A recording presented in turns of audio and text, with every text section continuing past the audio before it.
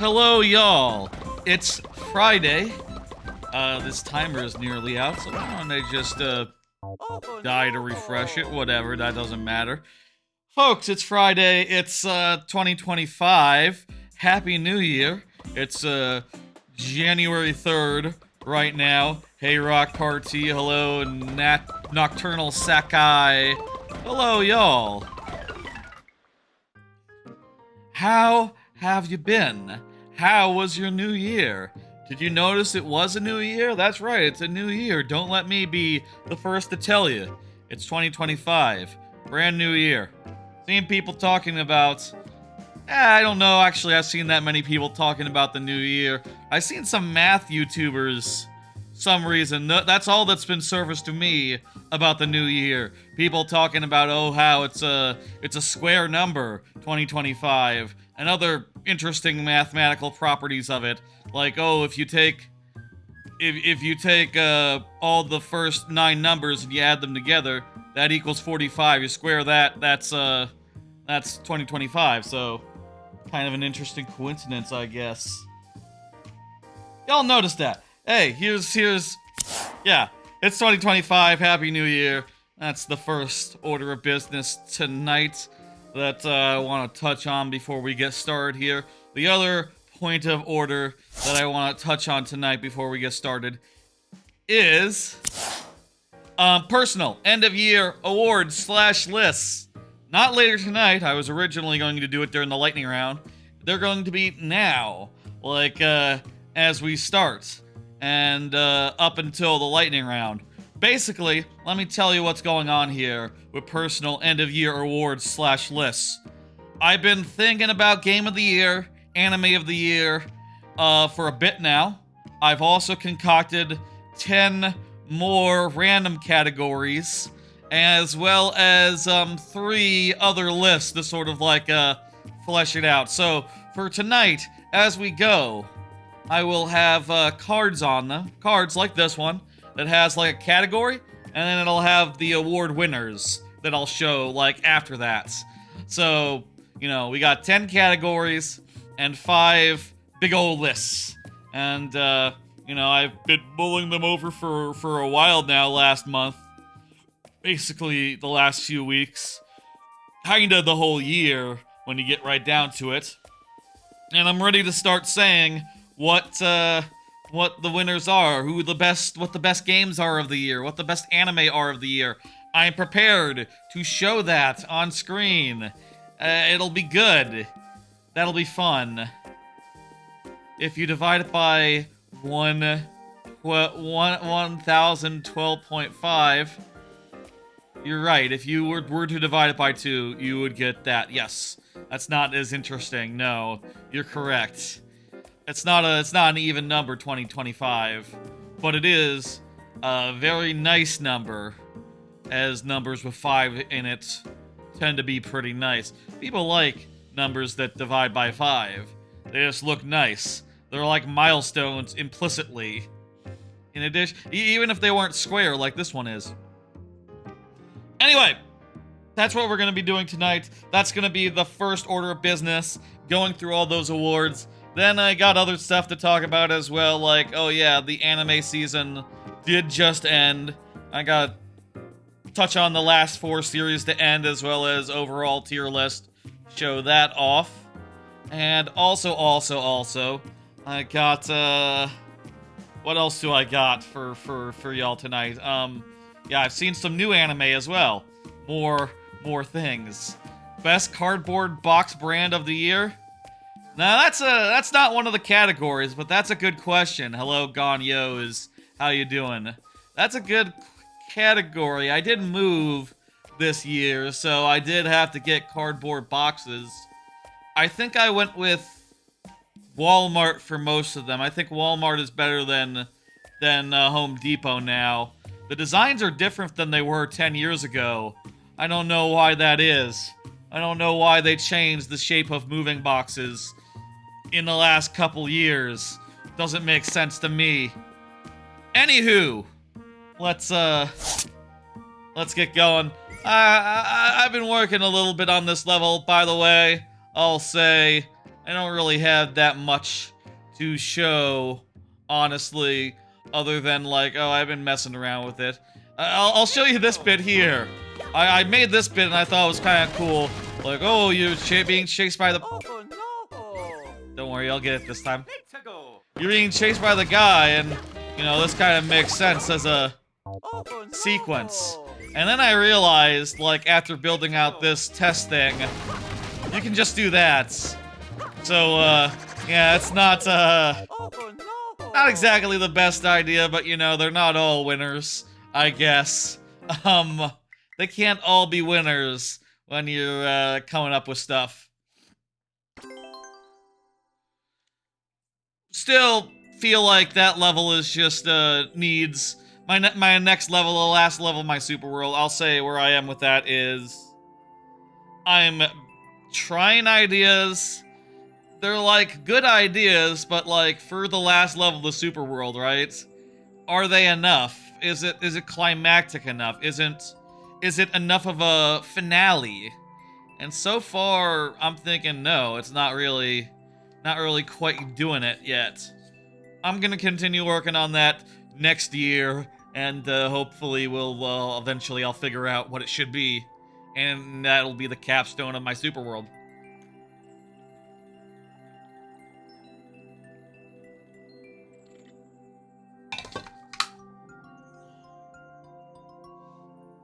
Alright, let's get going. Let's get going. Viewer levels proper. Featuring end of year awards. Game of the year. Anime of the year. 10 categories, 5 lists. Let's go.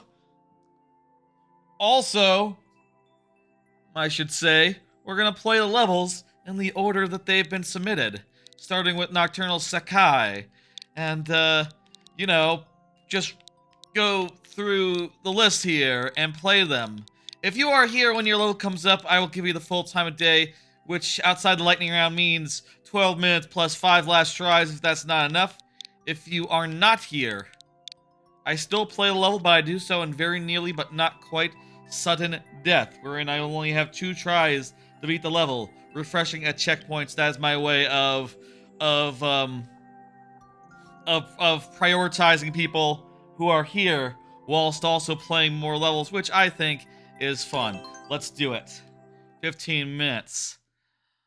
I'll say I was originally thinking of doing the awards like at the end when the lightning round hit, but then I reconsidered and I decided let's do it the other way. This looks like a simple, straightforward level. Let's do the awards first. Let's do the awards first, and we'll work up to. We'll finish it off in the lightning round. I missed a coin, so I'm already dead. Follow the coins, don't miss a one. Is this all? Does that say all? At least. So maybe we can miss, like, a couple here.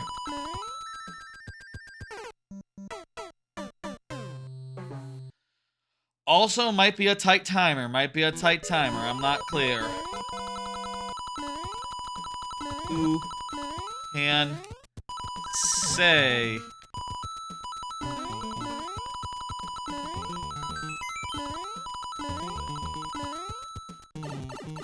So far, pretty straightforward. I mean, it's not easy, but... And obviously, it's got the Among theme. Oh, I guess, this might be all... This might require you to do everything, assuming... Thank you for the level rock party. Assuming that,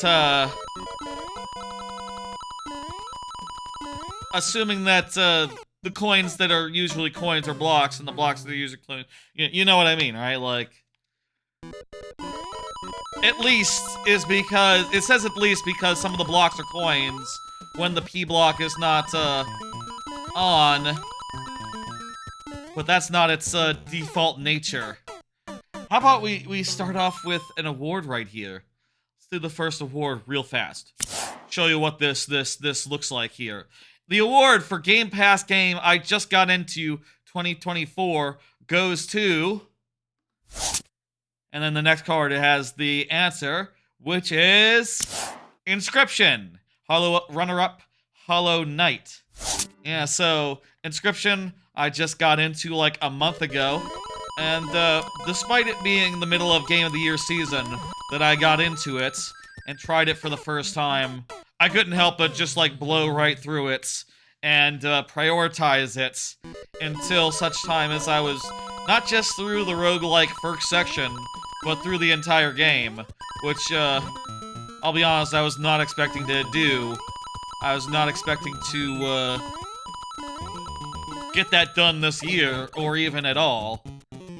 Inscription, by the way, if you don't know, is like a card game that, is like a horror card game roguelike, except, it has a few twists and turns and goes in some unexpected directions, and it's not just, you know, it's not just that throughout the entire runtime.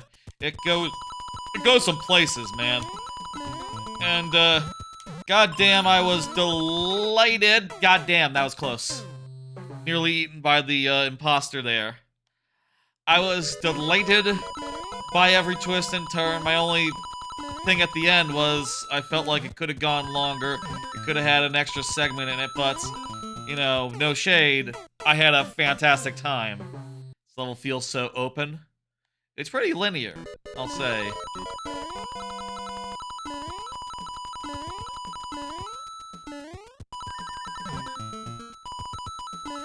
Kinda seems like if we mess up that jump, you gotta hold in at the springs. Got it. Good advice there. So that you don't, land in the gap there. Like that. Good. Okay. Hold in. Runner-up, Hollow Knight. I'll say I, didn't start Hollow Knight this year. I actually played it on a Game Pass trying games out stream like 2 years ago, but I finally got back to it and gave it more of a chance this year, and after getting past, like, the first hour or two, like an hour or two more in, maybe like 2-3 hours in, I started getting cool abilities, it started feeling good, and from there was a hell of a good time. I'll say I think Hollow Knight has a lot less of an appealing... Hollow Knight, I feel like, has an opening issue, where when you start it, it's like, I don't know. But once it really heats up, and I thoroughly enjoyed my time with Hollow Knight this year, to the point where I would say that, like, yeah, no, I loved it. You know, it gets a heart in my book. Hello, Jack, how you doing? Thank you for the level. We'll be able to get through this time. As for other games I considered for that category, I will say I did do Ace Attorney for the first time this year through Game Pass, the first Ace Attorney. I did really enjoy that, though also at the same time, the adventure gaminess was just... A lot of parts of those games, that game was kind of tedious, like, wandering around a map, like, just going like, okay, do I go here, do I go there? And just sort of navigating the world. Those parts, tedious as all hell. The court cases, very, very fun and cool. I think those parts really stand out, but, you know, the other parts could be a little more exciting, I suppose.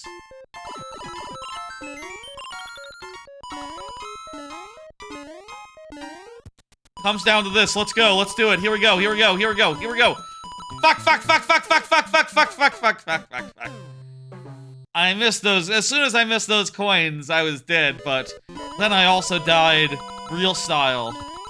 You saw.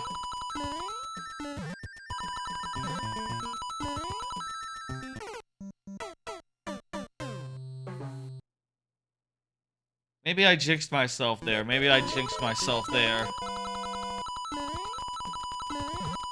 I'll say, for some of these categories, initially I was considering doing whole fucking lists. You know, like, these categories have kind of had enough games in them to fill up entire top 5 or top 10 lists in some cases, but opted to just do one winner and a runner-up, which is, I think, just a cleaner way to do personal awards. And by the way, if you're wondering, like, you know, personal awards because you're a streamer, right?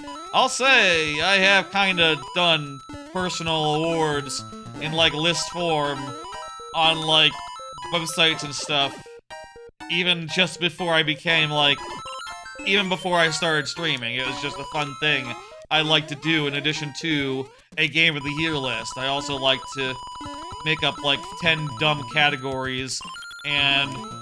Fuck cock, mother, damn it. I've liked to do this shit for years, even before I was a streamer, so don't take it as, like, a arrogant thing or, like, a sign of, like, I think I'm bigger than I am. Like, nah, it's just fun. It's just fun to give out awards and to, you know, think about this sort of shit and to come up with 10 stupid-ass categories, some of which are stupid-ass, some of which are real, and, award them out accordingly. I don't know how fast we should go through these awards, but I got more. Maybe after this run. No, after this run, this is gonna be the last run. So, I won't need to do another run after this one.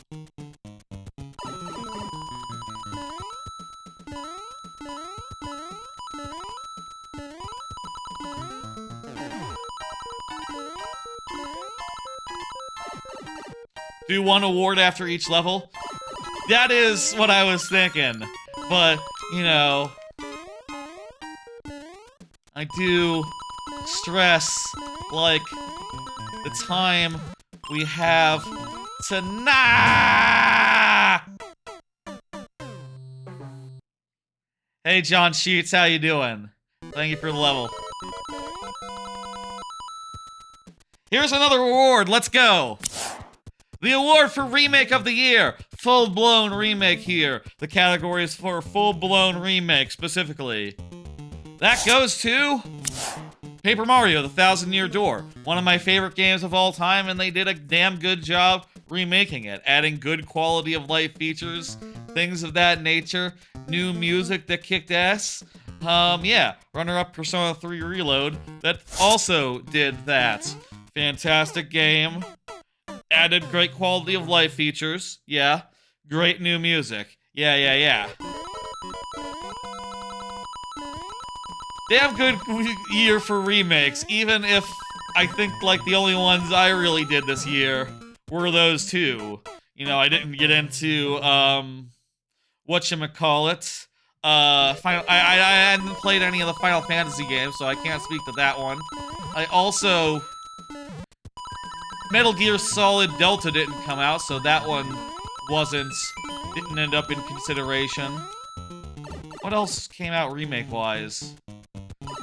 There were a few big remakes, and, you know, goddamn, I think it's just fantastic that TTYD is accessible again, you know? I've always said, and would maintain, that TTYD is, like, one of my favorite goddamn games of all time. One of my favorite goddamn games of all time, like top 5 material. And it's been a damn shame that it hasn't been available since the GameCube. Since, like, you know, you could say, generously, the Wii. The Wii, you could play it with a GameCube copy. But, like, you know, for Wii U, Switch, all that, like, nah, just... not even an option if you get a used copy. It just doesn't work. Unless you have the hardware like I do.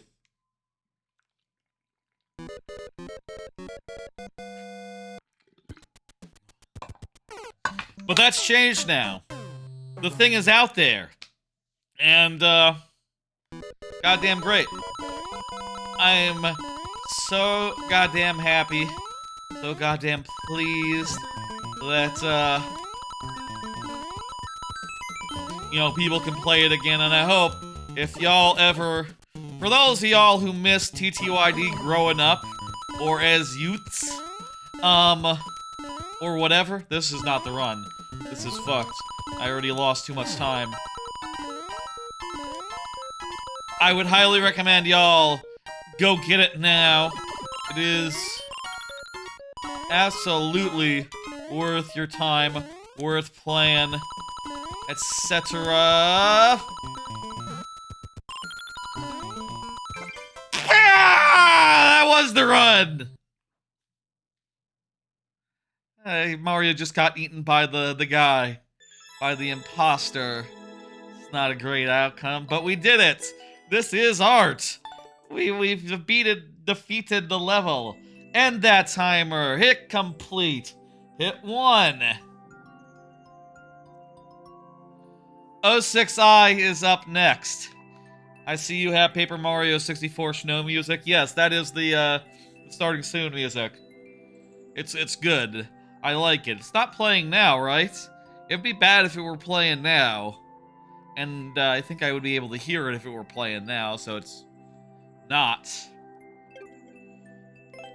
Let's do this next level. 06I is here, and we have another card here. This is similar to the last one, except this one is for the best.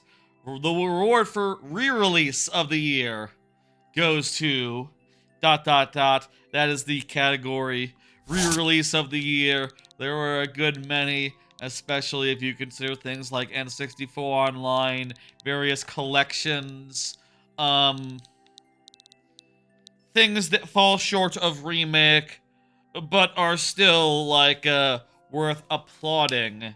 I'm giving it to Banjo-Tooie because I'm biased as all hell. I love Banjo-Tooie. For ages, it was top 5 in my top 5 games of all time list until the time where Odyssey came out and knocked it off the list. Knocked it off the top 5. Obviously, I would still put it in the top 10, I think. But, you know, goddamn, I love Banjo-Tooie.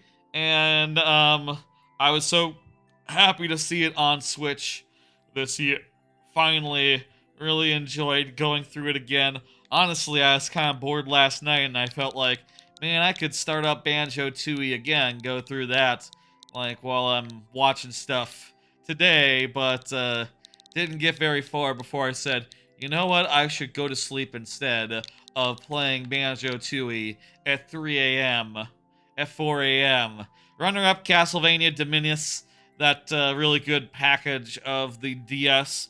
Castlevania is 3 of the best Castlevania games. I do think they have some clunkiness as far as like how they handle the touchscreen controls. I wish there had been a way of just like excising those mechanics, because like changing them into button presses turns out doesn't make them better mechanics. It just makes them different, bad in a different way, to the point where I was kind of playing Dominus like handheld so I could just use my finger to do the touchscreen stuff, which feels like, you know, feels like an admission of like, oh, I'm sorry, I was incorrect. Turns out this drawing a steel thing is best with a finger and, or a stylus with a touchscreen, and not just X, LB, Y, B, A, LB, X. You know, so sort of going around the thing like that. It's just, how the hell do you even get that together?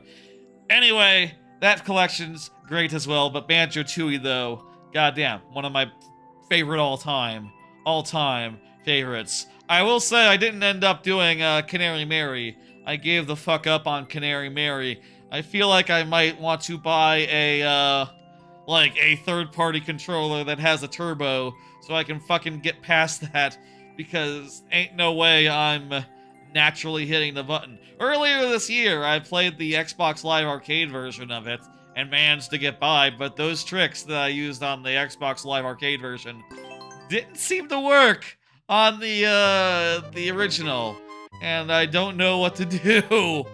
I don't know what to do about that. Let's play this one. Let's go right first. I think we went left first last time. This might be a mistake. maybe now, outside the lightning round, is the best time to do that level, but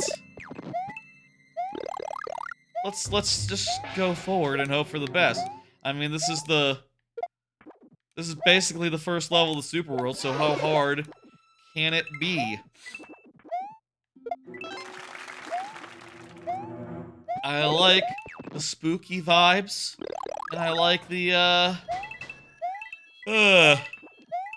whoops! Didn't think about that. Okay, we're good. We're fine. This is not a super difficult level, but it's a little bit, gotta stay on your toes.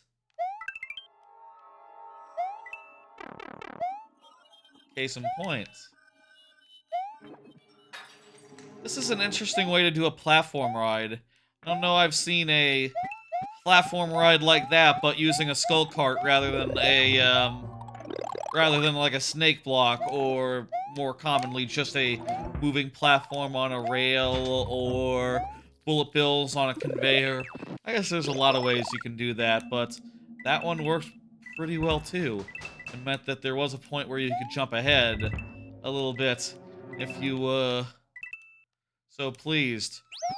Those coins seem to be optional, so let's charge on ahead.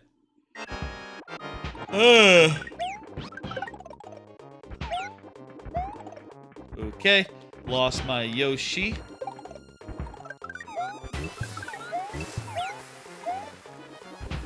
Lost another Yoshi. Interesting how the physics works on these fishes. That is bizarre. How they just sort of like swim forward almost. I've never seen that interaction. That is delightful. That is weird. I like it a lot. Good good discovery. Oh, I can use my fireball to kill those things.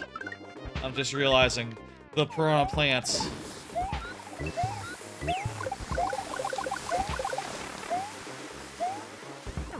And then I can jump over, not quite like that.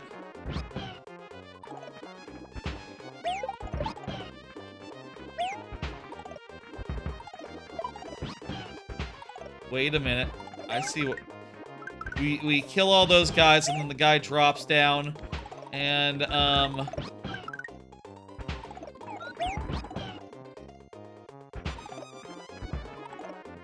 does a thing.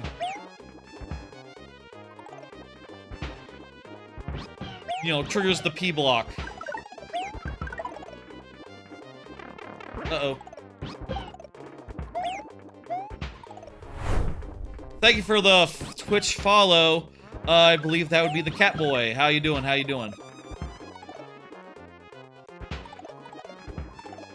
There's a lot of... From what I understand, Catboy is a pretty common profession in today's day and age. How did that one turn big? How did that fireball turn big? Oh, I didn't get the fireball. I got one of the guys. One of the guys that do the fireballs. Shit, yeah. We did it. I'm good as well. I'm very good. Okay, good. Okay, yeah, we're good. Mario! Keep going, Mario. Yoshi got away, but Mario not so much. Good level 06i. I quite enjoyed it. Let me... quit plan and hit end timer complete. Yeah. Squink. Squink is up next. Go ahead and confirm, Squink. I'm gonna put the message out in chat so Squink sees. Hello, Sunburnt on the YouTube side. Thank you, John, for the GG for the last level, I think.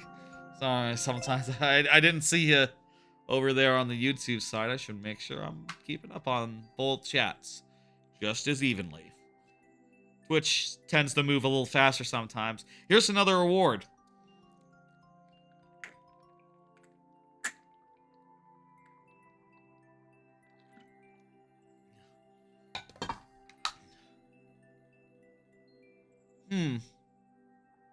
Why hasn't the chatbot responded in the Twitch chat? That's weird. Hang on, I'll try that again. There it goes. Squink, do say something. Weird it didn't do that the first time. Maybe it disconnected for a fraction of a second or something? I don't know. Here's the next award. They might not be here, that's right. Oh, the cat boy. There's 2 cats in that name. Here's the next award, next category. And the award, in quotes, for biggest disappointment goes to... There are quite a few games that I was disappointed by this year that I did consider for the award. But when I was looking back through the list, there was one that really jumped out at me that just stood on top of all the rest, quite obviously, and that is Stormgate, which was an incredibly disappointing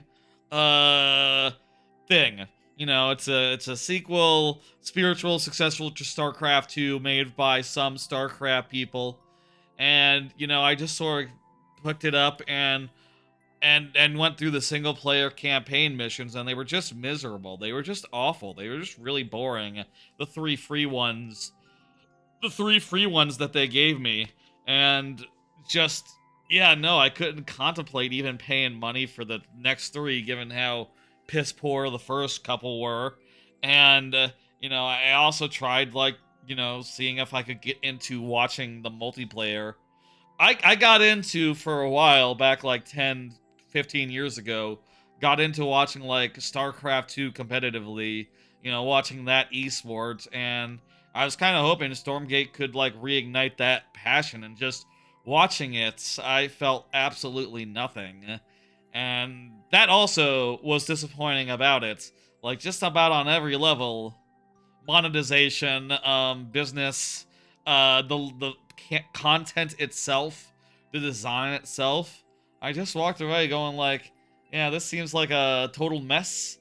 And also, they want to bilk me out of they want me to pay to get anything like halfway good, and pay a lot to get even a little bit. Runner-up, Mario and Luigi Brothership. I was really expecting Brothership to be really good based on how it looked, but I guess, you know, don't judge a game by its graphical stylings, I guess. It turned out really boring and backtracky and bland to play.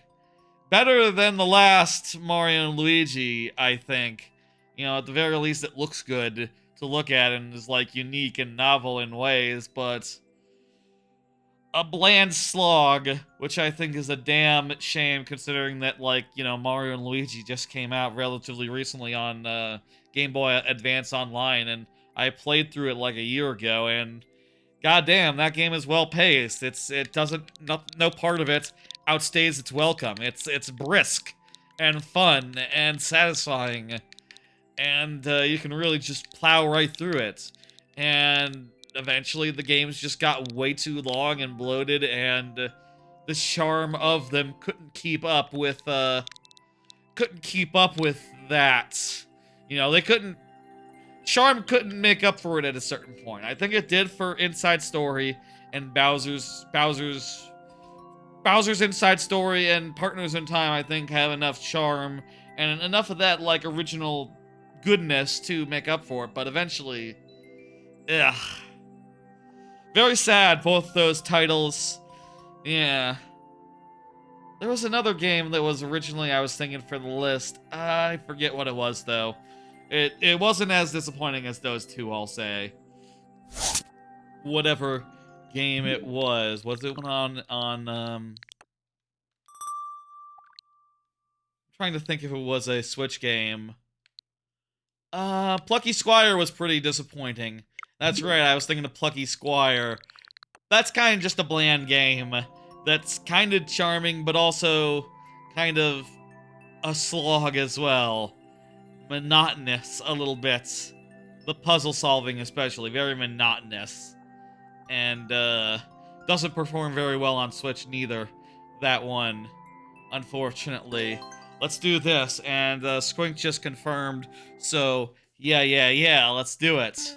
New Bark Town from Gold and Silver. I had Silver. My first Game Boy was a Game Boy Advance, so by the time I was getting into the actual handheld Pokemon, Ruby Sapphire was out, so yeah, I missed the first generation of that. You know, not that I wasn't into Pokemon when it started, Gen 1 style, but I didn't have a Game Boy until late, so my first actual experience with the series was Ruby Sapphire, and then I went back and played through Silver. I don't remember which town Bark Town was. Was that like the first town or something? Your Pallet Town equivalent? I guess even now, kids these days, they probably do have the opportunity to play some of these older games through the ports. I'll say, for my part, I never got into, like, doing the ports, you know? And honestly, that decision was probably, like, it's kind of automatic, too. Hey, you can just sort of hold the button and it'll work itself up. Very nice.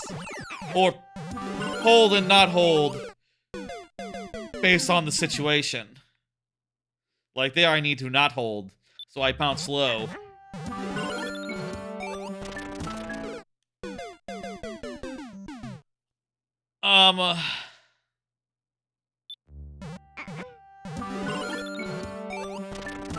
I'll say when I've replayed, the first two Pokemon games I played, I bet this was a pretty common experience, honestly. But basically, I just, like, mainlined them with one Pokemon. In Ruby Sapphire, it was just me and my Blaziken. And then, once I got Kyogre, I did Kyogre. You know, that legendary was basically at the same level as my Blaziken, or close enough. And then in, Silver. Hey, Axel, what's up? In Silver, I did Feraligatr, and I just sort of, like, got my Feraligatr all big and tough. And then I used the cloning exploit to get, like, a bunch of Feraligatrs, and that was my party back when I was a kid in Silver. Probably not the proper way to play that game, I admit, but I don't know, it's kind of fun that you could just do that. Fuck it.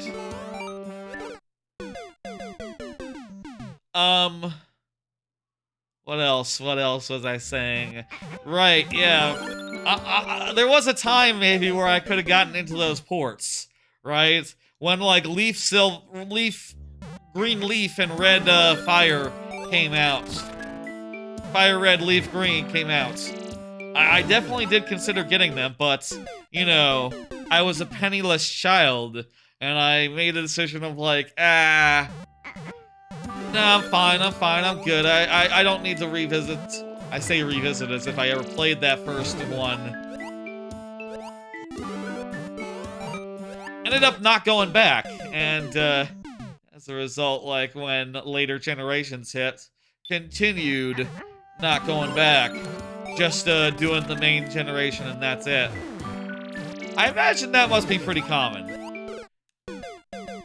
You know, people who are in for a Pokemon every 4 or 5 years, but not, like, you know, every other year. And God forbid, not every year. Are we due for another Pokemon? When was, the last one? That was like 3 years ago, right? 2-3 years ago? No, I don't think we're due.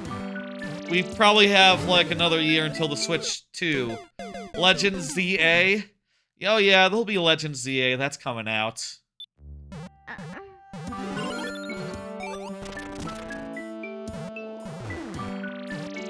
That's, like, one of the few Nintendo games that is, even fucking announced right now.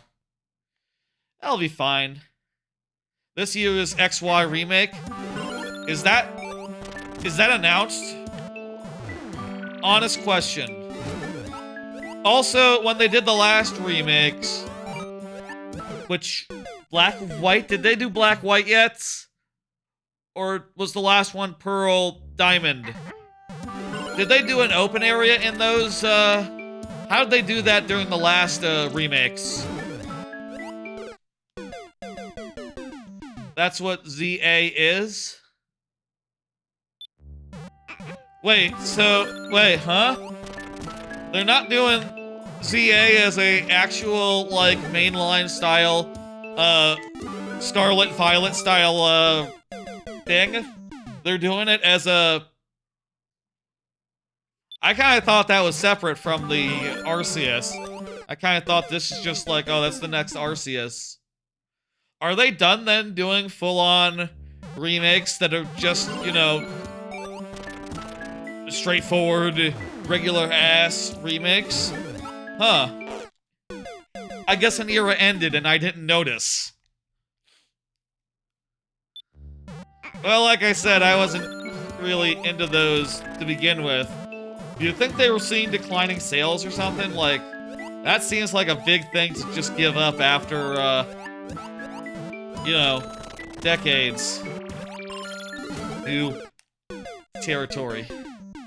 Legends Arceus Open Area Pearl Diamond Remake, more or less same as the original. I mean, you don't fight... I didn't get into Legends, I'll say. Legends was not, something I really dug, for what it's worth. But, I would say it's very different from mainstream.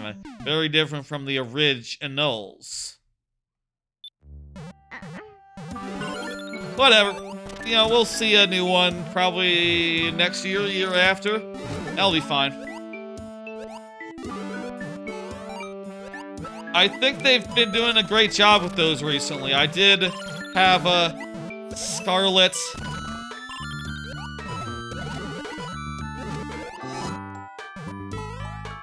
I did have Scarlet Violet.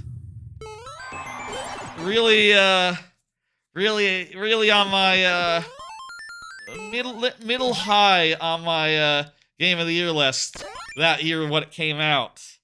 I like those, Okay! I like those, whenever I play a new Pokemon game, I have a great time, and,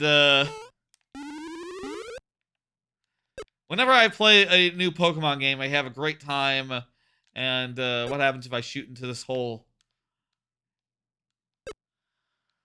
Nothing. I have a great time, and, you know, sort of get through the game, and, that's it. Just sort of disappeared there. That's fun. He went inside. It's not a big deal.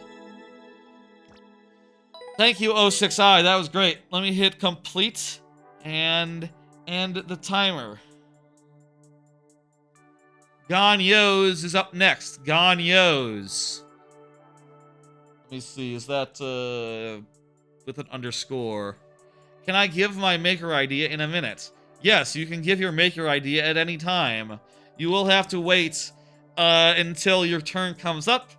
Though, if you know, just want to, if you're not here when you come up, I'll still play it, but it'll be, fewer tries, is how that works.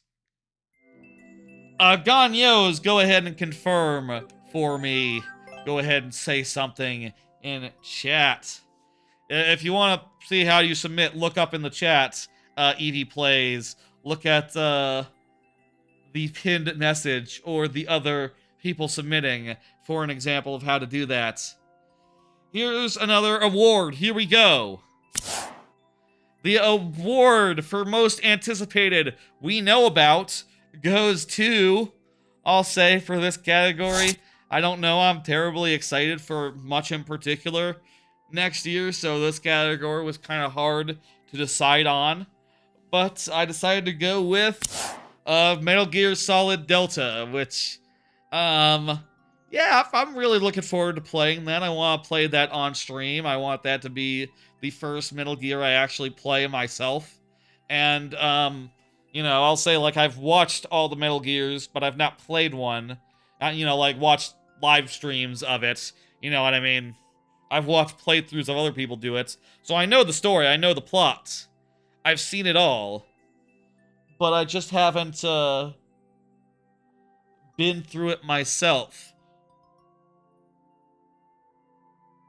You're already in queue, Jack. If you want to replace, you're gonna have to use replace, and then that code there. You get it, put replace, and then the code. So that's kind of how I stand on that. Like, yeah, I'm really looking forward to that. I've heard of Wobble Dog's Eevee plays. McClunky Culkin plays. I've seen McClunky Culkin play that. A while ago. McClunky Culkin doesn't really. They don't stream anymore these days. Not that often. But yeah, you gotta go get dinner with your parents. I understand, Rock Party. Your turn is next, yeah. Runner-up Splitgate 2. Really like Splitgate. Looking forward to it coming back. Although, you know, it's like different now in ways. Oh no, this is the next level. What am I in for here? I'm just typing it in. I'll say Ganyos has not confirmed, so right now it'll be a sudden death unless Ganyos says anything, which would mean 2 tries refreshing a checkpoint. So let's see. They aren't here. It is an impossible level. Okay, well, let's see then. 2 tries to do this impossible level. We need 30 coins. Let's see how impossible this is. I gotta count that. I gotta count that. Run to the right. Yay, I'm not dead.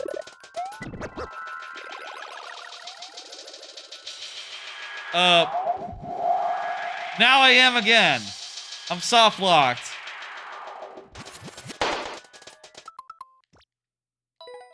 Thank you, Ganyos.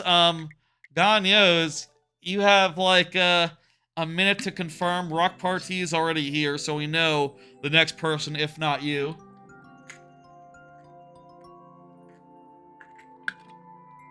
I'll do another award.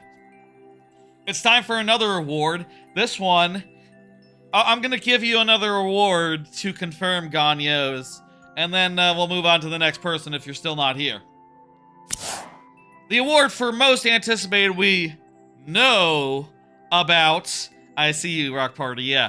We know about, in quotes, goes to. This is, I think, pretty universal across the board. It's the Nintendo Switch 2. The Nintendo Switch 2 is the actual most anticipated thing right now. Generally across the board, I think for one, I'm very tired of performance issues in Nintendo Switch games. Very tired of that, and the Nintendo Switch 2 has the promise of never again, never again. And also, you know, I bet they're gonna do new features. I bet it's going to look very good, and it's gonna be much more easy going forward to just default to the Nintendo Switch 2 going forward versus having to think like, is it gonna run good? Is it gonna run good? For runner-up, I'm gonna say the Marvel Rivals data mines, where like a bunch of characters have been data mined, like Hitmonkey, Doctor Doom, like really like 5 or 6 others, like right out the gates, to the point where, you know, originally the Fantastic Four were in those data mines, but they actually got announced yesterday, so, you know, this kind of undermined this category a bit, but that's fine, whatever. It's kind of wild that they're adding 4 characters at once, I think, is the idea, or like across this next season, like all 4 of the Fantastic Four being added. That's wild, and you know, I'm looking down that list and looking how many characters on it. I go like. I go like, oh my god, wow, yeah, there'll be a bunch of that. Eevee plays. Let me give you the how to submit. Look at that message that I've pre-written. There's how you get your account in there. go ahead and add it, and we'll get to you when we get to you. Yeah, Nintendo Switch 2 for sure, with a bullet. That is the best. I'm hitting dismiss to Ganyos. Ganyos is not here. And next up will be Repartee, so let's go ahead and punch that in. I have one more related award category, by the way. Why am I doing tries left? It's not time for that. It's still time for timers. One more related award category here. That's not right. These are out of order. Shit, fuck. Let me, double check the order of them real fast. Sorry. Active sets. Most anticipated we know about. Where the hell is most anticipated we don't know about?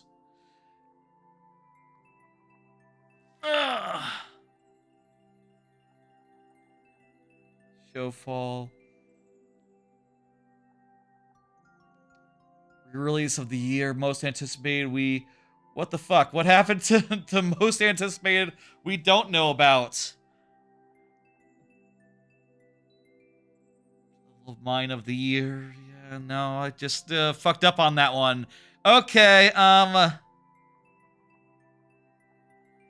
yeah, I'm looking at my thing now. I can see now that I accidentally only put in 9 cards for the individual categories. That explains why one of them is missing.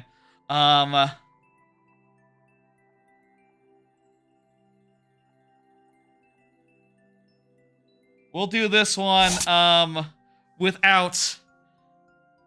Can I make one right now? Hang on. Let me fix that. Gonna throw to a break and fix it. Real fast. I can fix this. This will just take, like, a minute. In fact, let me put a timer and see. I'm gonna time myself, see how long it takes to add 2 more cards real fast, and then we'll, fix the place... Do the award where it would be. Okay, I'm gonna hit the timer now. I'm gonna throw to a break until I get this all set back up. And Nevada, this won't be here, so you know, the break will be cut out. You see. All right, got it all sorted out now. For a second there, I was wondering where my goddamn conversation card thing was, and then I remembered that I can't, I gotta do it from this screen. So let me do that. Yep, just go ahead and refresh that, and it looks good. Okay. Think I might need to reverse one more thing.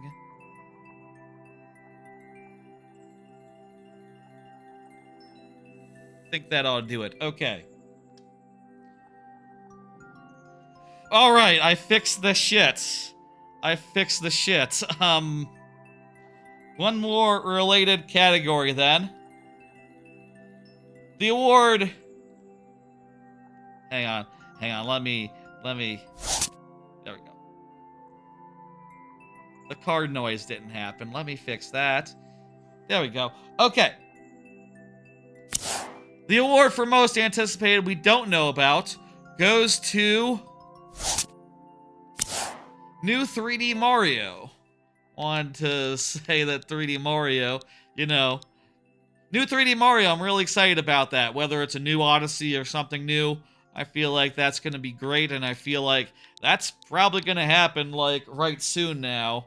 With the new, I feel like that's what's coming with the new Switch. And I have no proof. No one knows anything. No one's heard anything. But I believe that will be happening rather soon. Runner-up, Smash Brothers. Sakurai's working on something. He said that a project started, like, years ago. And he's been working on it for the last few years. That's probably Smash Brothers. So, yeah, no, like, whatever's coming for Smash Brothers, also super exciting. Especially since, you know, that tends to happen when the new consoles hit. And, You know, I think we should be seeing something about that in the next few years. That's that category. Pretty good set of categories, right? Most anticipated we know about. Most anticipated we know about. Most anticipated we don't know about.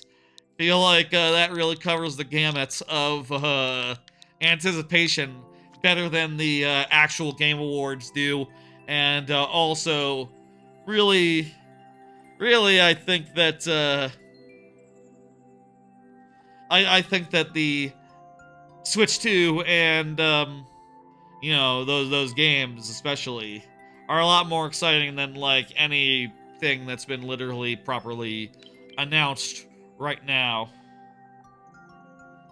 Let's do it. Rock Party is here. 12 minutes on the clock. This looks like a 0% clear rate.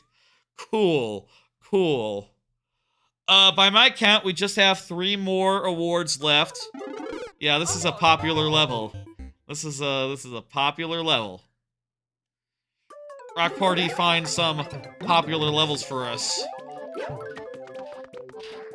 Doesn't seem that hard, despite its clear rate. I'm gonna guess that it's a very, very tight timer. I'm gonna guess this is like extremely tight, like the most tight a timer can be. To have a clear rate that low, despite gameplay that seems this relatively intuitive.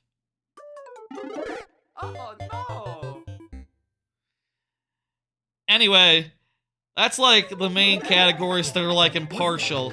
I'll say I do have 3 categories that are channel specific. You know, specific to this channel here, this Twitch, YouTube channel, etc., etc. As well as as well as 5 lists. Some of which are, you know, relatively personal in nature. Others of which are like, you know, Game of the Year list. That's not impartial. They're my lists. But I do think people could agree or disagree with them. Whereas, some of them, you wouldn't necessarily be able to have the same list unless you had the same experience as I did. I'll be less vague. One of the lists tonight is top 5 roller coasters that I rode this year for the first time. And that means specifically, I say roller coasters, rides. That means specifically the things I rode in Japan, because those 3 theme parks I went to in Japan, I think are the only like new theme parks that I went to this year, or last year, I guess. I say this year. Need to get out of the habit. That's like when, you know, the new year starts and you're not used to saying it, you know? And you say the old year in your head for at least, like, the first couple of weeks. You know, that's just how it goes sometimes. It doesn't feel real, the new year. A 5 instead of a 4, what's the deal?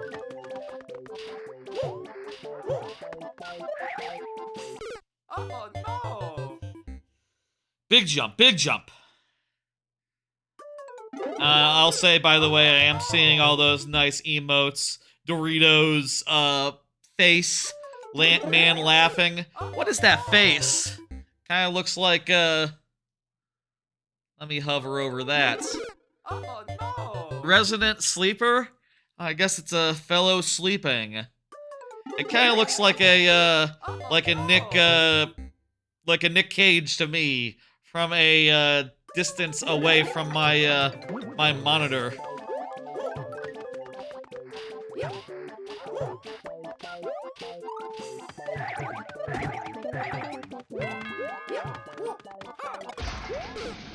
Man laughing. Yes, that's right.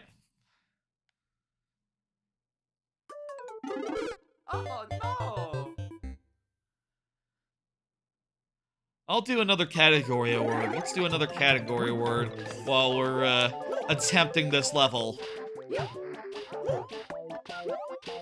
mean, there's not too much to say about it. And also,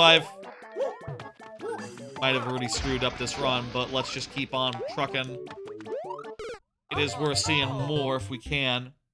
Here's a category. The award for playthrough of mine of the year goes to basically the recurring stream of the year, playthrough series of the year as this category. Non-one-off, that sort of thing. I'm giving it to Banjo-Kazooie Nuts and Bolts, which I felt like that playthrough just had a lot to it.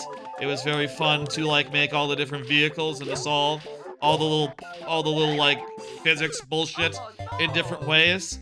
I think that was a very fun little playthrough. And I'm giving the runner-up to Glover, which was a shorter playthrough, but I think a very fun one. Especially since as I was going through it, I sort of came to turn on the game. You know, I played Glover a lot. I had it as a kid, played it as a bunch growing up, but I guess I never tried to beat it in 2 sessions before, because, you know, while I was going through it again, and, you know, stressing over, like, okay, I gotta, time is of the essence here, we got, places to be.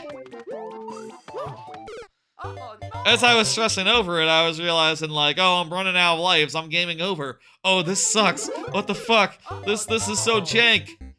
And, I think that just made some very fun stuff to do on stream, it turns out. Very, very good stuff, and, quite enjoyed it as, like, a palate cleanser after not having done any playthrough in, like, a while, since that was the first one after I got back from Japan, which, even before then, I had taken a break from doing concerted playthroughs. I'll say, by the way, for this category, I did very seriously consider the full Odyssey 100% playthrough, but ended up just feeling like the Banjo and the damn it. Feeling like the Nuts and Bolts and the Glover both had something to offer that the Mario Odyssey one did not. And I'll admit, the last stream of that had me, like, grinding up for coins for a while to buy on my way up to 999, which, was that good content? I don't know. Maybe it was, but, you know. Maybe I could have chilled a little more throughout that whole playthrough. I don't know. God damn it. That's a difficult thing to manage. That one was very close. That one was very close, and I did look at that category and think, like, I could switch that. I could switch those two around. Ah, it's so close.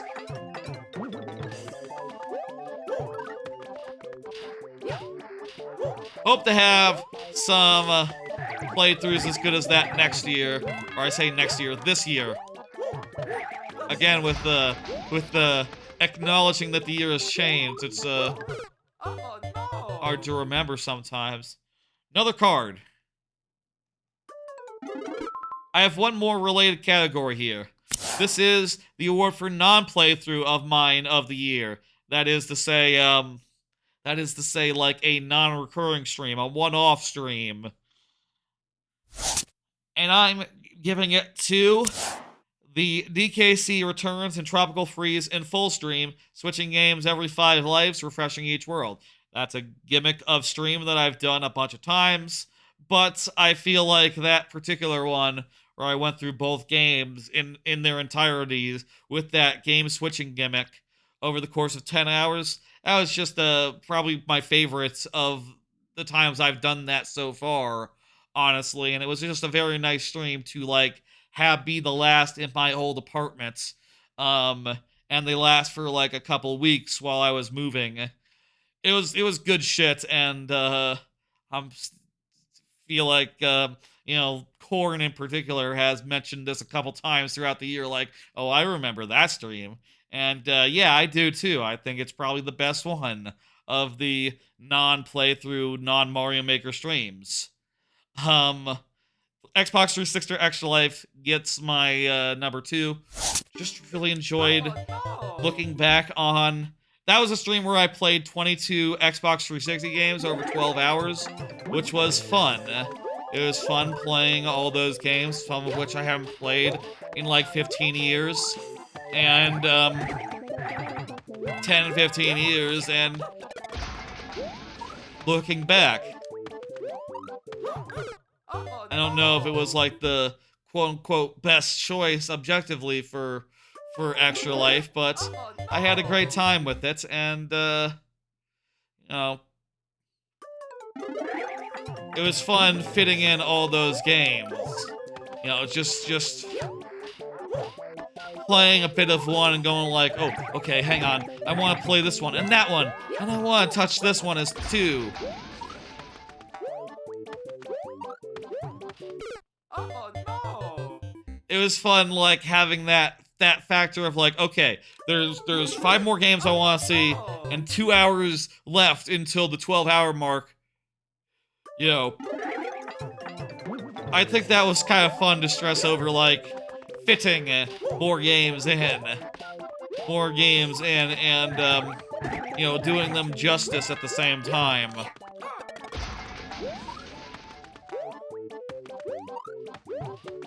Oh no! That's a guy who looks like he's shooting finger guns diagonally. Is that emote, Jack?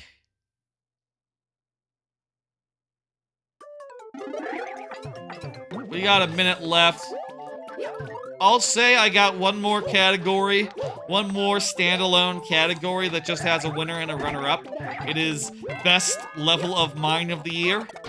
And then we will get into... like, lists. Oh boy, we did it. We got through this part. Wait. Oh no! Okay, we need to jump. First time there. Also, I bet this timer is super tight, so... yeah, we need to, like, jump with good timing.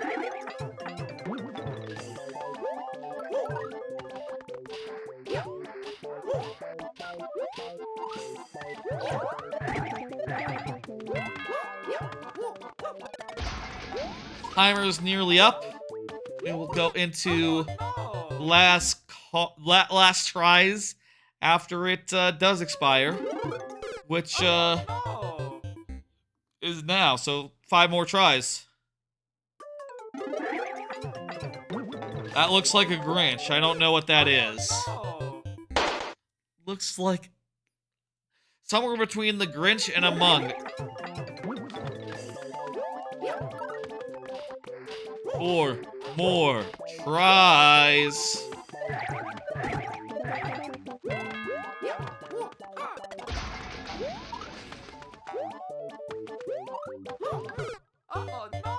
There was a little progress. Yeah, we got a good chunk into the level. We got a good chunk in. But if this timer is as tight as it looks, and, you know, this level's packed full of segments, then I'm guessing we're, like, nowhere near the end. I think that does explain a little bit, like, the, clear rate. I wouldn't describe this, there we go, as impossible. Just very hard. What do I do with this POW? I throw it, but I don't jump off the wall. As far as we've ever been. Very good. And even that's like 20, 30 seconds in. And, this has, like, what, a 3-minute timer? 180 divided by 60, yeah, that's 3 minutes, right? Last try! Let's do it!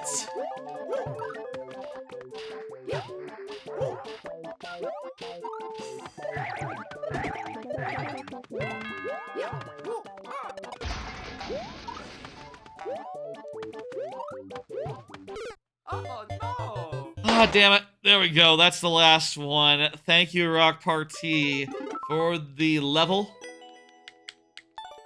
Let me hit dismiss and move on to the next one. Thank you, thank you, thank you. Rock Party might have had to leave for dinner by now to go eat dinner with folks. I understand. Family is important, you know?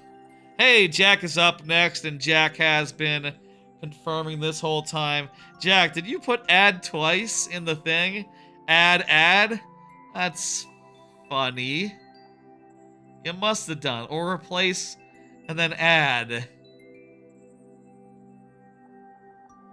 Well, regardless, it's close. That's fine.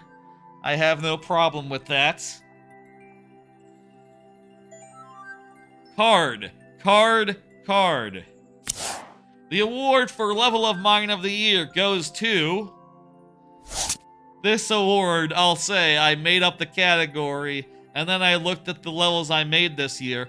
Turns out, I only made 2 levels this year. Only finished 2 levels this year. So, there's only 2 nominees, but the winner of those 2 is Pokey Pressure. Runner-up Dimlit Derelict.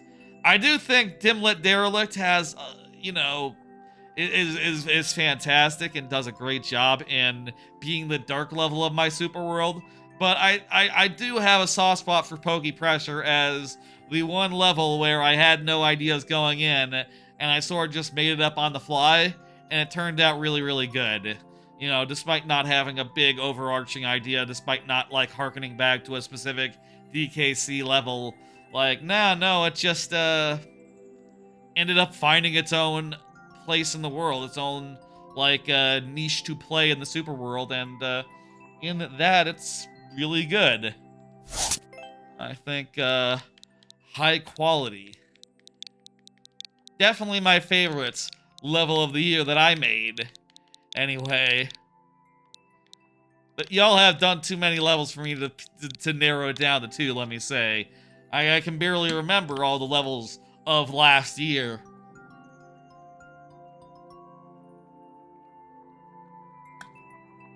Can barely remember all the levels. Feel like there's one that probably should qualify every week, at least one. Way too many to really choose, but there's my level of the year as far as the ones I made goes. And I'll say right here, right now, when thank you, Jack. I'll say right here, right now, when the last call comes around, we'll play those 2 levels. I think that makes sense to do. Okay, those fish are fucked. I don't want anything to do with those fish.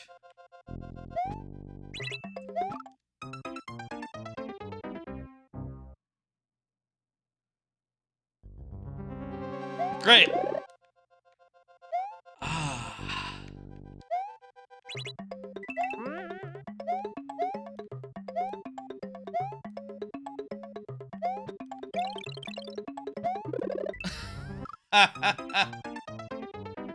This is a troll level right here, I think. I mean, what gave it away? Right? Pretty clear, pretty clear. I feel like we need those blocks to be on solid. Those ones there, which were coins that we could collect. Feel like if we collect them, we're gonna be in trouble.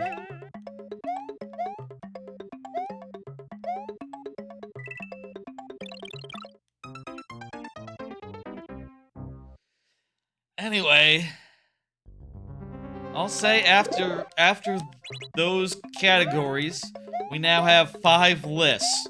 5 lists, end of year type lists, that I will show off. I was closest the first time. 5 end of year lists, which I will go through. And this is not quite like the categories. There are 5 or 10 in each list. And wow, that was close. There's 5 to 10 in each list. And, I'll go over them and reveal them one entry at a time. Hello, Mike Alex Brown. I'm doing all right. How you doing?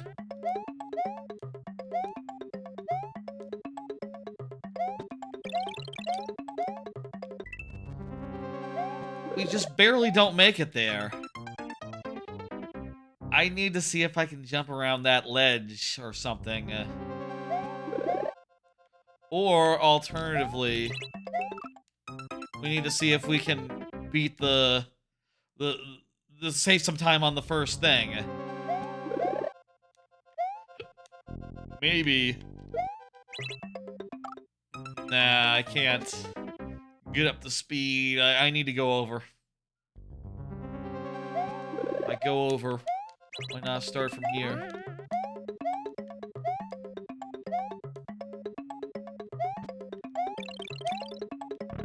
There we go. We got in the door.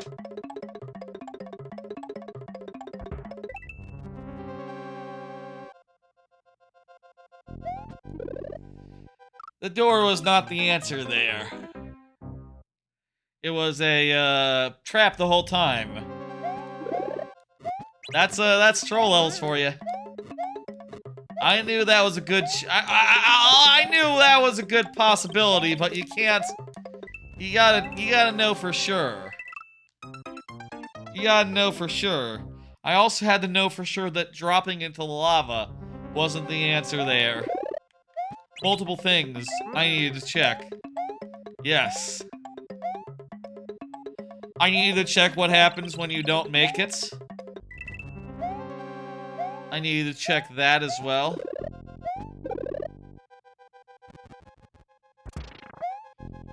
I needed to go this way. And bounce on this guy's head! No, I didn't. I didn't need to do that. That was incorrect to do. I should have waited. I should have waited! Not that big a deal.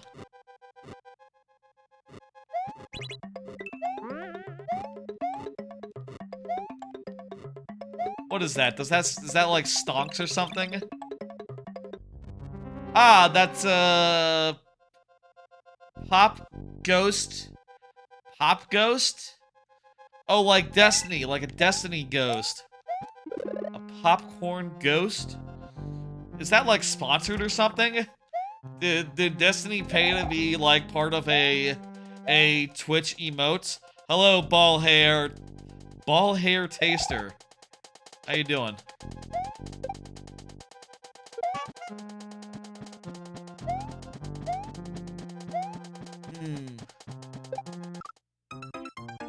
Knew that was coming. We need to catch that thing. This seems like a great time to put the rules for the YouTube chat into the YouTube chat, just to be on the safe side. Don't do any malarkey. Ball hair taster, if you are like here to be you know, if that's just a name because you think it's funny, that's one thing. I'm, you know, I'll say I definitely remember like a few people with names like that being like weirdly homophobic and like aggressive and weird about it once. And I'm on the watch for stuff like that. That said, it's not like left people don't have like dumbass names that are just jokes, so, you know, it's hard to tell on the face what you mean by ball hair taster. But I'm gonna say, don't be weird and abide by those rules and you're probably fine.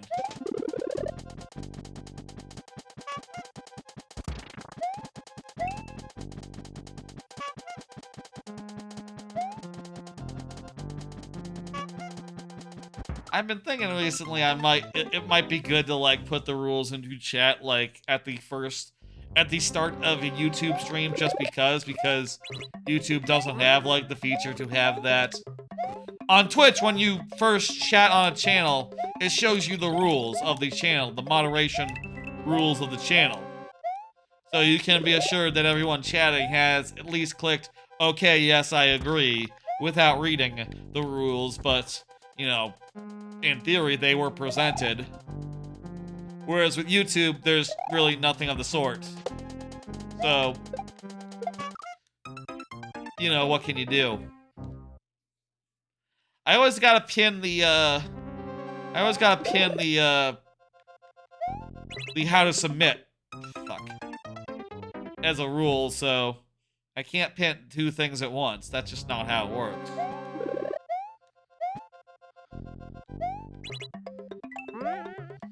There's priorities, I guess, you know? You just finally got the final level in a series upload, and also your super world while watching. That's fantastic, Cat Boy. That's fantastic. I can't wait to see it if you plan to submit it. Though I'll say, fuck. The way we tend to do super worlds is that we do them one at a time. So if you want to submit, you understand. I do a level, then I play it. Unless you want to, start with the last level. Guess we wouldn't see the last level then. You did submit? Gotcha. So we'll see like the first level or the last level, your choice.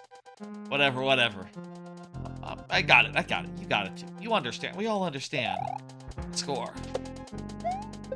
How this works.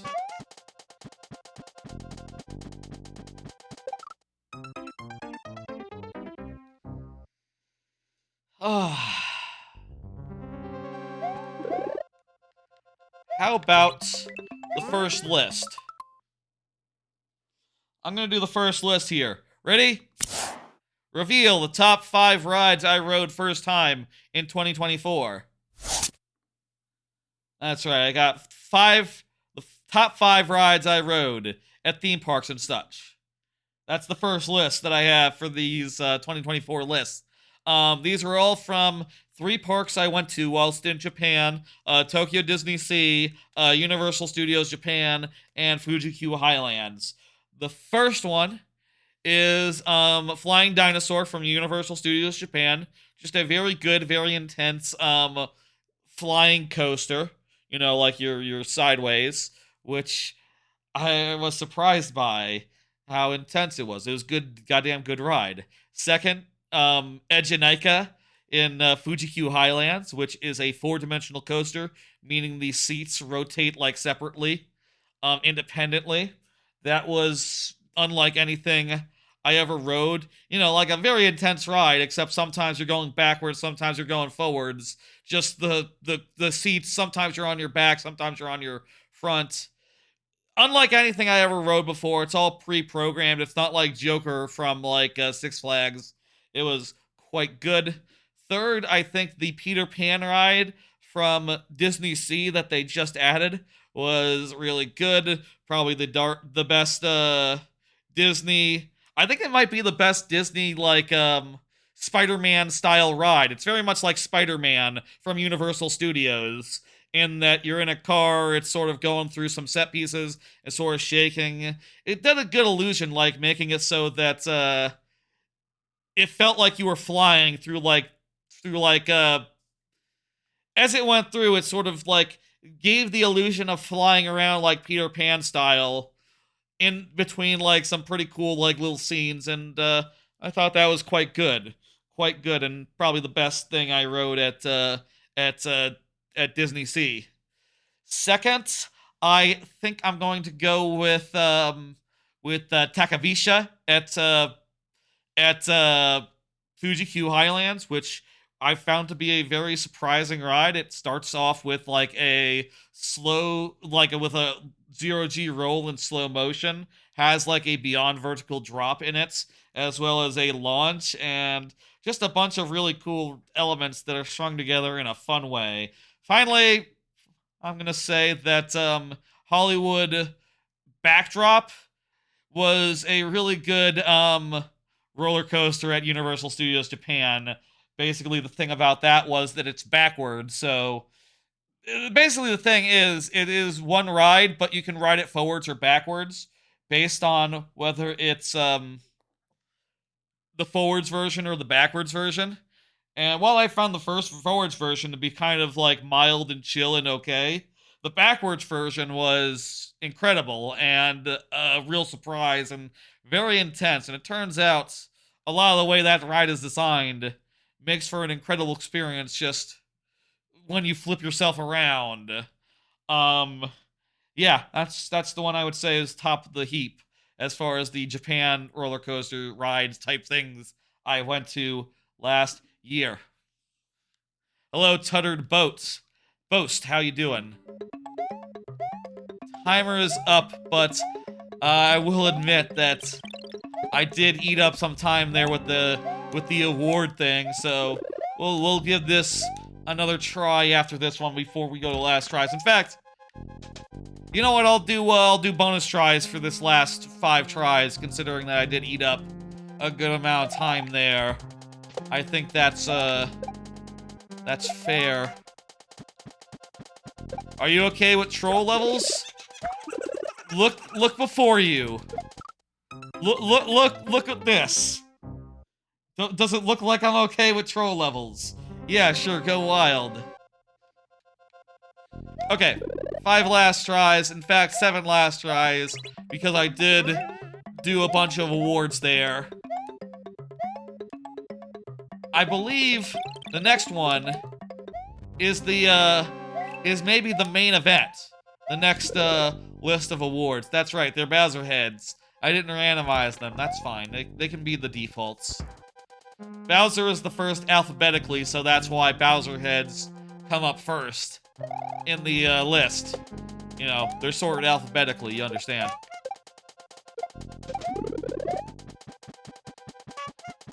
Hey, Tommy Cooney. I forgot about that. I forgot about jumping, making the block appear. Yay, says Tuttered Boast. Yay, indeed.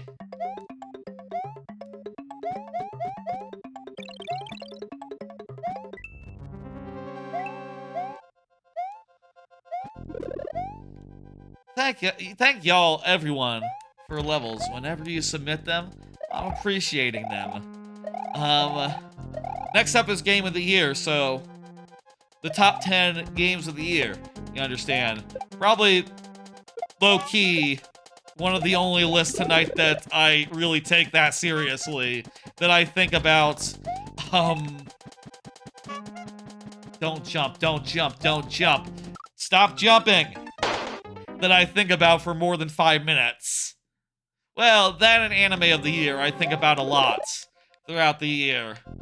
But, like, you know, I'll fully admit that, top 5 roller coasters of the year, yeah, I thought about that yesterday, and I was like, okay, this one, and that one. Yeah, that's good. It's a good list. Let's go with that. Not to say there's anything wrong with it, of course, and it's a perfectly good list of 5. I think fun to honor some roller coasters that I rode for the first time, considering I rode a bunch. Went to a good amount of parks this year, like last year. But, you know, not quite a terribly silly thing. A terribly serious thing. Mushroom in there. Is that true? You think that's true? Let's see. It is true. I bet you go through that pipe. Maybe I should have tried the door, but I have a sneaking suspicion that the door is bad. I have a sneaking suspicion that the mushroom is bad. And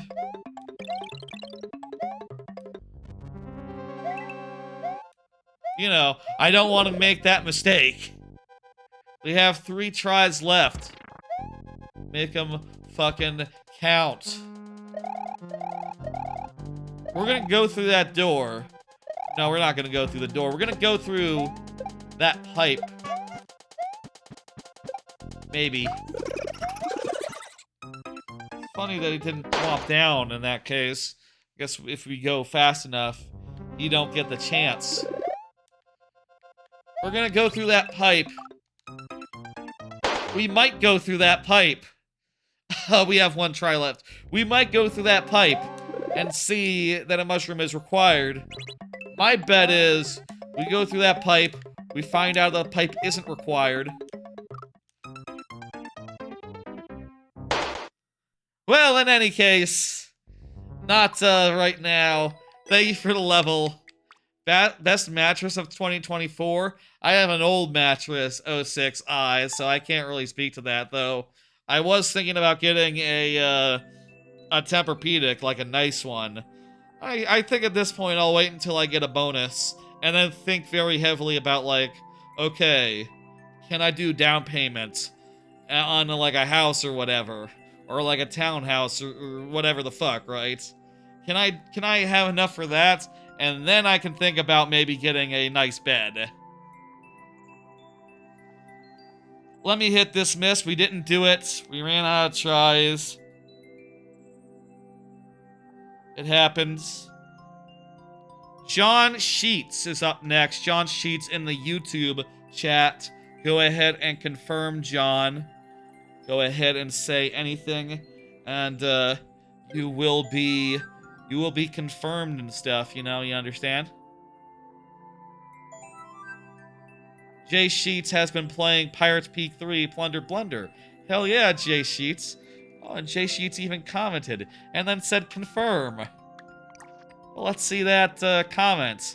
Let's see that comments on was that Pirates Peak 3? Plunder Blunder, that's right. Good stuff.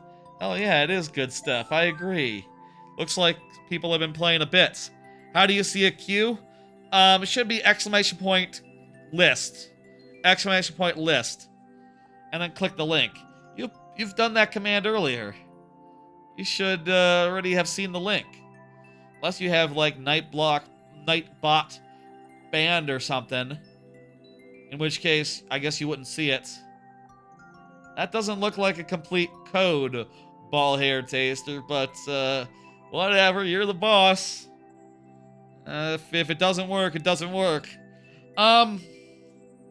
Hey. Yeah, there you go, scroll up a little bit. Okay, there's one more list before Game of the Year, which is the top 10 UFO 50 games. UFO 50 is a collection of 50 like bite-sized, arcadey, old-fashioned games, but with modern sensibilities, made by a bunch of indie developers. And it's pretty high on my overall Game of the Year list, but I wanted to do like a top 10 overall. And I'll say this is after playing a good amount more of the game, so I've had time to think and time to evaluate further. And, well, I'll say it's not entirely consistent with the tier list I did during that UFO 50 stream a week and a half ago, but no matter. Here we go. Here's the tier list. First off is Demolition. Second is Train Heist. Third is Warp Tank. Well, no, I'm doing it backwards. 10th, 9th, 8th. 7th is Waldorf's Journey. 6th is Mooncat. Should I be describing these games as I go? Wrong button. Fifth is Wagner. How many levels are actually in the queue? I do believe it's around 10, more or less. Fourth is Seaside Drive. For third, I'm giving that to Velgress. For second, Mortal. And first, Mini and Max. Pretty good, solid list. There's a lot of goddamn good games in UFO 50. And, you know, I was quite pleased with so many of them. Is that how many's watching, Abelina? The count might be off, technically, who can say? There's the list. Also, there's the YouTube side. There's people on YouTube watching. Yeah. there's people on Twitch, and yeah, some of those people might not be present. It's fair to say, or otherwise might not be counted by Twitch, but whatever. There's the list of top 10 UFO 50 games. UFO 50 is fantastic, and those games are the most fantastic of the bunch. Oh, I'll say I spent a good amount of this last week, like, playing more UFO 50, and in fact, like, finishing a bunch more of those games. In fact, you know, when I did the stream last week, I had finished 2 games, and then I finished the third on the stream. Since then, I've finished 9 more, including all those 10. All 10 of those are now finished. And, it took a bit, you know, basically, like, most of my game time this last week has been spent staying up late, playing, all those games. It's a hell of a good time, UFO 50. I would highly, highly, highly recommend y'all check it out.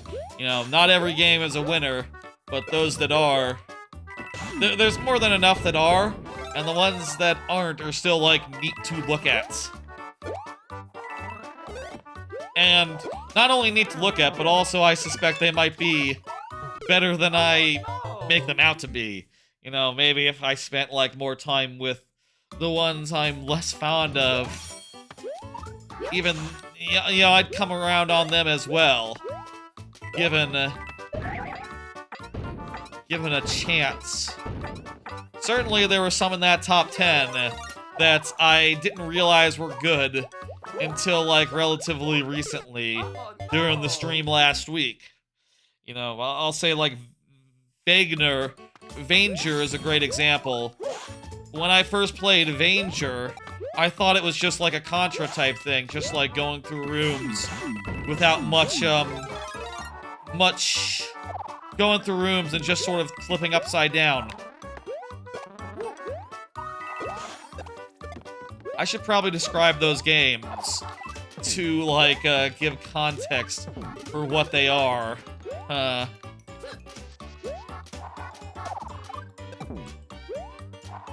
What's with the...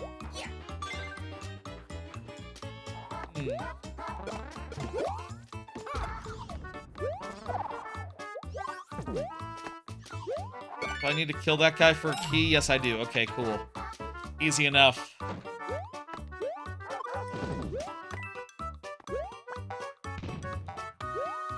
Huh. Okay. That's a guy. Guess that's sort of like hinting about this sequence, where we're gonna be jumping from guy to guy. Maybe.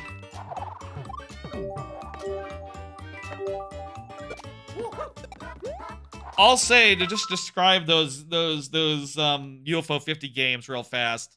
Demolition is a game where you set up, like, combos. You set up, like, guys who attack, and if a guy gets attacked, they set off the next guy, and the goal is to, like, chain reaction your way into killing enemies whilst not killing humans. Rail Heist is a sort of turn-based robbery game where you're trying to rob trains whilst outwitting lawmen, which is pretty cool. Warp Tank is a game where you go through relatively short levels by warping, like, in the direction at which your tank points, and you can sort of go on diagonal walls and, you know, sort of go on sideways walls to, like, warp from left to right, and, you know, make your way through levels by shooting and teleporting, as the case may be. Waldorf's Journey is a game where you play as a walrus flying through the world and trying to make it to the end. Mooncat is a weird one where you sort of have 2 buttons, one that moves you right and one that moves you left, and sort of plays like a platformer if you didn't understand how a platformer was supposed to, like, be controlled. The closest game to it is Donkey Kong Jungle Beat, insofar as it's a 2-button game where both buttons at once is how you jump. Kind of funky. Vanger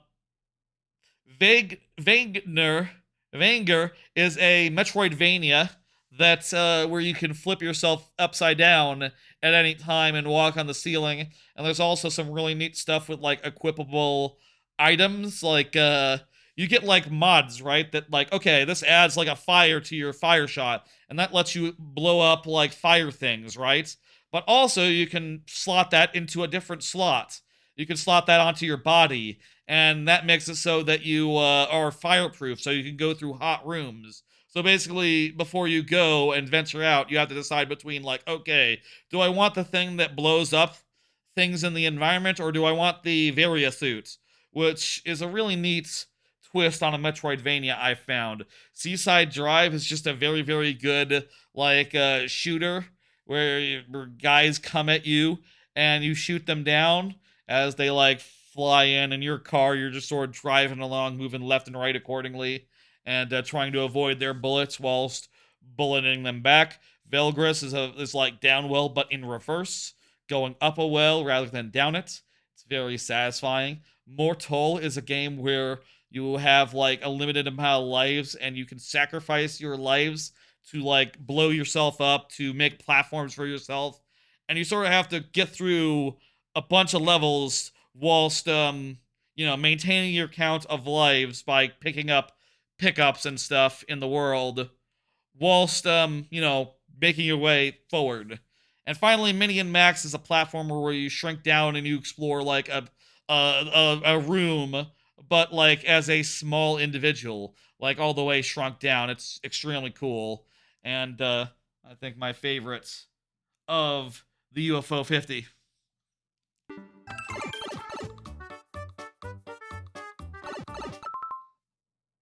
I gotta move my audio. I move things around so I can see the lineup just to remember. There we go. We're good now. Don't worry about it. I want that.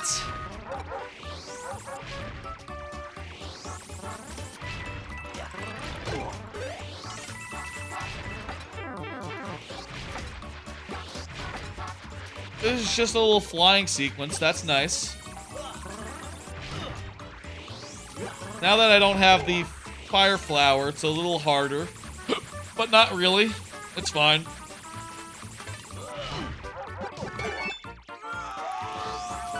There we go. I reckon that might be it.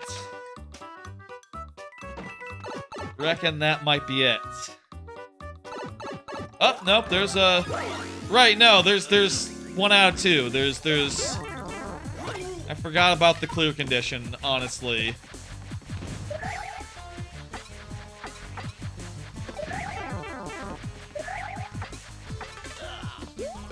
Oh no! Because the clear condition, we're starting over from the start. Ugh. I have a long level, I gotta say. With a level like this, clear condition-wise, I feel like you really gotta think about length and what is, right for that. I say, maybe it's not that long, it's just, the first section took a few tries. Second section. Actually, we didn't have to repeat that much, did we? Well, it's just that room and this room, and okay, that is a bit. And then there'll be this room where we fly for a bit before we run into our enemy, the... No! Wait, I can fix that. It's not a big deal. It's not a big deal.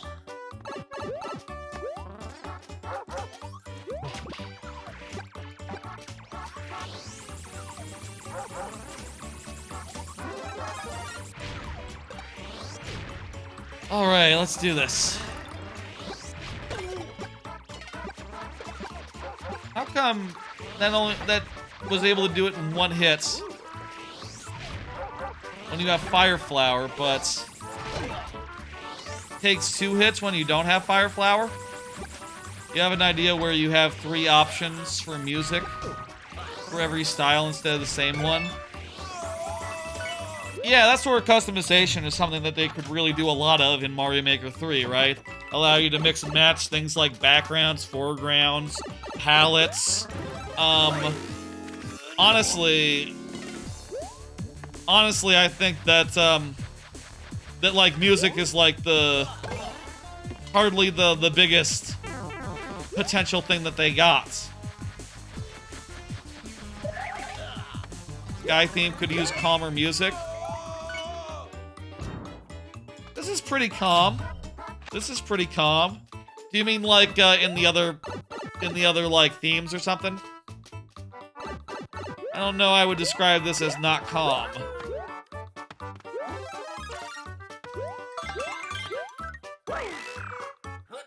There we go. Got through. Very nice. Thank you, John Sheets. Oh yeah, Mario time. Go ahead and drop a like. And, world record. Very nice. It's pretty athletic and happy, not calm like underwater. Yeah, I guess. I don't know. Depends on the level you're kind of trying to make, I guess. I've never had a problem with myself. The problem I have is like the nighttime themes all having the piano versions. I just don't think that's like that one. I think those variants are just not suited to, you know, they're too calm for levels that are like more hazardous than most oftentimes due to their additional hazards. Additional opportunity for nonsense. Thank you, John. Sunburnt is up next. Sunburnt1 in the YouTube chat. Go ahead and confirm. I'm going to put that into chat so Sunburnt1 can see. And hell yeah. Hey, Ganyos, you are in position 9, apparently. I don't see you in the thing. I don't think you're in there, Ganyos, but did you just submit? Let me refresh, maybe. Maybe mine on my phone is off. Oh yeah, you're in there. Yeah, just it doesn't refresh in real time, I guess, on my phone. The queue that I have on my phone. Okay, it's fine. Good. Hey, another list. The third list I have right here is the top 10 games of 2024. That's right, it's the game of the year time. It's time to reveal my games of the year. My top 10. And also, that includes the game of the year. Singular style. Let's go, let's do it. Number 10 is Mini Shoot Adventures, a really good top-down Zelda-type game where you, you know, it's sort of a bullet hell type thing, but also a NES Zelda-style adventure where you're exploring a world, going in dungeons, etc. My only criticism is that it probably needs, like, in-dungeon maps. That'd be my main critique, but it is cool enough where I'm happy with it at number 9 on the list. Or, sorry, number 10 on the list. Number 9 goes to Like a Dragon Infinite Wealth. Haven't gotten very far into it, and I'll admit, like, I just got it, so I, you know, haven't finished it, haven't gotten, like, that far in, all told, but I do think it's really cool. I do think it's really fun, and I wouldn't mind finishing it if I found, like, 70 hours lying around, I guess. I could have done it this week, but instead I played UFO 50 for, like, the time I would have spent with Like a Dragon. Go figure. For number 8, I'm going to say Marvel Rivals, which I have taken to since I first tried it out a lot more. I've sort of taken to it, and I've played it a good deal. I do still think it's a little messy, and I do think that it has a lot of heroes that I just don't get, but I have found heroes that I agree with, and I am excited to see them add a lot more as time goes on. I'm curious, like, where it's going and such. For number 7, I'm going to say another live game, Pokemon Trading Card Game Pocket, which has very quickly become a good, like, thing I check twice a day, and often play a little of in addition. One of the things I really like about it is a live game. It doesn't make you play it. Like, right? Like, you can get your free packs every day just by logging in and unpacking them. And that's enough to do your dailies, right? That's enough to do everything that it's requiring you to do, asking you to do on a daily basis. And it's also just nice to finally get into the card game and realize, like, oh, this is pretty accessible and cool. And I've started to understand, like, the Pokemon trading card game through this. And I appreciate how you have, like, your energy is automatic in this, so you don't have to worry about drawing it, which I think sounds like a major drag, and one of the things that kind of turned me off about the original trading card game once I came to understand it relatively recently after playing the Game Boy Color game for a minute and like going through its tutorials. Good shit. I'm gonna continue playing Pokemon Pocket, I think. Though my RNG right now kept it from being like above number 6, which is Prince of Persia's The Lost Crown. Prince of Persia: The Lost Crown. Damn good Metroidvania. I think that's a good pick for number 6. Number 5 is gonna be Balatro. A goddamn addictive game, I'll say. Definitely what holds it back a little bit is that I fell off it multiple times. You know, but also, when I was playing it, I played it for a while. Like, if I go to my game page here and scroll down a bit, we can see that I played it for 35... You can't see right now because of tier list and the way. You can see I played it for 35 hours or more. And then I played it a bit more on the phone after that, whilst I was in Japan, like, traveling around for, like, vacation in like, September, October. It was sort of my main phone game, and a goddamn good one for like, being on trains. Goddamn. I think it says a lot about the quality of everything above it that it gets number 5. At number 4, I'm gonna say Animal Well. Animal Well being a phenomenal Metroidvania type thing where you're sort of exploring a big creepy world. And it's sort of horror-y. It's sort of like the animals in Animal Well are very much always kind of like cryptids, right? Like, when you see them, you're just like, what the fuck? What the fuck? Is that a kangaroo? And you know, it's kind of scary in a way, even though it's just literally animals. They're just pretty much what they are. But it's like threatening. It's dark. It's atmospheric. It's got all sorts of original and unique like items that let you solve puzzles and traverse in ways that are neat and cool. And I think it is one of the best games of the year for sure. At number 3, I have UFO 50, which I will say rose in the ranks a fair deal.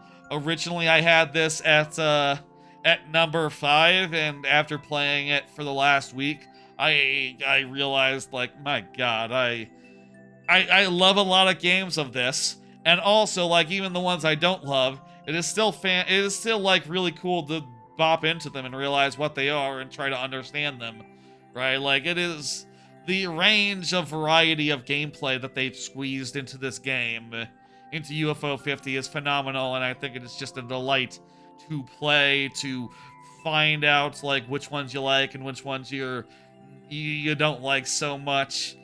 There's at least a good, like, 20 of them that aren't so good, probably, but the ones that are great are fantastic, and easy number 3. Well, I say easy. It took me a while to land at number 3, but I'm pretty confident number 3 is where it belongs. Number 2, I have Astrobot, just a fucking fantastic 3D platformer with, like, a lot of bespoke gimmicks that are so well fleshed out they could make up their own 3D platformers. You know, like, you could build a whole 3D platformer, like an indie one maybe, around the grow shrink mechanic that appears in one level. You could do the same with the sponge mechanic, which appears in one level. You could do the same with the time slowdown, which admittedly does appear in like 3 or 4 levels, but you know, you get my drift, right? Like, they do amazing design for each level in a way that makes it such a delight, such a joy, so cool. And also there's like different variety, you know. There's levels that are more linear, more speedrunny, where there's ones that are like big and exploration-y, as well as secrets to find, the bots that you rescue. That shit is fun to go back and do once you're done with the rest. It is just a delightful game, and goddamn, it's number 2 though. It's number 2. What is number 1? What is the top game? Well, it's kind of the odd man out, and you left. Yeah, it is kind of the obvious. I mean, I've sort of talked about like what was in my top 2, and you can see Astrobot at 2. So that just leaves Metaphor for number 1. A fantastic Persona like that is inspired, that has a super a super like well fleshed out world that like is like the most politically astute game I played in a minute, and probably like the most politically inspiring game I played in a minute. Like, goddamn, probably the most politically inspiring game I can think of, insofar as it gives me hope for, like, you know, playing it, I am filled with hope, and the thought that, like, yes, things can be better.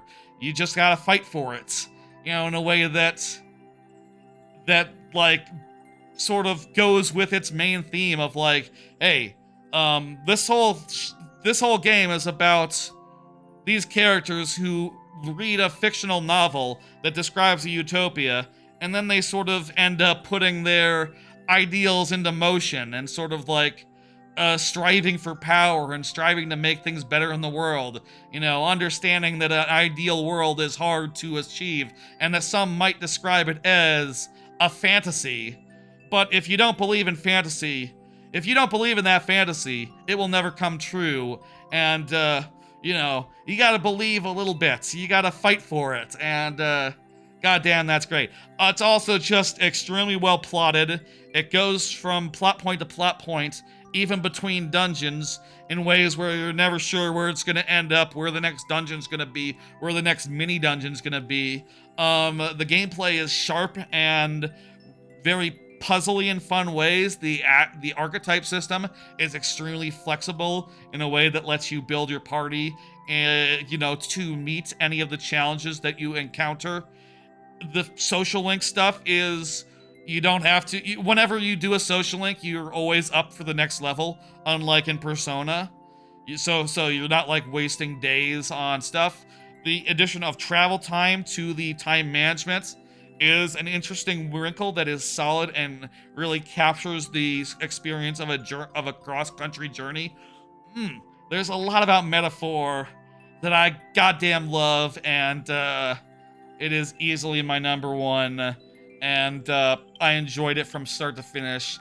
All 90 hours it took, I just sort of marathoned it at certain points, you know, just sort of spent like 6, 8, 9-hour nights in some cases, weekends especially, just given right over to Metaphor, and I can't help but say it was entirely worth it.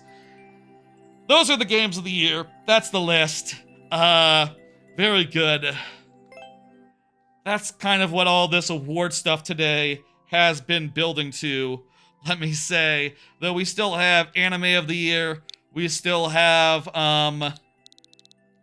Mainstream Media of the Year, which is just my catch-all category for TVs and movies.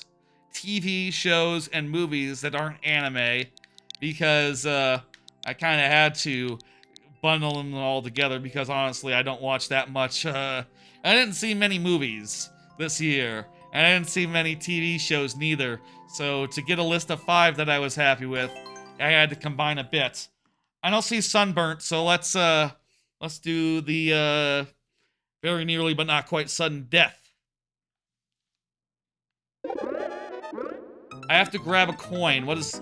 Huh? Okay, what do we do here?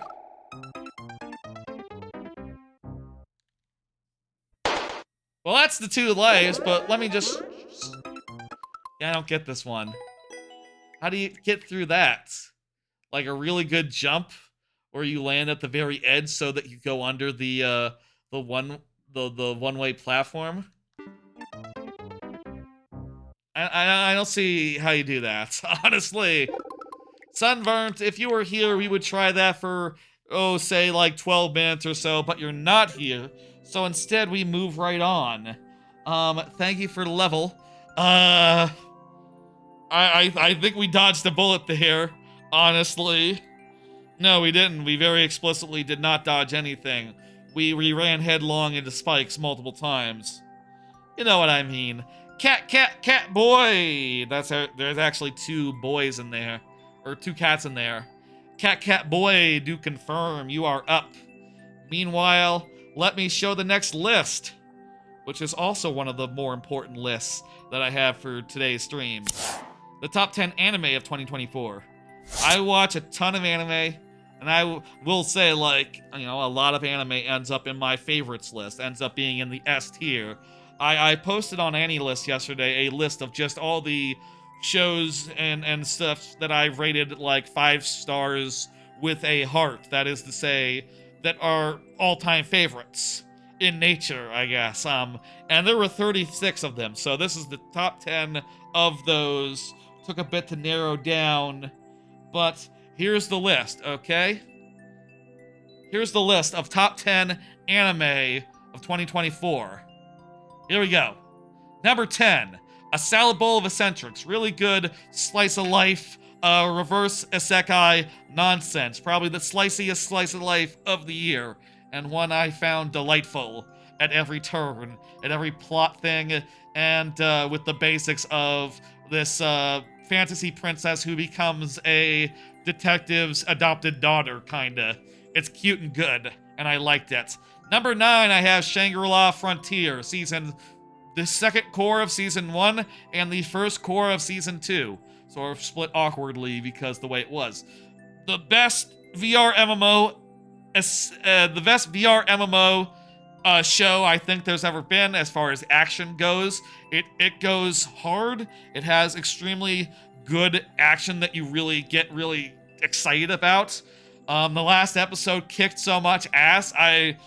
I just thought about that and said, like, you know what? This has to make the list for how badass and how insanely cool it has gone, both in its second core of last year with its big set piece fight and the stuff that it ended this last year on 2023 and 2024, accordingly, those years that I'm talking about. With how those have gone, I had to get it on the list, and putting it in at number 9. For number 8, I'm saying 2.5 Dimensional Seduction, which had 2 cores, and as such, was able to get really, really good by the end, to the point where I wanted to put it on the list because I had such a great time watching it. Sort of starts off as very horny, trashy type stuff, but, you know, I enjoyed that horny, trashy stuff. It was good in a way, and sort of gave way to more like quality romance type bullshit, cool cosplay community stuff. It's about cosplaying kids that are getting into the world of cosplay, and they're very lovable. Eventually they sort of get a whole posse of other cosplaying friends, who are all just lovable in their own ways and create like such a lovely dynamic, like such a lovely group, ensemble, whatever. And yeah, I was just really delighted every episode of this, and by the end, I knew it had to be on the list, so number 8. And number 7, I have The Dangers in My Heart Season 2, which is just probably the best rom-com of the year. It kept on moving things forward in great ways. If you don't know the series, Dangers in My Heart is about a little edgelord boy who is in love with a big, beautiful... I say he's in love. He is in love. They are in love with each other. With a big, beautiful dork. She is like a big doofus. They're like middle schoolers. It's not like, you know, they're not like super mature. But, they have such great chemistry, and the romance moves forward such big fucking strides this season. And goes through a lot of great set piece type moments. It's been a while since, this was like first season of the year, so it's hard to remember exactly what happened. But goddamn, it was phenomenal this year, better than it was the first time, the first season, and definitely makes the list at number 7. At 6, I have Making Too Many Losing Heroines. Hello, Electro Maker. Making Too Many Losing Heroines, which, so Making is about a sort of a comedic love triangle thing where the losing girls in various love triangles end up falling into the orbit of the main character and sparking like a very oddball, very funny and sweet relationship with him. The main girl, she is introduced like in her scene. Yeah, amazing animation as well. She is introduced like being broken up with by the guy, It's like the scene of like, oh, the other girl is about to leave the country, and she says to him like, oh, you gotta run, you gotta go, and he leaves, and it's just her in the restaurant, and then she the main character, by the way, is like watching this from another booth, like, oh shit, there's someone from my class over there. And she takes his drink, the boy that just left, and she drinks from it. And all the while, he's going like, oh no, that's so cringe, I can't look! And then he looks, and she's staring at him. And then she comes over and it's like, hey, that was some shit, huh? Ah! It has so much energy, so much personality. Making is amazing, and I'm happy to put it at number 6. Dan to Dan, probably the new king of shonen. I'll say it's probably could have been higher, but I'll say typically shonen, no matter how good, don't tend to make my top 5, even if I do love them, or my top 10. And I think that number 5 for Dan the Dan, the new king of shonen, a great combination of like supernatural stuff and of both kinds of supernatural stuff, right? Like ghosts and aliens, as well as kick-ass action and great comedy that is very bawdy in nature, and fantastic characters and some real like romantic chops. Like it has real romantic chops, Dan the Dan do. I think all that considered, it very easily makes the list at number 5, and I think that's great. At number 4, I have Oshi no Ko Season 2, which was about like some theater stuff, which was really cool and had some really great arcs and had some really great developments in the mystery, in the drama, in the characters. It was super well animated and like amazing every episode. I'll say I don't think it was as hot as Oshi no Ko Season 1, which is why it's lower on my top 10 this year than than the first season was last year. You're on an ad right now. I understand, Ganyos. That happens. But I think number 4 is a pretty good place for it. At number 3, I have Delicious in Dungeon. Just a fantastic dungeon-coded RPG type show where the main characters, they're like exploring the dungeon and they have to make do living off the dungeon, which is very fun.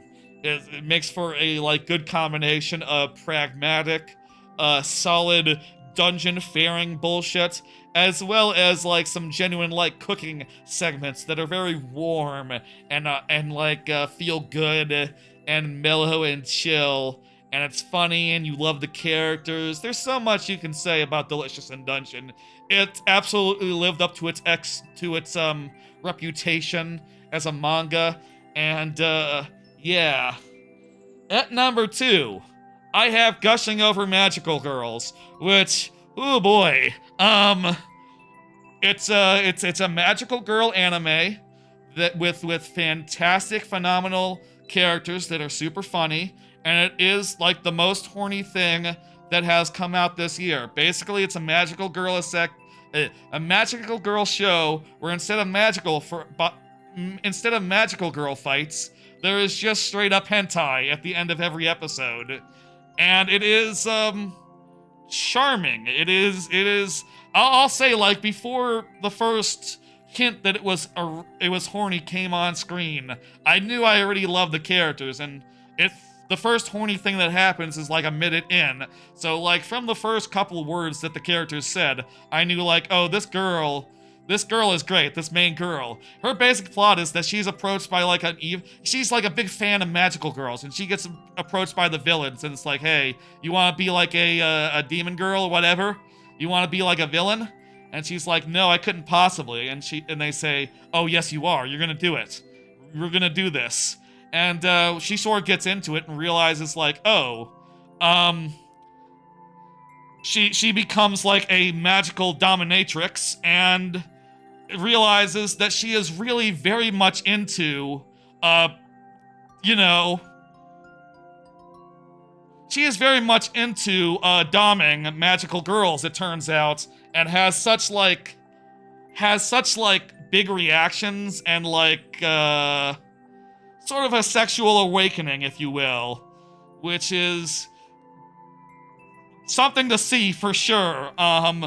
And just like so vividly portrayed and written, and my god. And as the show goes on, like more characters get involved. Some of the magical girls start having like, you know, start enjoying it, and like one of the magical girls starts like letting herself get captured because she's into it. It's a hell of a fucking thing, and I think it's my number 2. Not number 1 though. For number 1, I'm going with, I was reincarnated as the 7th prince so I can take my time perfecting my magical ability. That's the full title, right? Perfecting my magical ability. Is it ability or abilities? My audio mixer is in the way, I can't see the full title. Ability, singular. Hello, the Catboy. Perfect. Confirmed. What a title. Yes, this is the longest title of any show that I love this season, this season. And goddamn, I think this show goes harder than any other, including that last one that I just mentioned. It's about a little gremlin femboy who has like overpowered magical powers. He gets reincarnated as like a little femboy from his previous life. And he is just obsessed with magic. In his first life, he is killed by magic. Someone sends a fireball at him, a big, giant, massive fireball. And all he's thinking as he gets burned up is like, oh my god, I love magic so much. This fireball is so cool. Look how hot it is. I love it. And once he gets power of his own, my god, is he a menace. To the point where, like, you know, he runs into evil demons who are like, posturing and trying to be all cool and shit. And then they realize how unfazed he is, how little of a fuck he gives, you know, how little of a threat he considers them. And they start realizing they're over their heads, you know, they're posturing 1 second, and the next second they're like, I gotta get out of here. I'm gonna go, okay? And then they realize like, oh fuck, there's a big magical wall behind me. What the fuck? When did I get put into a bubble? What the fuck? And then the boy says, you know, you say you're invincible, but I'd like to test that. What if I hit you with magic for 30 minutes? Will you survive?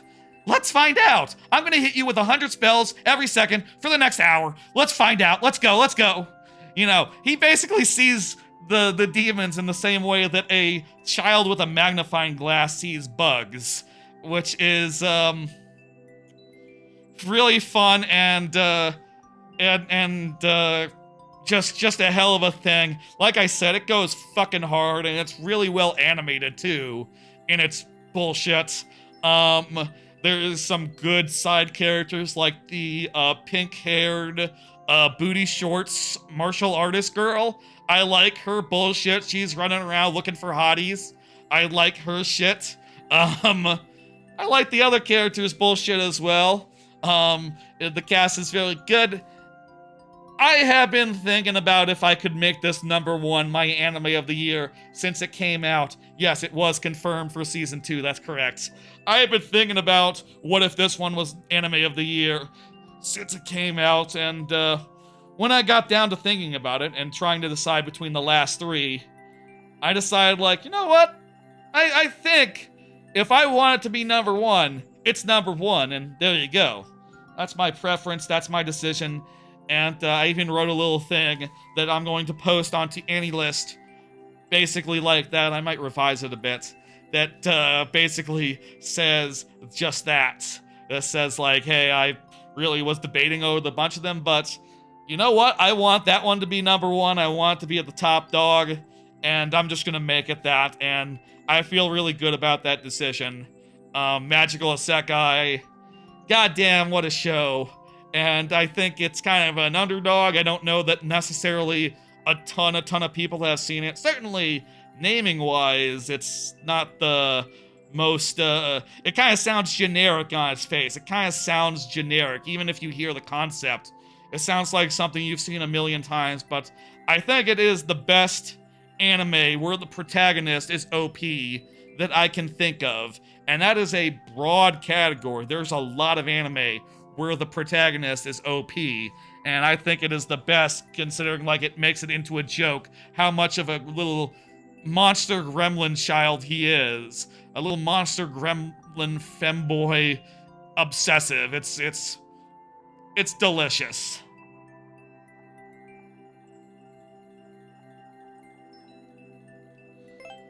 Oh, that's anime of the year. There's just one last list, and then we'll go to the lightning round after that. Okay? Oh, jeez. Lot of categories, a lot of awards. Maybe I should have cut them down a bit and gone with a more reasonable number of categories and lists, but I don't know. Something about 10 awards and 5 lists just sounded good on paper. I have watched all the new ones that came out this week, 06I. That's something we have to discuss during the lightning round. Yes. That includes the one that you told me about last time, Beheneko. And I feel like I'll say, like, just as a preview for that, I felt a little awkward thinking like, okay, this is really horny, but I'm the one who's about to say gushing over magical girls is number 2, so do I have... How can I say this in a way that doesn't sound contradictory? As far as, like... Momentary Lily was crazy? Yeah, that's Gohan's for you.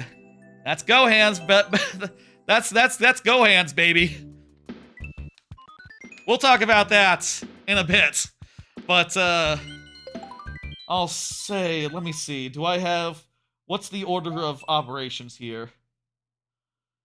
I just have some New Year's talk, and then the, New Year's talk, and then anime, as far as, like, once we get to the lightning round.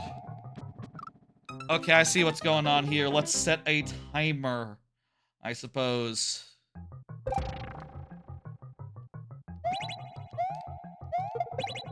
Well, minutes. I'll say it's 8:40.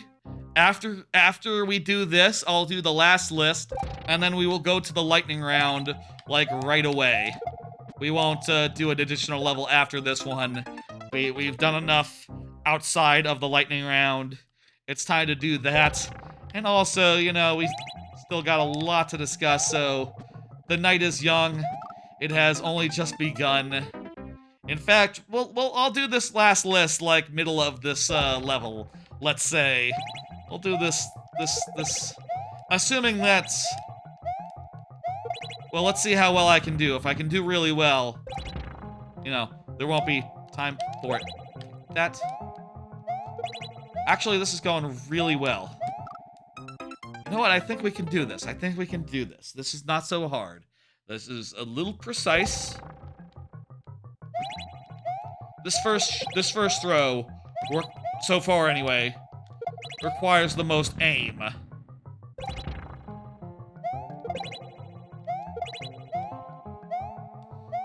Otherwise, sort of aims itself. Trust me, this is not going well. Well, there's no timer here, or at any rate, it's not like a tight timer. At this rate, you won't make it past level 3. I mean, we're like nearly through with level 2. We've been at it for less than 2 minutes, so jot that down.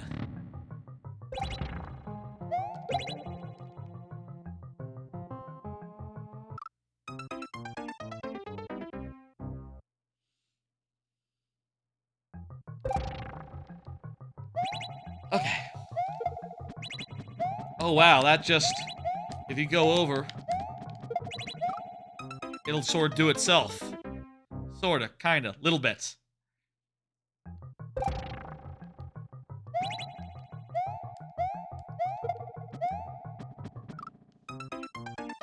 How about we do that last list? Let's do that last list right now. I have top 5 mainstream media of 2024 TVs and movies outside of anime. I'll say, like, as much as I watch tons of anime, I don't watch that much mainstream TV. I don't watch that much movies. And, like, a lot of the things I did start this year, I didn't end up sticking with, like Penguin, like, you know, as far as TV goes, I only watched a few shows in full, and only a handful of movies. But here is the list nonetheless. At number 5, I have Inside Out 2, which was pretty good. Wasn't as good as Inside Out 1, but it was, like, enjoyable. At 4, I have Fallout, which I felt was impressive, the way that it was very much like the games. It really had the right atmosphere, the right rise, right spirit. At number 3, I have Wolverine and Deadpool, which I thought was very fun. Really loved the cameo stuff in there. That's probably the best cameo stuff they've done in a Marvel movie. And number 2, I have House of the Dragon, which I liked. I liked that last season more than most, it seems. But I thought there was a lot to like in every single episode, just about. And it could have used a big battle for the end. Maybe that was budgetary. Stuff happens, but eventually we'll have some sort of big battle, and that'll be fine. I will say I think that things have moved forward a good deal with pretty much every episode. I think that House of the Dragon is a lot better than Game of Thrones has been in decades, even in Season 2. And finally, Sonic 3 was just about everything I was looking for it to be. Shadow was great, and it was pretty much just Sonic Adventure 2 writ large, which, goddamn, that's exactly what I was looking for, it turns out. There we go. There's all the awards. We'll start the lightning round after this.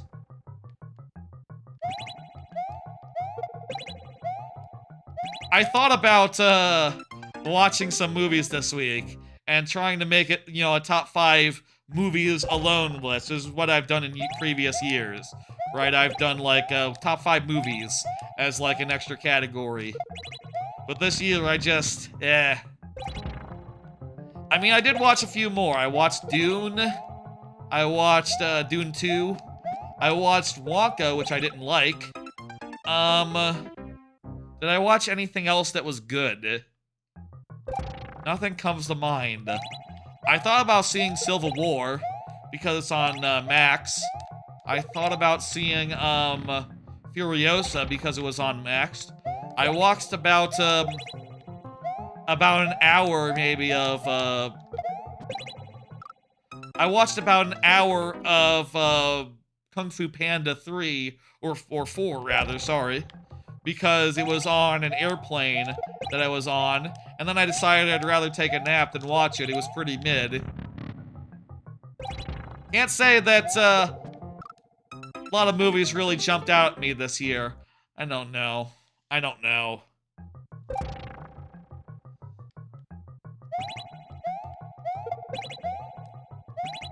Did y'all watch that many movies this year? Y'all completely different than I? Let me know. Should I go and watch that Civil War movie? How long is it, I guess? I should ask. I did try to put on Furiosa, and then I saw it was 2.5 hours long, and I said, no. And then I watched like an hour-long video about Mother's Basement's top anime of the year instead. And that was, damn it. And that was more fun, I think. Watch a good amount of YouTube, listen to not that many podcasts, didn't read like a single book. So can't speak to any of those like genres. Still really incredibly behind on podcasts, so I don't know if that would really count.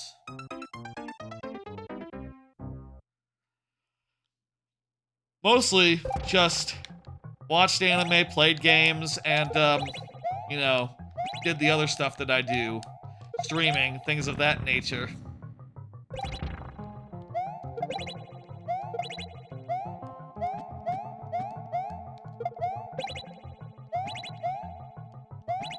Yay, we got through the second room! Up. What? Down. Up. Then that to the right. Then that looks like a toss-up. Okay, we're getting it. That third room, I think I was able to figure most of it out that first time.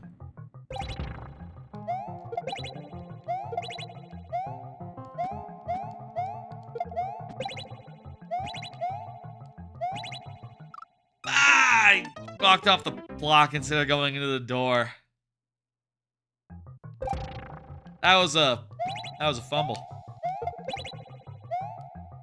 Hopefully next year has some good movies. I've heard that the Spider-Man movie, like Spider-Verse, I'm really looking forward to that conclusion, considering that it was a big fucking cliffhanger part 2 bullshit. It seems like, though, it's like delayed until literally...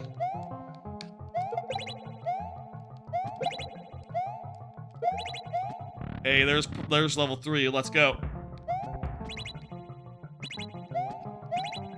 It seems like it's delayed.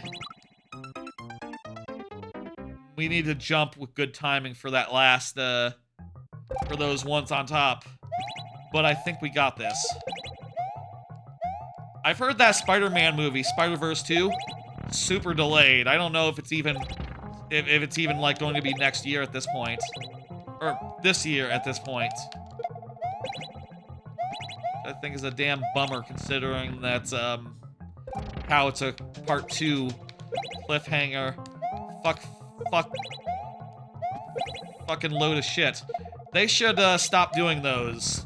They should stop doing 2-parters. No more 2-parter movies, I've decided.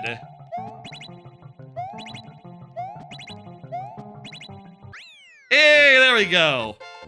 I think 2-parter movies probably shouldn't be allowed. Also waiting for the second half of, Mission Impossible. But by the time it comes out, I will have forgotten all of what happened in the last Mission Impossible. Hopefully there's some good movies next year. And good TV shows. I would like those as well. Donkey Egg. Donkey Egg is next year. Is this year.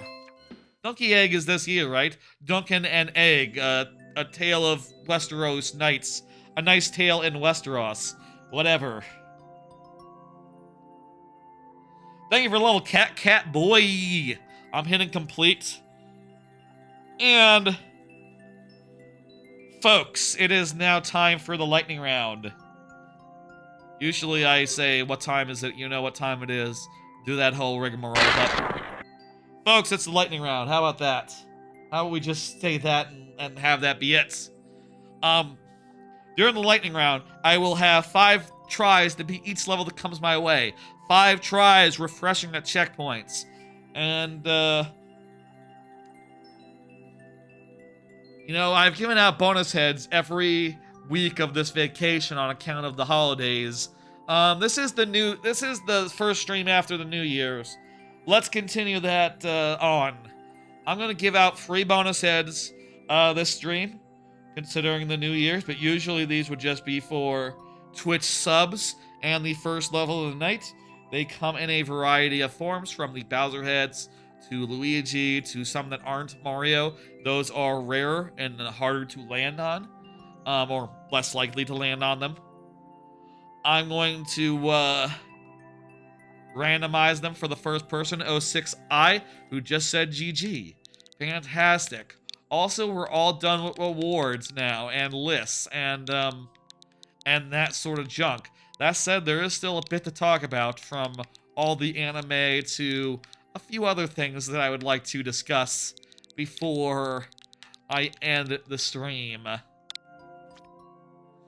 Lovely. Super World, then?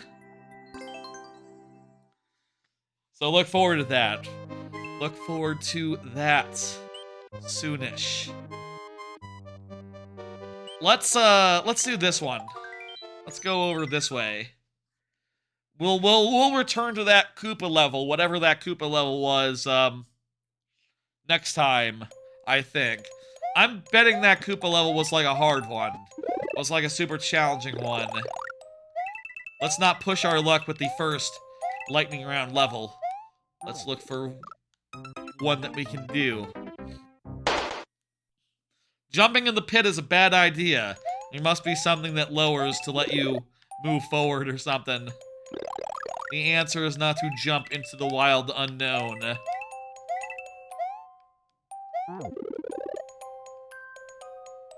Ah, there we go.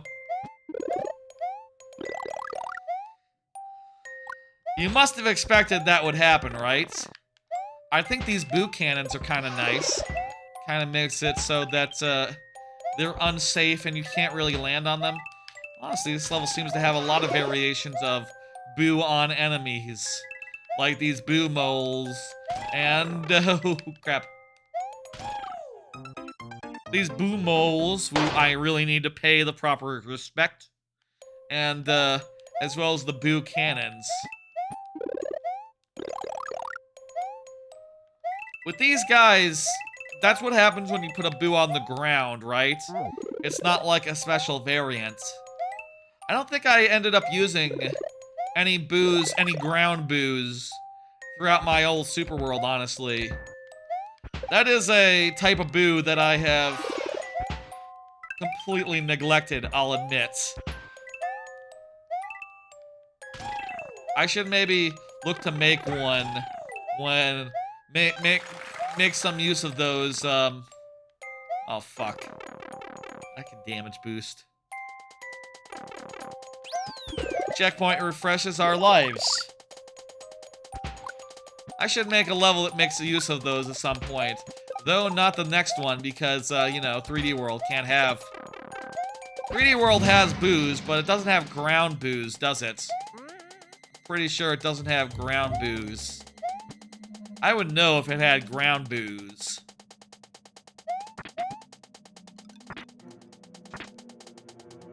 It has the peepas. I've used the peepas.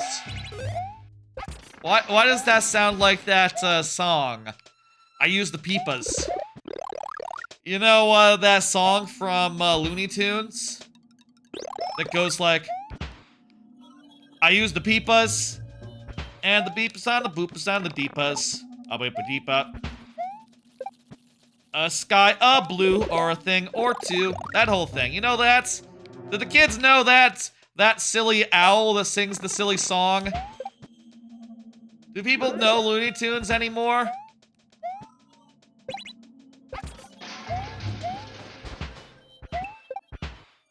That was Looney Tunes, right? Wasn't like a major character, but like a minor one, I guess?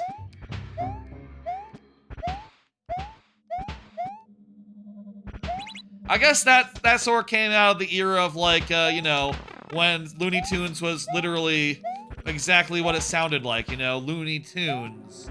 Tunes as in songs. That's why Looney Tunes was called Looney Tunes, by the way, is because they tunes as in, like, melodies. The original name for it was, like, Merry Melodies. They were cartoons accompanied by, like, music. Does cartoon also have its etymology in tune? I mean, I guess if Toontown and Tune and all that, Looney Tunes, that comes from music, then...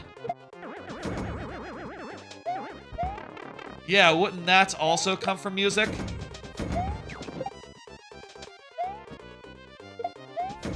I really don't know for sure. I'm not an authority on it. I've just watched a YouTube video once on, Merry Melodies and that whole era. They don't tell you about that when you see it on, like, the Cartoon Network in the 90s. They didn't say, like, oh yeah, the main point of this is that they sing songs.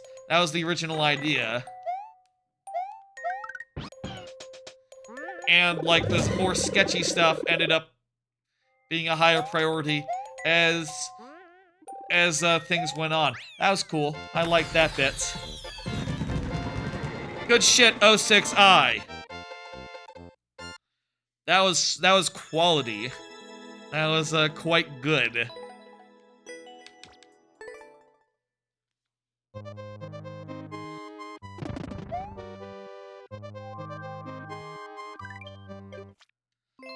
Alright, let me hit complete and bring up the next person. Axel from the YouTube side just said GG like 2 levels ago. You still good for it, Axel? Ah, that's good enough for me. Last person to chat on the YouTube side, for what it's worth. So, yeah, that's. I'm happy with that, Axel. I'll give you your heads. Here's the next card. Awards and lists are done. Please enter lightning round. Ooh, I forgot to do that last card that says like move on. We're already in lightning round. We're good, card. Here's the actual next card. Had a very lazy New Year's. Slept in, UFO 50, stayed up. Yeah, so New Year's Eve, the last week has been quite goddamn lazy. Mostly I just like slept in until like literally like 5 or 6. I stayed up late pretty much every night until like, ooh, geez, until like the sun came up pretty much. And played a bunch of UFO 50 as like, you know, the one thing I was doing. I was trying to beat as many of those games as possible, and like I said, I did 12 of them by last night. I finished the last one last night. I had started off, I beat Mooncat and Minnie and Max like months ago, right? Then I beat Camouflage during the stream last week. Then I beat Waldorf's Journey, then Velgress, then Vanger, then Warp Tank, then Rail Heist, then Seaside Drive, then Devilition, then Mortal, and then finally, last night, I finished Porgy, which was like the second longest of the bunch to get through, and kind of felt like that one was probably the hardest, and you know, for the longest time, it just felt impossible, and then I managed to get enough fuel and enough items to really get to the end game, and once I knew I was in the boss, the final boss was in sight, I just wanted to push through and finish the job, finish the fight. Really satisfied with 12 games beaten, though. I feel like that's a good number. One more would be 13, which would be an unlucky number. And I honestly don't know, like, what 2 games I would go for if I wanted to get to 14. I feel like I beat all the ones that I really super care to beat. There's a few that are great that I would like to spend more time with. And honestly, I have been looking into it, and I now see that, like, okay, the console, the terminal, you can enter in certain codes. I am low-key considering, like, going back to the golfing game, but trying to do it with, like, infinite putting, infinite, like, strokes. Not pin golf, the other one. Just see if I have a better time with that one, if I can actually get some headway into that goddamn game. Oh, it's a Happy New Year one. How about that? Perfect, perfect.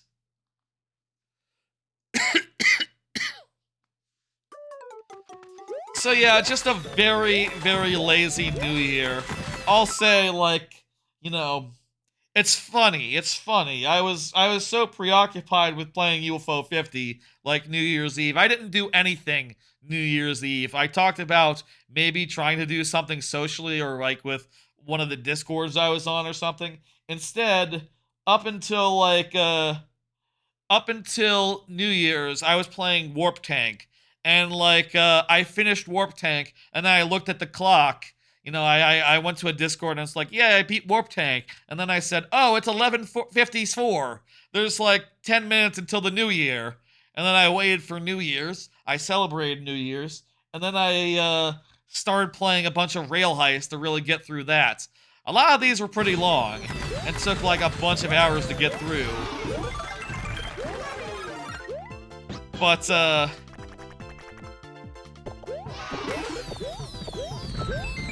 you know, eventually I did get through them, and it felt very good. And I had a great time doing that. Good shit. That did indeed say Happy New Year.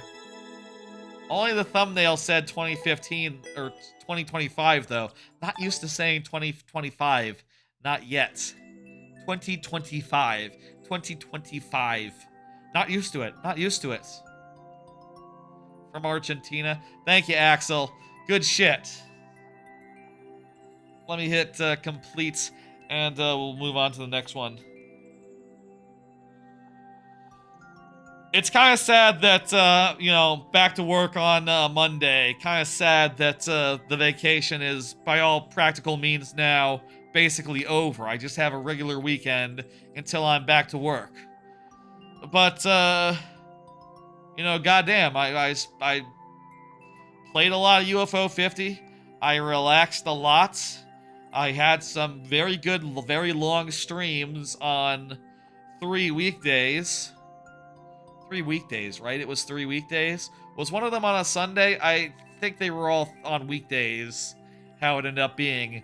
Had 3 very long weekday streams during the day, and you know, otherwise just slept and played video games and fretted over my various lists, and also set up most of the crap that I needed to do this stream, with all the tier lists and all the blurred out, you know, so I could reveal things one at a time, set that all up. It's kind of quite a bit to set up, I'll say, that whole awards thing. And I forgot one of the cards as well, so that wasn't good. Good shit. Let me, next person is Mark Mo SSM. SMM. Go ahead and confirm Mark Mo. Let me put that in chat so Mark Mo can see. Wonderful. So that's New Year's. I'll say I have here New Year's resolution. Let me announce my New Year's resolution. And this actually ties into the next topic a bit, because it's an anime-related New Year's resolution. Previously, my policy when it comes to anime has been, that's a good joke. I'll say previously, a lot of my previous resolutions were dumb. My joke that I did for a while was that I would say, like, my New Year's resolution is that Banjo-Kazooie is coming to Smash Brothers. And, you know, I would do some variant of that every year, and I would hope to, amuse or annoy people who were either tired of it or, you know, whatever. If it annoys people, that's I still find that funny, you know, as a joke. But this year I got a real one. It's anime related. Previously, my policy has been to not watch any anime that is not licensed by some official anime streaming service, right? That falls through the cracks like that. And, you know, I haven't felt like I haven't... For the most part, for most years, that's been like a perfectly fine policy, I feel like. But this year, I have heard that some of the shows that I ended up not watching were actually pretty damn good. Like, to the point where, looking through, like, Mother's Basement's top 10, like, 2 or 3 of them didn't get picked up by streaming services, like Girls Band Cry. And, I also didn't watch Summertime Rendering because of the Disney Hulu hell. You know, by the time it came out, I was already like, you know, it went from being something I could watch as a simulcast to something that I would have to catch up on, and that's just, harder for me.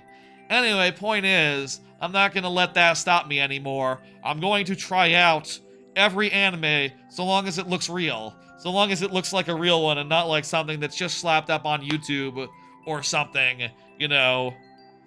If it looks not like a real anime, then it still gets a, it still doesn't get watched, but I will definitely not miss a Girls Band Cry type show. I will at least try it out and, you know, make sure it is, on my list, and going forward, I will not leave it off.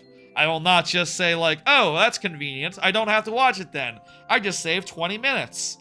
I won't do that anymore. That's my new plan, that's my new policy. Yeah. I don't see Mark Mo, so let's do the good old sudden death.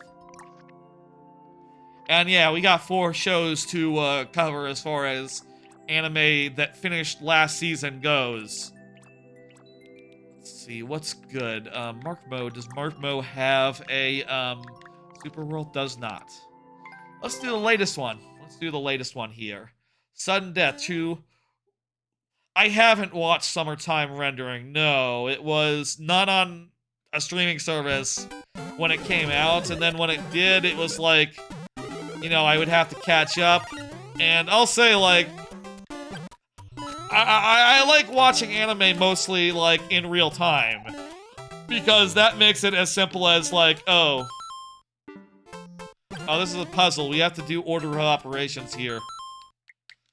You know what? I won't count that one, because I didn't process what I was looking at.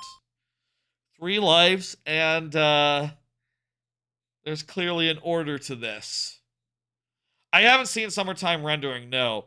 I'll say, I really should put together a list of shows I should go back to. I should really have a list, because there are shows like that. Girls Band Cry, DDD Destruction.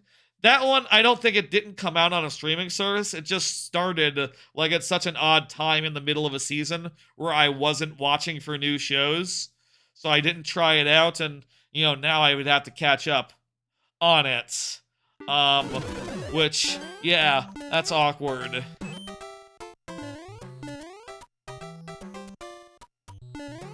I need this P-switch.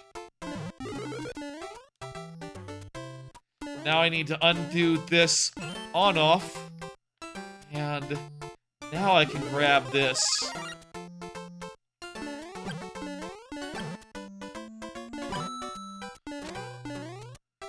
Wait, what does that do?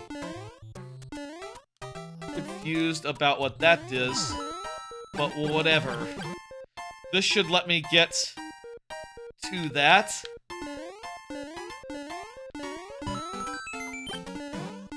How do you collect?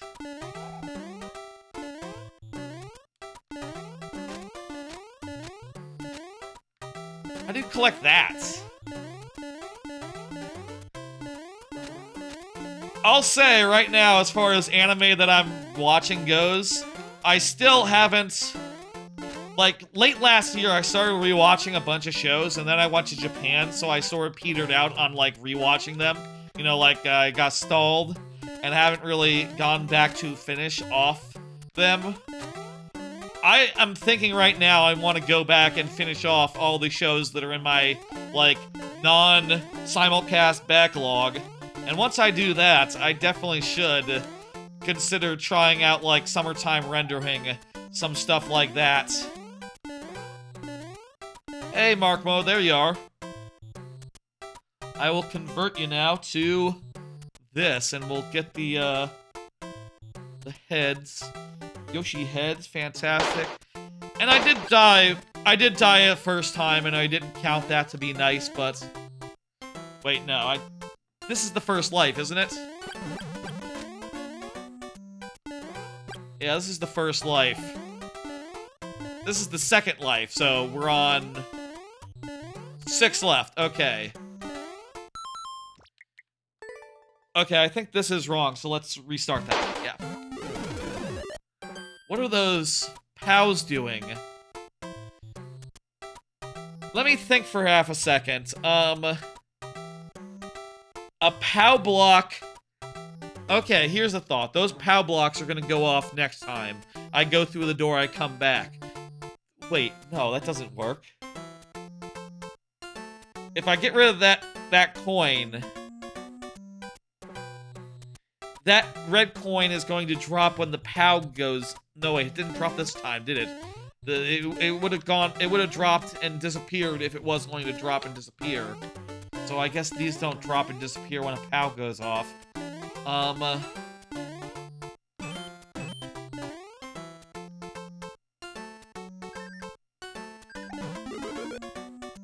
Oh, that's right. That's what you do there. I wouldn't mind a hint if you want to give one, but... Puzzling, I'm puzzling. Excuse me while I puzzle.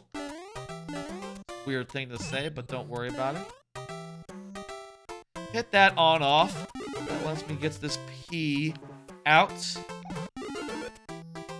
I'm gonna undo this thing. I can to switch this on off to be the other way.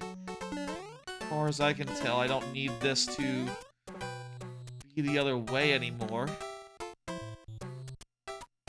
If I could become big whilst standing under the red coin, that would do it, but I need the fire flower to, like, knock this down. Maybe the P block would have... Oh! I got it. I got it. That one's a wash. That one's all screwed up.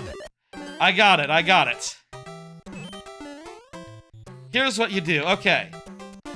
Get the P block.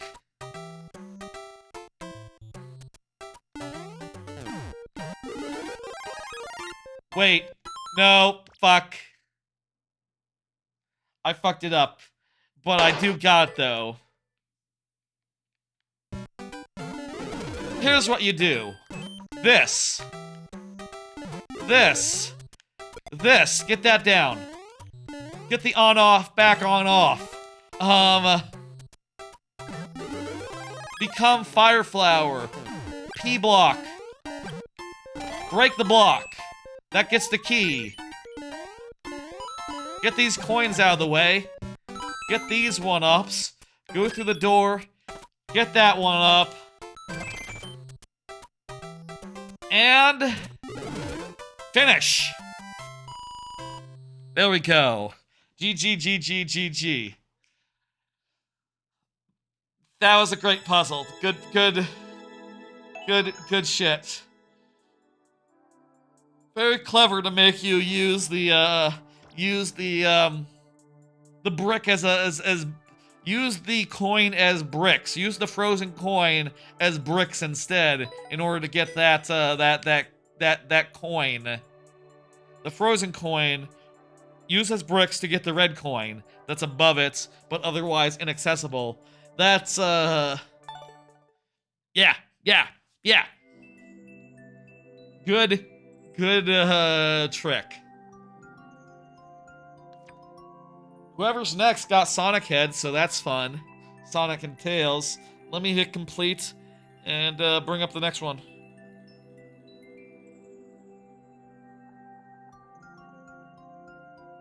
Wait, did I just clear something that was... Was Tony Curry next? I thought someone else was next. I'm confused. Was someone supposed to be before Tony Cooney? Someone double check that.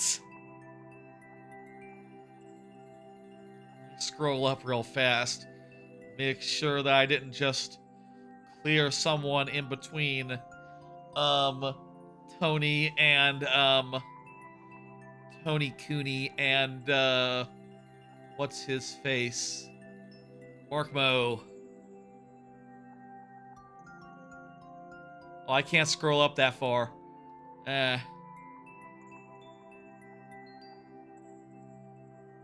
Check to make sure you're in queue if you still want to be in queue, everyone. I might have double-clicked there.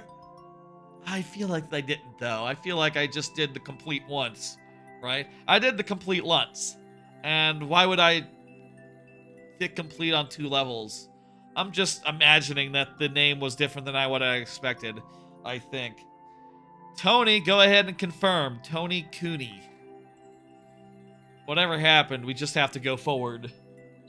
Everything's good. If the queue went down by 2 in the when I pulled that level, then there was some sort of problem there and I skipped someone. Sorry if that happened, but I'm not sure. I really can't say. How can we know? Tony, you're up. I finished Blue Lock Season 2. 4 out of 5. There's 4 shows that ended last weekend, that we need to cover real fast. Turns out Blue Lock had a 2-part finale. Did I beat the level earlier? No, I didn't. It was really hard, Rock Party. It was really very hard. Blue Lock Season 2 had some fantastic soccer action that was a fair bit undermined for some really iffy animation. Some real, like, just characters not really animating, not really moving, whilst, you know, cool soccer stuff happened.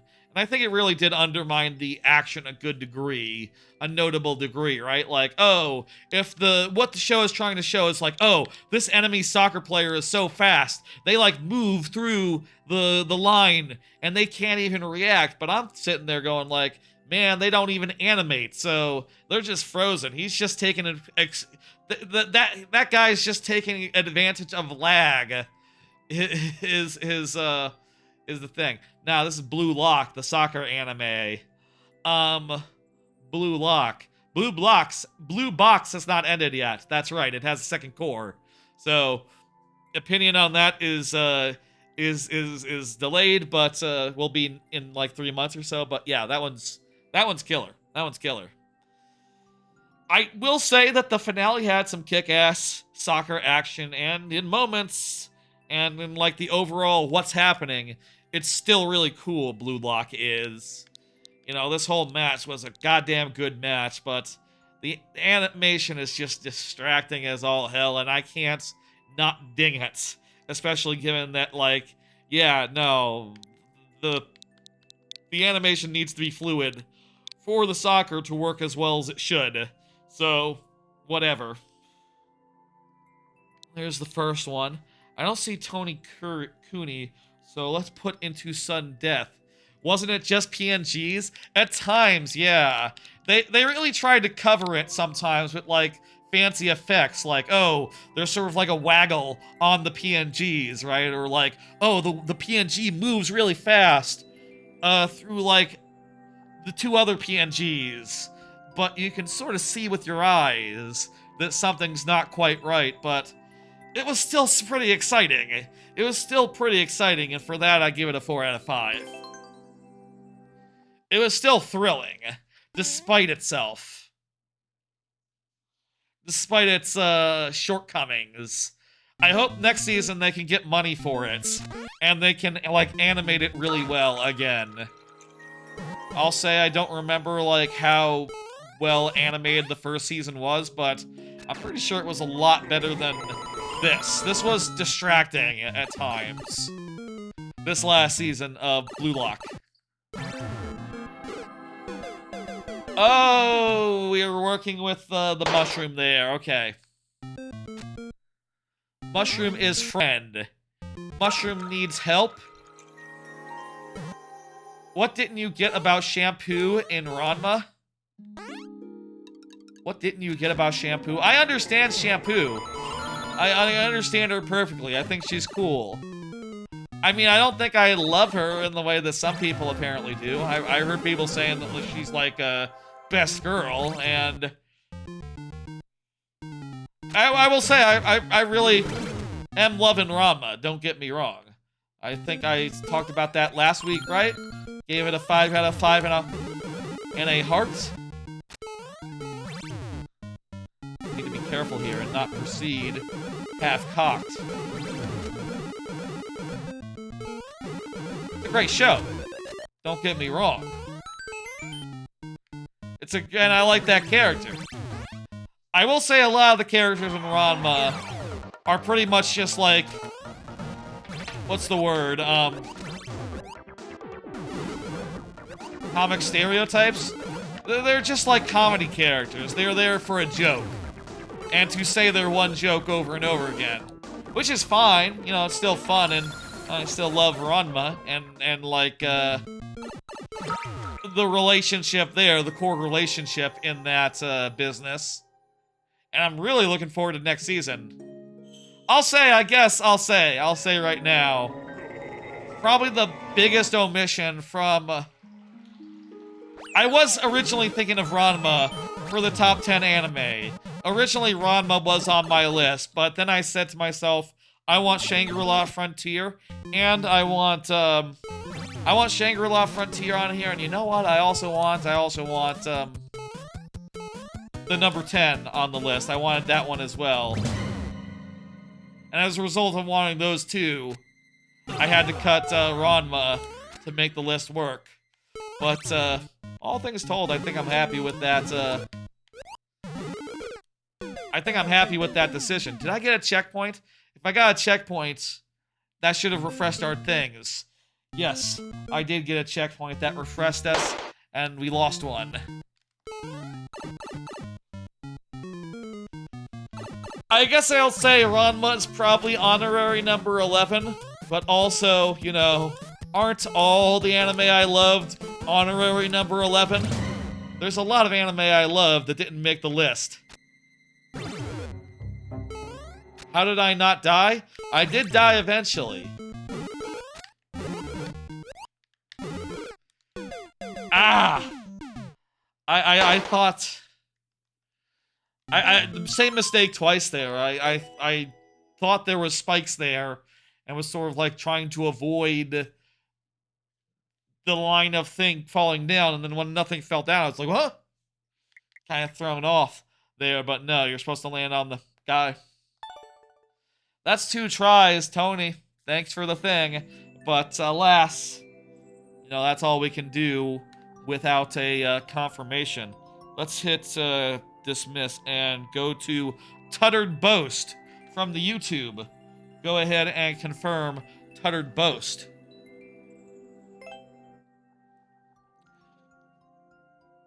Tuttered Boast is up. Go ahead and say a thing in the YouTube chat. Tuttered. I'm going to do another card and talk about what's on it. Demon Lord 2099. Given that 5 stars and a heart. I'm putting that in the S tier. That's what heart means. It means it's a favorite. It means that in the letterbox style, it would have a heart in addition to the review score. You know, on any list, I gave it the heart signifier. That's what that means. Really fun fish out of water thing. Really fun, charming, a little bit, charmingly, like, corny in places. And just had some really cool, fun, dumb, plot developments in there as he got into his brave new world and sort of found his place as a swaggering, himbo, you know, demon lord type who is just, like, really charismatic, really, like, absurdly confident, really, like, you know, a Chad in a word, I guess. So, he is very much, you know, a personality, if you were. And, you know, it was so inspired in that show. Minor spoilers for Demon Lord 2099. Minor spoilers. It was so fucking inspired when the characters, they asked themselves, like, okay, this guy, he can't do modern magic. He can't do modern magic. He wants to do a job where all he needs is personality and his, like, weird way of talking. And also he wants to get super popular. What should he do? And then on, like, a screen behind them, a VTuber appeared. And, you know, it's like a cyberpunk city with, like, VTubers on giant screens. And they look at that and go, like... And then the next scene is him going, like, hello, people! I'm the Demon Lord! And I'm here to play Demon Souls! It's just, like... you can't help but going, like, God damn, that is, yeah, no, if you were, like, a Demon Lord who spoke in a weird, eccentric way... who wanted to get super popular, like, yeah, you're basically a VTuber already, dude. You got the personality. And, you know, it was just super fun. It had some good action in it. I hope it gets a season 2 as well. Hell yeah, I hope that too. Did that not get announced? I thought that got announced. Didn't it get announced that it got a season 2? Let me check. Nope. Oh, dang.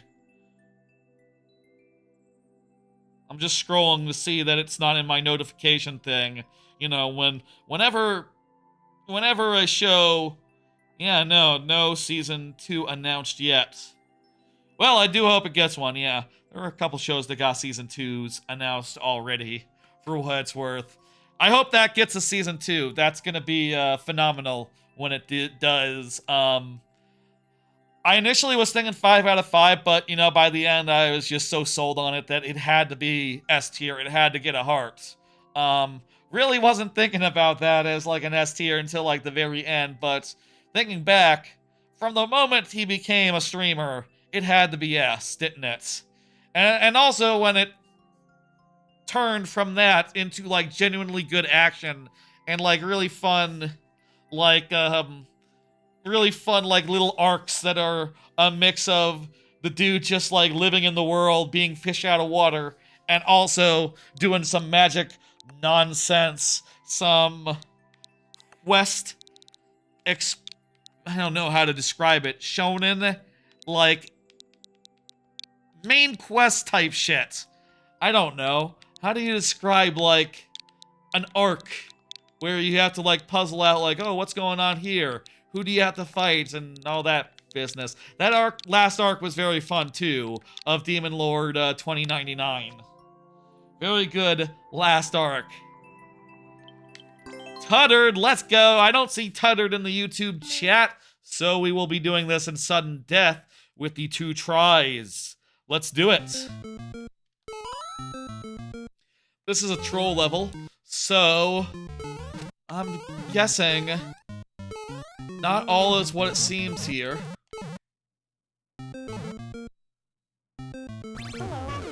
Ah! It shot me! Okay, this pipe probably isn't real, also. And we need to run back, and we need to jump on this thing fast enough to get into that pipe before a guy came out of it. Oh. Well, we're done. That's sudden death. Tuttered, I don't see ya, so that's all we can do for now. Tell you what, Tuttered, next up in the thing here is, you know what? I'm seeing Ball Hair Taster put in a code, but it's not a code. It's just a bunch of words.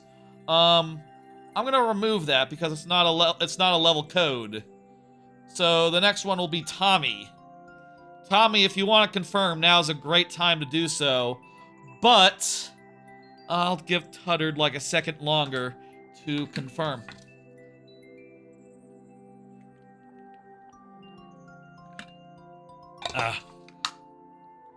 Get another try or two. You know what? I'm gonna hit this miss. That's, you know, I think we've given enough time. Tommy is up next. Tommy, go ahead and confirm. Let me get something in chat so Tommy can see. And if Tommy's not here, it'll still be sudden death. Here's another card with more anime on it. Tower of God Season 2, 1 out of 5. Really hated that season of Tower of God. I realized, like, midway in that I really wasn't enjoying it, that, like, every single competition arc was kind of dumb, overly complex, Calvin Ball ass shit. Really brainless insofar as, like, okay, it's really complicated, it's really random, like, the rules of every engagement, but also it sometimes just comes down to, like, I'm guy who runs fast. I'm going to run fast to objective. Woo, I won. I'm run fast guy. It's like, why didn't you run fast in the first place? Why did you wait until enemies showed up before you run fast and hit goal? I don't understand what's going on here. This is dumb as hell. This is, like, the worst execution on, like, you know, some of the worst executed, you know, quirk-powered competition battle game type shit I've ever seen, honestly. Insofar as, like, yeah, their rules are so complicated. You have to spend, like, a couple minutes explaining them. And then how it plans out is just so simple. It's like, it's just brain dead. It's just, ugh. These characters, they have, like, the intelligence of, like, elementary school kids, you know? They're, like, that dumb.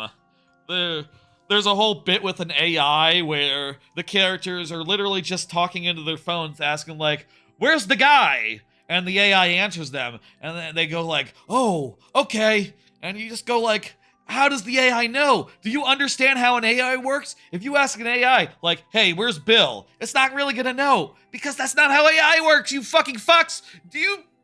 What the fuck? You not understand? Like, the very basic limitations of artificial intelligence? They're not it's not precognizant, okay? Maybe it is precognizant. Well, what the fuck? What the fuck then?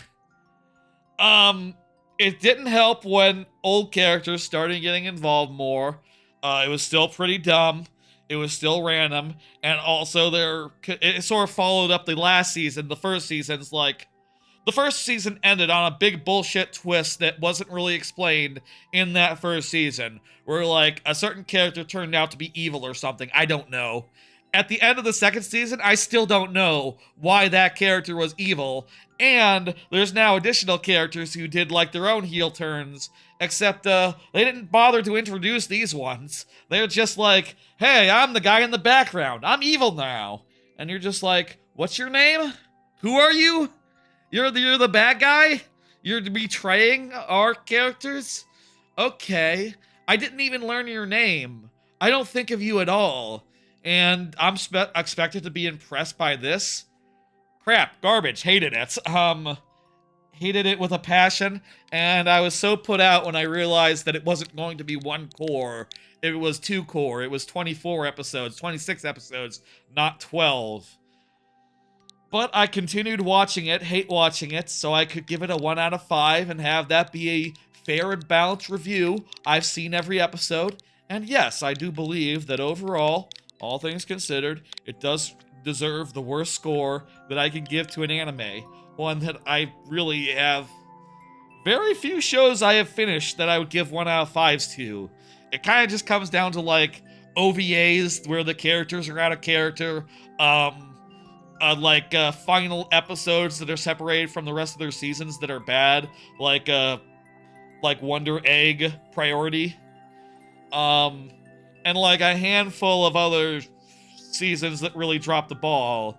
But this one was trash garbage, and I'm not going to be watching any more Tower of God, I'll tell you that much.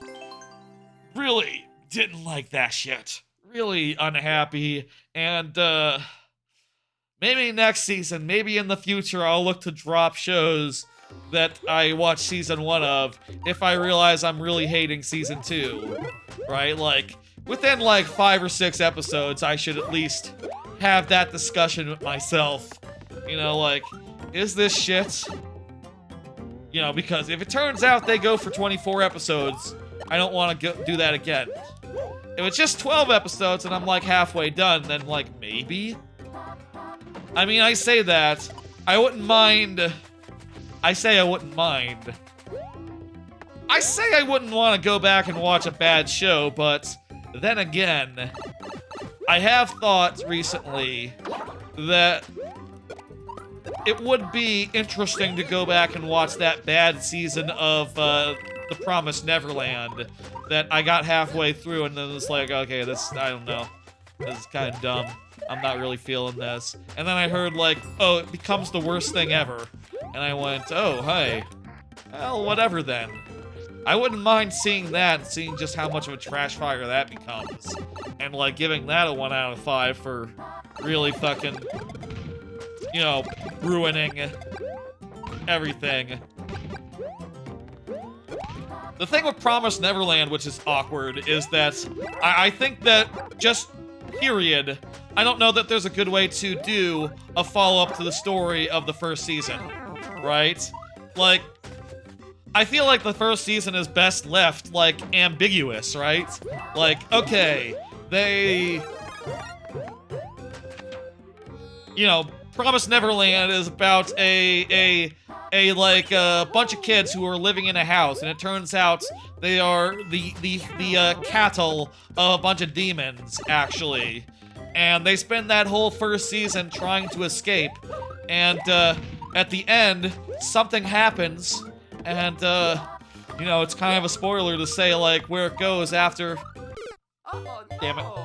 It's kind of a spoiler to just say anything, but like, you know, after that ending, I think it's more valuable to be ambiguous, right? To say, like, well, what happens from there? What do you think happens? Do you think that this world is... How dangerous is, how far up a creek are they? Do they stand a chance? Going, like, where they're going? You know, if you think yes, that's interesting. If you think no, that's kind of sad, isn't it? I think it's more interesting to have that ambiguity than to just answer it and be like, it just goes all weird and wibbly wobbly. It just doesn't make a lot of sense. And then they win or something. I don't know. I don't know how it ends. I think someone becomes God. Someone becomes God, I think, at the end of Promised Neverland 2. Is that right? I've seen like a YouTube video tearing it to pieces. I haven't seen the actual thing. And that was years and years ago, so who remembers?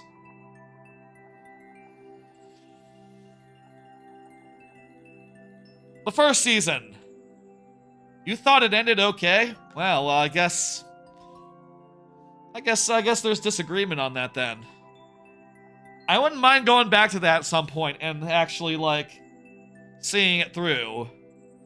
But, truth be told, it should probably be a lower priority than, like, all the good-ass shows that I missed along the way. Like, really, it'd be probably a good time right now to take a look back and realize, like, oh yeah, I did miss, You Expected a City arc? I think it does get to a city. I think I dropped off when they were at a city or something. And I didn't really care at that point. Whatever. 06I is here in chat. Has been chatting about anime this whole time. Let's do another card here. I finished Whisper Me a Love Song. 5 out of 5. This one's an odd one because this one was not this season, but its last 2 episodes got delayed like 6 months into the season. So I ended up finishing that show this season, as it turned out. I was kind of I was kind of like not feeling great about it when the show ended. I think it ended up in my B tier that season that it was in. But I really enjoyed the final 2 episodes, and I thought it had like some well-paced reveals, big climax. These last 2 episodes were like a big climax to the last 4 that preceded it. So maybe I was just like put off by a well-paced story that happened to have its climax like cut off, until like 6 months later. But there was a lot of complicated emotions in play in that final climax, and a lot of like good, Yuri action, Yuri business that I thought was quite good. It knows how to pay off, and it knows how to do like some fiddly little intimate yet complicated Yuri will they won't they type stuff, and it also knows like to end it before too long. I think one of the things that was really weird about this original season, the original show, is that it basically... The first arc ends like 6 episodes in, and that basically resolves the main Yuri relationship, so they have to introduce a second Yuri relationship and complicate things up a whole bunch, which is good, but also, I did like the first one better. Up until the second one had its big climax, at which point I do think the second one is as good, actually, come to think of it, now that I've seen the ending. Now that I've seen, like, how it ends. Very cute, very good. 5 out of 5. That's where I'm landing on that.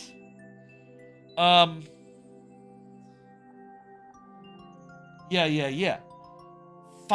I have one more card here that's related to last season. Let me just show this off before we do this next level. And that is the Fall 2024 Seasonal Anime Tier List. That was the last of everything that was in Fall 2024. The last 4 shows. And, oh my god, I didn't make that big. 1 second. I forgot to size that up, didn't I? Did I fix that here? I think I have to fix that in another view. Hello, Giovanello War. How you doing? Yeah, I gotta fix that in another view, don't I? I'm gonna throw to a break so fixing it isn't on a VOD, but isn't on the VOD, but I have to fix it on screen. Okay, there we go. There's the tier list for the season. It's now properly displayed at a big size. Honestly, it might be a little too big. Honestly, it might be a little too big, but whatever. Dan to Dan. In S tier, I have Dan to Dan, 2.5 dimensional seduction, Shangri-La Frontier. Those three are kind of obvious. They were in the top 10 of the year, so there you go. I mean, also, other than Shangri-La Frontier Season 2, I have individually rated them as I finished them, you know, on the Friday after they ended. Ranma 1/2, a Japanese viewer. Orb on the movements of the Earth. Look Back, 365 Days to the Wedding, Demon Lord 2099, and Negative Positive Angular, the list goes on. Blue Box, and Is It Wrong to Try to Pick Up Girls in a Dungeon, Season 5. That is Danmachi, if you're wondering. Usually I call it Danmachi because I think it is a much more nice name for it than Is It Wrong to Try to Pick Up Girls in a Dungeon. Really isn't as bad as it sounds. Really isn't as bad as it sounds. It's about one boy with a crush. In A+, I put Acro Trip, Maga Luminaire, Magical Girls, Trillion Game, ReZero, Season 3, Whisper Me a Love Song, final 2 episodes. In A, I got Mecha Ude, Mechanical Arms, Let This Grieving Soul Retired, Sengoku Yoku, the Thousandfold Chaos Arc, that's the second core of it. The first core of it was a little lower. It ends up averaging to a B to 4 stars overall, but never mind that. Appraisal Isekai Season 2. In B, I have Sumasho, Yakuza Fiancé, Villainous Goes Down in History, Blue Lock Season 2. In C, I have Goodbye Dragon Life, Sword Art Online Alternative, Gun Gale Online 2. The Stories of Girls Who Couldn't Be Magicians, Seirei Gensoki. Shouldn't it be Gensoku? I might have put that in wrong. Is it Gensoki? I need to check that. I thought it was Gensoku. Spirit Chronicles Season 2. The Do-Over Damsel Conquers the Dragon Emperor. And F, I have Uzumaki and Tower of God Season 2. Remind me in 4 hours to check the spelling of Spirit Chronicles. Honestly, I think it was kind of a weaker season. Obviously I ended up with a lot of stuff in S tier, but I always end up with a lot of stuff in S tier. There's always a lot to love. The mid and lower tiers ended up being a little weaker though, and I feel like in any other season, a lot of these would have been moved down, a whole tier in some cases, down to C, down to F accordingly, but, I feel like a lot of them benefited from not having anything better on their days, and just being able to skate by as a result. It's Villainous is kind of the best thing on Tuesdays. It's kind of the only thing on Tuesdays, so, what are you gonna do? It's fun. It's pretty fun. But also very messy, and the plot doesn't go anywhere, so, should it be B? Could have been C. Very much like a couple of those where I was very borderline in the B's and the C's, where they were very borderline, and in a stronger season, I feel like I would have enough stuff in B where I would just knock a lot more stuff out of B into C there, but whatever. Not the strongest season, but like I said, there is still some of the best stuff of the year. There is still some really cool stuff that was airing, and, I guess I'll say there's been weaker seasons than last season in the last few years, and for that, I think I will be grateful. I am grateful for that. Okay, shit.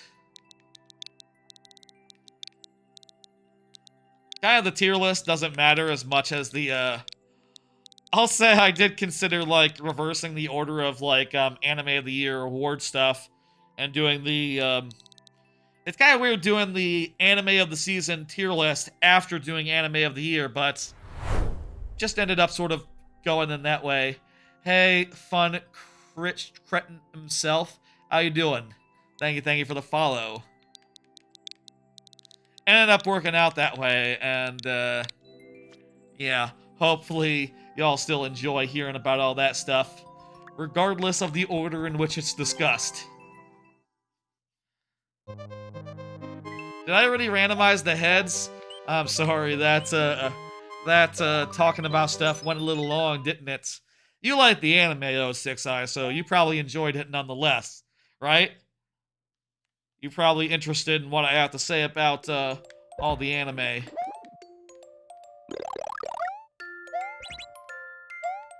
And of course, there is still a bunch of shows that aired in this last week. Sort of the hard thing about, like, the start of a season, goddammit. The start of a season is that it's sort of the busiest time for, you know, simulcast anime, right? Like, not only do we have to talk about the last shows that ended and, you know, tier list overall, but also there's a bunch of new shows that I have some thoughts on. That I have a thing or two to say about. This is a nice little platform level. You can use the cape to fuck up the hammers. Fortunately, there's another cape here.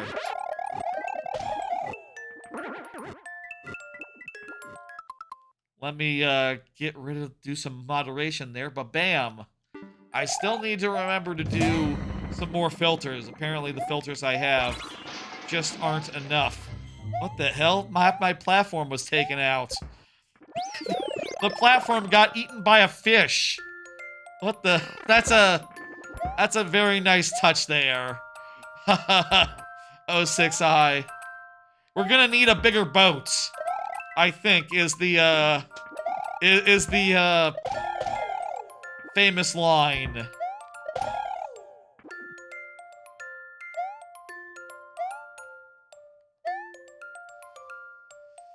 Though Jaws was not a sea monster, was not like a kraken or like a big, long fish. It's kind of funny they never did like a... You think if they did a Jaws 2, why was it always a great white? Why wouldn't you do like a... Oh, this is like a giant moray eel or something. I don't know. You know, like in Mario where, you know the moray eels in Mario? Why didn't ever they do a shark, a Jaws movie that was like that? I say as someone who doesn't watch Jaws movies and don't really, get the appeal all too much. I did go on the Jaws ride this year at, Universal Japan. That was alright. Kind of a mellow boat ride, and then a shark attacked, and it was kind of cute.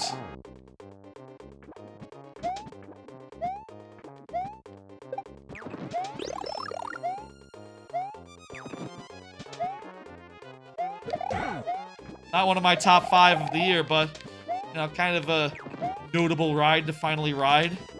Considering it's, like, one that people talk about a lot, you know? Like Universal people do, because it's one of those rides that, was lost to time as far as the United States, as far as the United States, rides go, as far as United States Universal Studios go.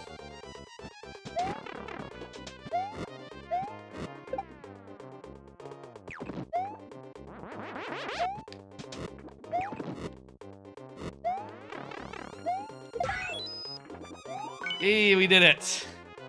That'll probably be it, right? Maybe. Or maybe there'll be another boss here. There's a secret in case you got all the coins. I did not. There's the ending.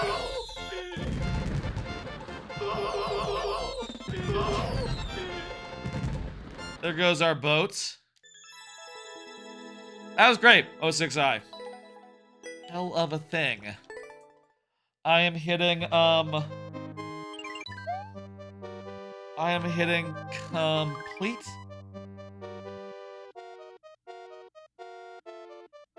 And, Ganyo's. Ganyo is, up next. Ganyo's, go ahead and, confirm. Go ahead and say so in chat if you are present and here, and crap. I think next time we need to go back to the Koopa level. Next time we're in 06 I's, Super World. First anime that I watched, there was a new anime that came out this season, last season, this season, new season, is I watched the first ep of Behe Neko. The elf girl's cat is secretly an S-ranked monster. I talked about this on the last stream, actually. I would say that Behe Neko is pretty well made in a lot of ways. It seems like a very competent, like isekai type thing. The monster in question is an isekai guy who got reincarnated as a cat, but you know, because of this, it sort of ends up having. It's very much like that pig anime, the bestiality pig anime, where the guy's a pig and he has like a hot lady who he has like fan service with, and that's weird when your main character is like a tiny kitten type character, you know, like, you know, I don't have a problem with the boobies, I'll say that much. I don't have a problem with the elf girl being well endowed. I don't have a problem with them being uncensored on High Dive. I don't have a problem with that, but like I wrote there, who gets steamy over a kitten? You know what I mean? Like, there are scenes where she's like drunk and like, not the relationship that a owner has with a pet. Jesus Christ. Like, I think this anime could be really sweet and good if the relationship between elf and master, even if it still had all the horny bullshit, even if it's still like, you know, oh, she has like the big breasts and then, you know, you know, he's like a human, he was formerly a human, so he's like sensitive to this stuff in a way that a regular cat would not. I understand that, right? It's even if it had that, if it like still ended up with them having a normal pet owner relationship, you know, one where like, oh, you know, a pet owner gives pets to pet, and pet just sort of enjoys them and like goes like, ah, that feels good. That'd be one thing, but it kind of makes it sexual in a weird way, and I don't think it's gonna make the cut. I am going to give it like one more episode just to see like, okay, are you really gonna be this weird about it, like the whole time, or can you just like be a little more normal, have like a little bit more normal like cat owner relationship? Because like the way that he gets abilities is neat, and the way that the dungeon seems to work is like pretty low-key okay, and the writing isn't bad. It's just someone there has some real odd taste in a way that, like, you know, like, I'm just not sure about, you know what I mean? That's Behe Neko. That's yeah, I think I'm gonna drop that probably after seeing one more episode and confirming like, yeah, that's still weird. I'll say it's not bad. Like, it's definitely a lot more interesting in other ways. It has a lot more going on outside of the fan service compared to like that pig anime, which I dropped like right away. And like, if it didn't have that like mustard on it, which, you know, I'll say I hate mustard in real life, so, you know, an anime having mustard on it, to me that's an insult. To me that's a bad thing. Right, this level, hey. We won't count that one. We'll count it from here. I think that mustard really does hurt it a lot, insofar as like, you know, whether it's good or not. This is a weird troll level. Like, I can't make heads or tails of where we're supposed to go here.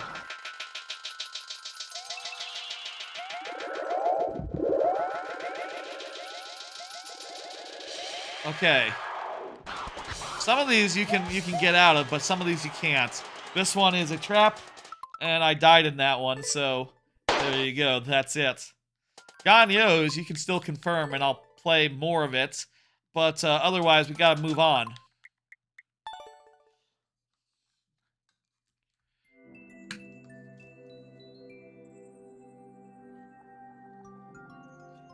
The one thing I wouldn't describe Beihei Neko as is generic. It has a little something going on as far as the dungeon stuff. You know, as far as the dungeon stuff goes, it kind of reminds me more of like Spider Isekai.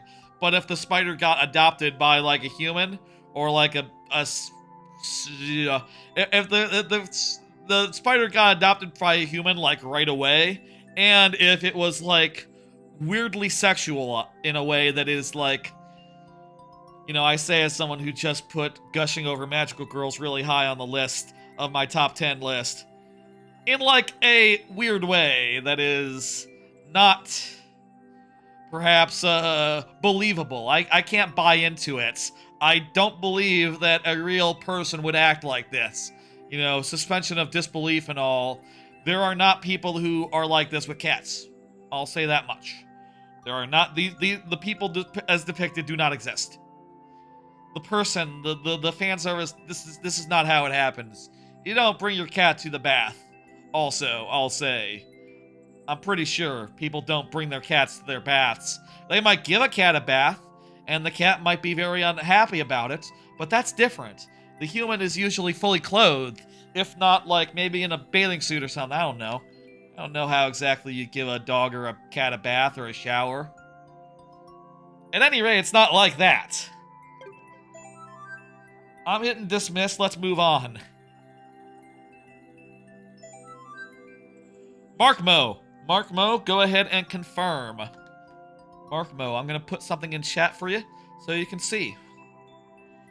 Meanwhile, here's another card. I watched Jesus Christ, the length of this name. I watched the first episode of Bogus Skill, Fruit Master. About that time, I became able to eat unlimited numbers of skill fruits, parentheses, that kill you.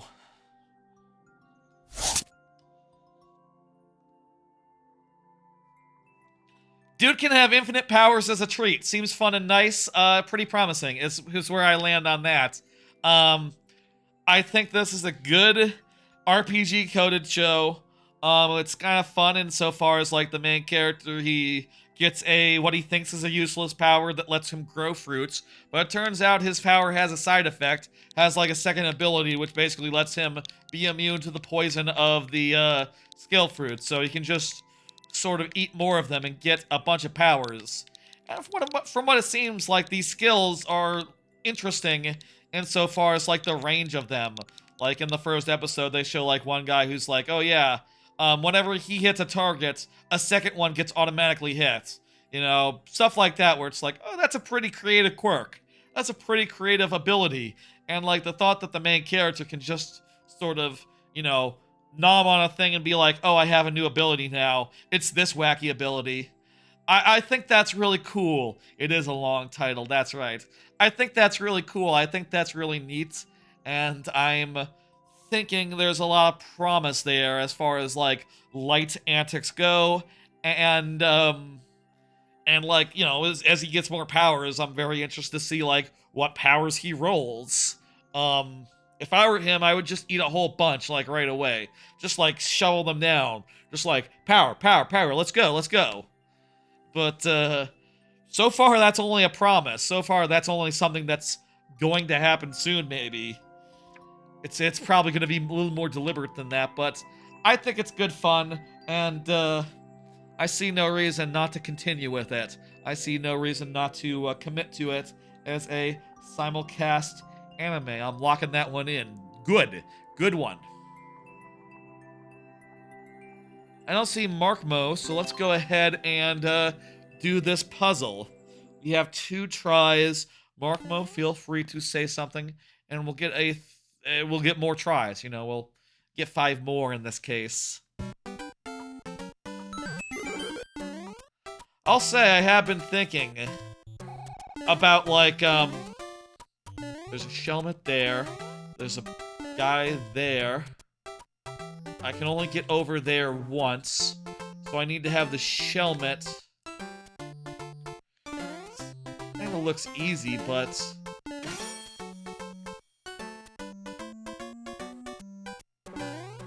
why would not you just do this?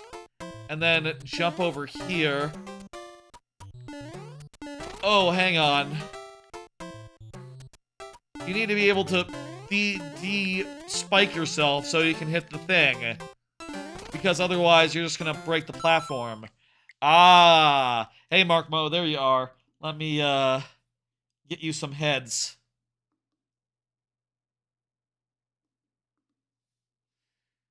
And we lost one because we have to start over now. Okay, so we can't POW first. So release that, get the spike helmets. Come over here. This doesn't seem that hard. Ah, you need to... I need to POW to remove the guy, or else the thing is going to go. I'll say I've been thinking about how to do the bonus heads in the future. And I'm thinking about making a change.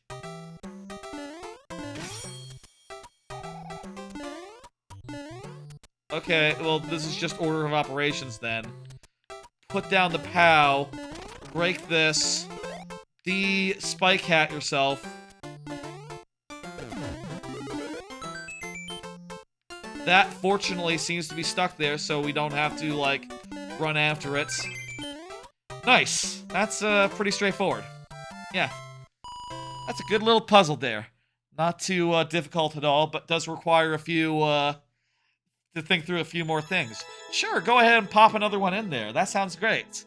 Let me hit, complete and move on. Thinking very much about, like, how to change the bonus heads and how to change, like, going forward. I want to make it so that subscribers have, like, a better benefit. Something like an express pass, skip the line once per stream for a limited number of lives type thing. I think that'd be a good bonus, but I'm trying to figure out what to do with the bonus heads, how they factor into it. Like, if they're just, like, default, or maybe they could be, like, situational. Maybe if a level is extra hard, we get bonus heads. That was something I was thinking, right? Like, okay, what if it has below 1% clear rate? Maybe then we get bonus heads. And then I thought, super worlds. I can't account for super worlds. Maybe super worlds just get bonus heads. Maybe that would be the thing. Would that be cool? Oh, that's a good way around that. We could just always give bonus heads to super worlds, because super worlds are cool. And we like to see super worlds. That's something I've been thinking about as far as, like, options go. As far as, like, what choices we have for what to do with the bonus heads. If we're doing a new thing going forward, but I'll say I haven't finalized any of those ideas. I just know that's something I want to put into place sometime this year. New subscription incentive. You understand? New subscriber incentive. Giovanno is up next. Giovanno War, go ahead and confirm.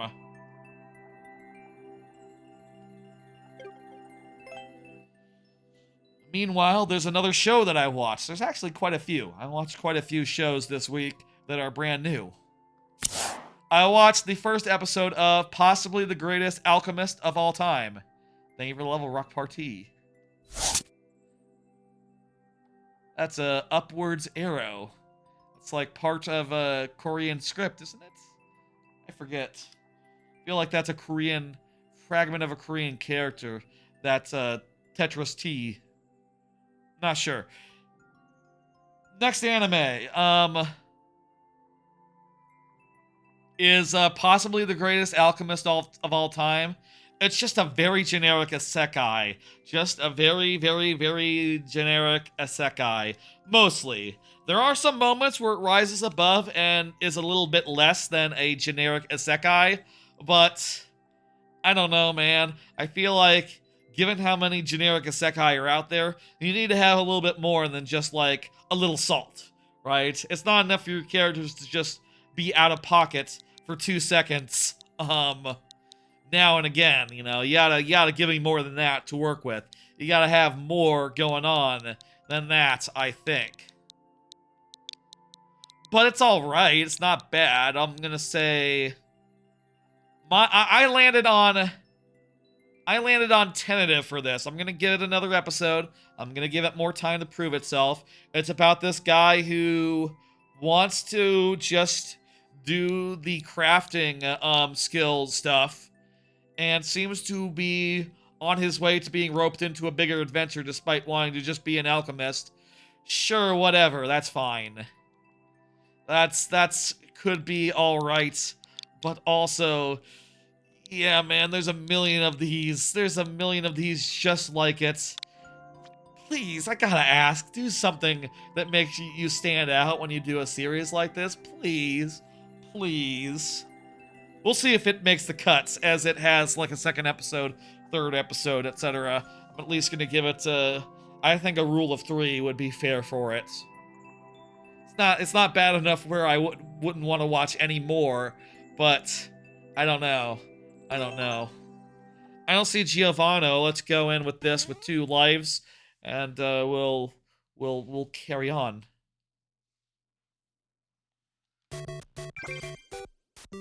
Okay, we gotta keep jumping once we start jumping. Shit. We lost a life. And we failed the clear condition. We can at least just see what this level would be like, clear condition aside. The timing of it is rather tricky. You really gotta be jumping on stuff the instant it becomes available. Giovanello War. I'm gonna give you another minute to say something, and if you do, we'll have 5 more lives, but let me just say, Japanese viewer, you are up next after Giovanello War, so feel free to confirm whilst how about I do another anime, and I'll give you a little more time, Giovanello, to say anything. Yeah. I watched the first episode of Headhunted to Another World, from Salaryman to Big 4. When does Dr. Stone start? Soon. I think it's later than most shows.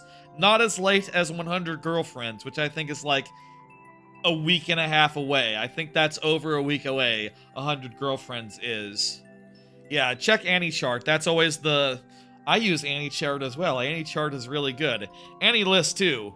Fantastic for knowing when things start and planning out the things you watch. Okay, whoopsie daisy. I forgot one there. I forgot to make a card, make a thing for, Headhunted. Dang it. I had a feeling I might have forgotten one. I'll say, having set up all the... There was kind of a lot to set up for this stream. I guess I forgot a couple things along the way. Let me just make sure it's not just in the wrong order. Wrong thing.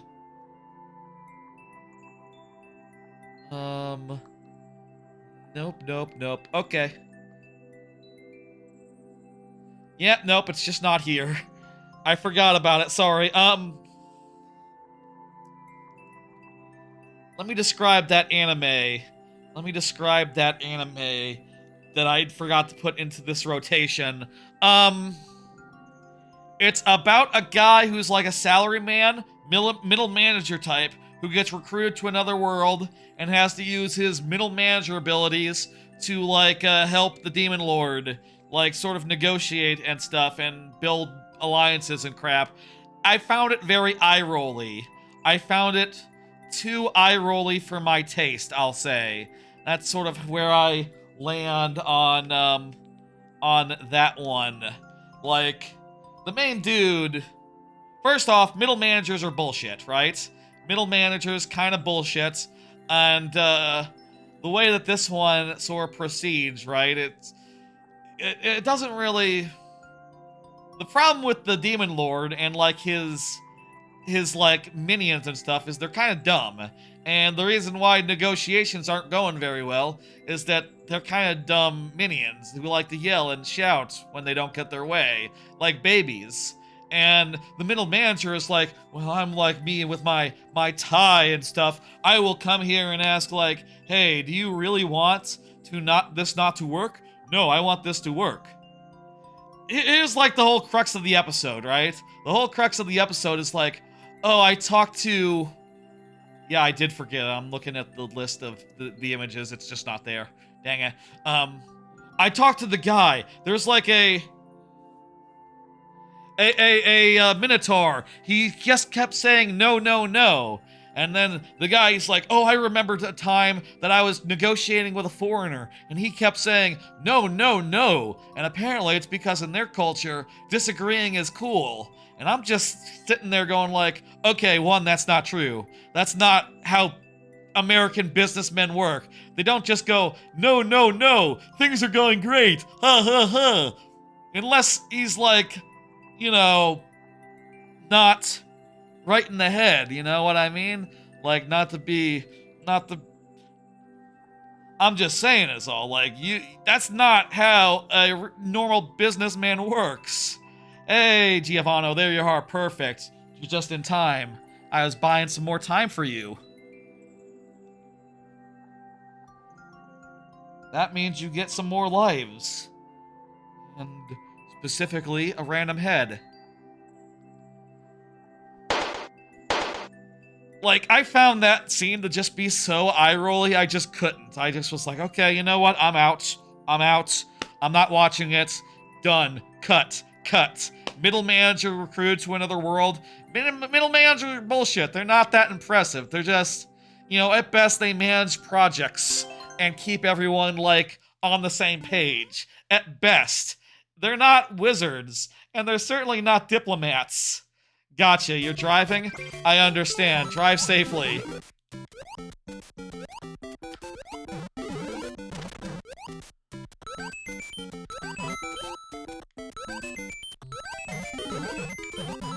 My god. My god. My god, this is going great.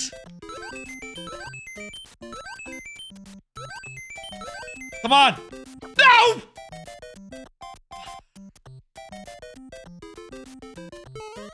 We landed, so that run is busted, but apparently there's a second half to the level. Apparently this goes into the subworld here. Noted. Noted. We were not that close to the end. Yeah, right? I know. That burns my ass as well.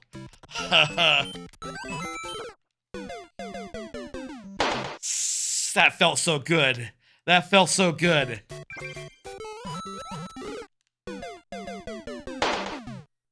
We got 2 more tries. And that one's busted.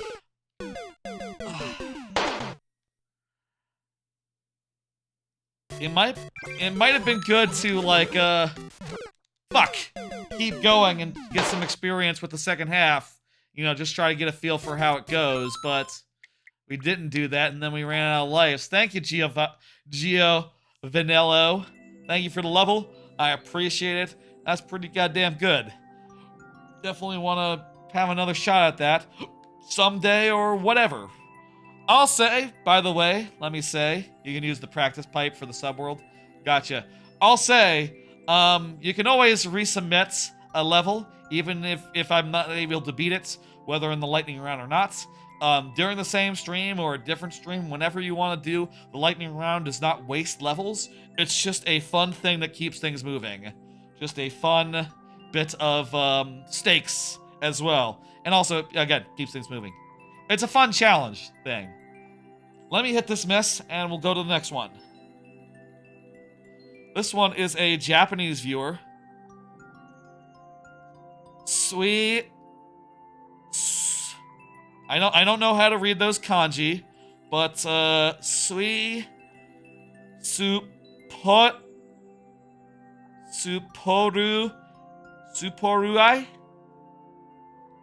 I'm probably mangling the fuck out of that. You are up, Japanese viewer. Let me hit next, and you should see your name in chat. It should be highlighted and stuff. I have a macro that I haven't had the chance to use. I should have a macro that says, please confirm if you're here in Japanese. That would be handy for this, but all I have is the Japanese how to submit. Hopefully that's good enough. That should explain that whether you're here or not depends on how many lives you get. So, do confirm, basically. Say something in chat, essentially. Thank you, thank you.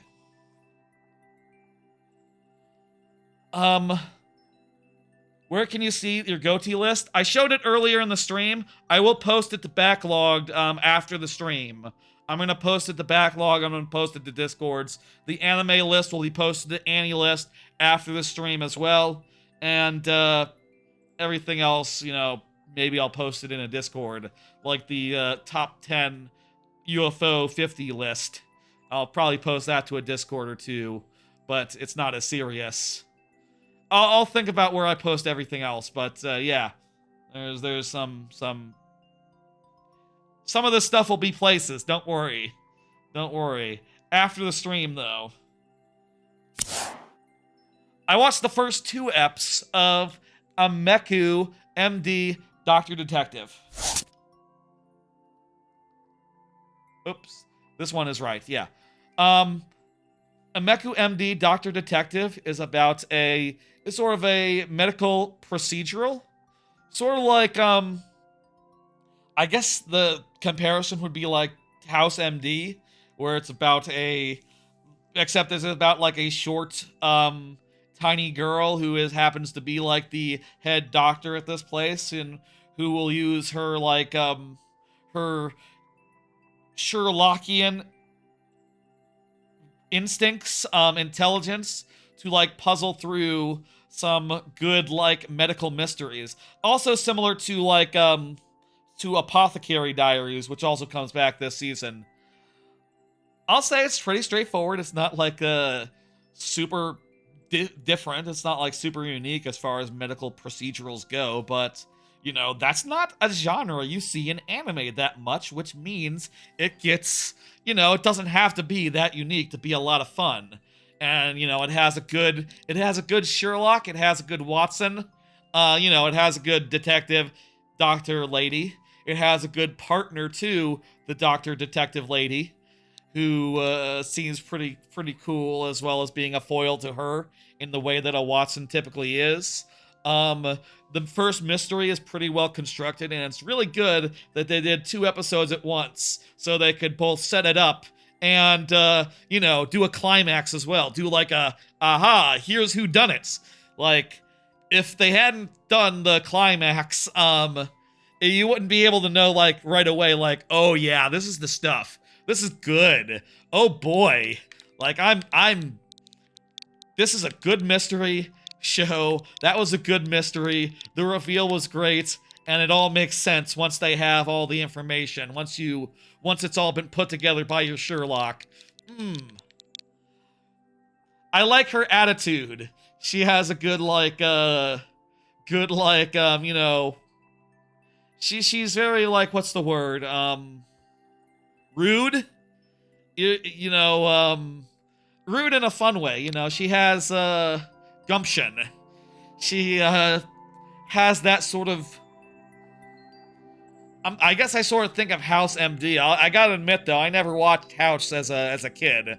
I missed that entirely. So I only know about House through you know, cultural osmosis, and through people saying like, oh, Apothecary Diaries is like House, basically. Like I know from context, like, oh yeah, it's okay, this is like Apothecary Diaries. I never saw it myself though. I don't think I've seen any straight up medical procedurals actually.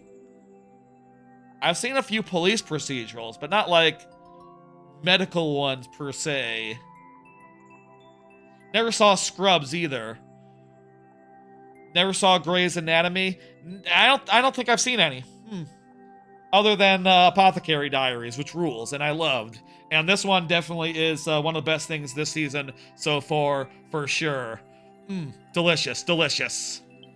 I don't see a Japanese viewer, so let me go ahead and put into sudden death there, and we will proceed. And if Japanese viewer is still there, they can read the Nightbot message, which explains all the details there. I need a third macro that says, like...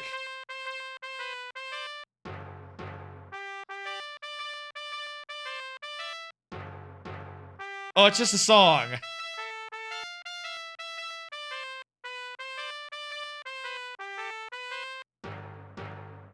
You know what? This one doesn't make a difference whether we have 2 lives or 100. Oh, wait, yes it does. I need to get coins. I didn't notice the clear condition there. Whoops. What the hell are we doing with those coins? How the fuck?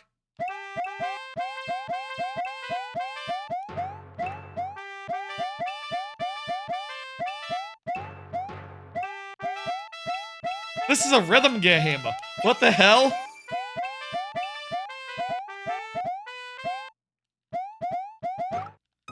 Wow, that's, I don't think I've ever seen that. Also, I'm really bad at rhythm games, it turns out. You know what? I'll give one more try, because that first try, I just literally thought it was free, so this will be, like, the second real attempt.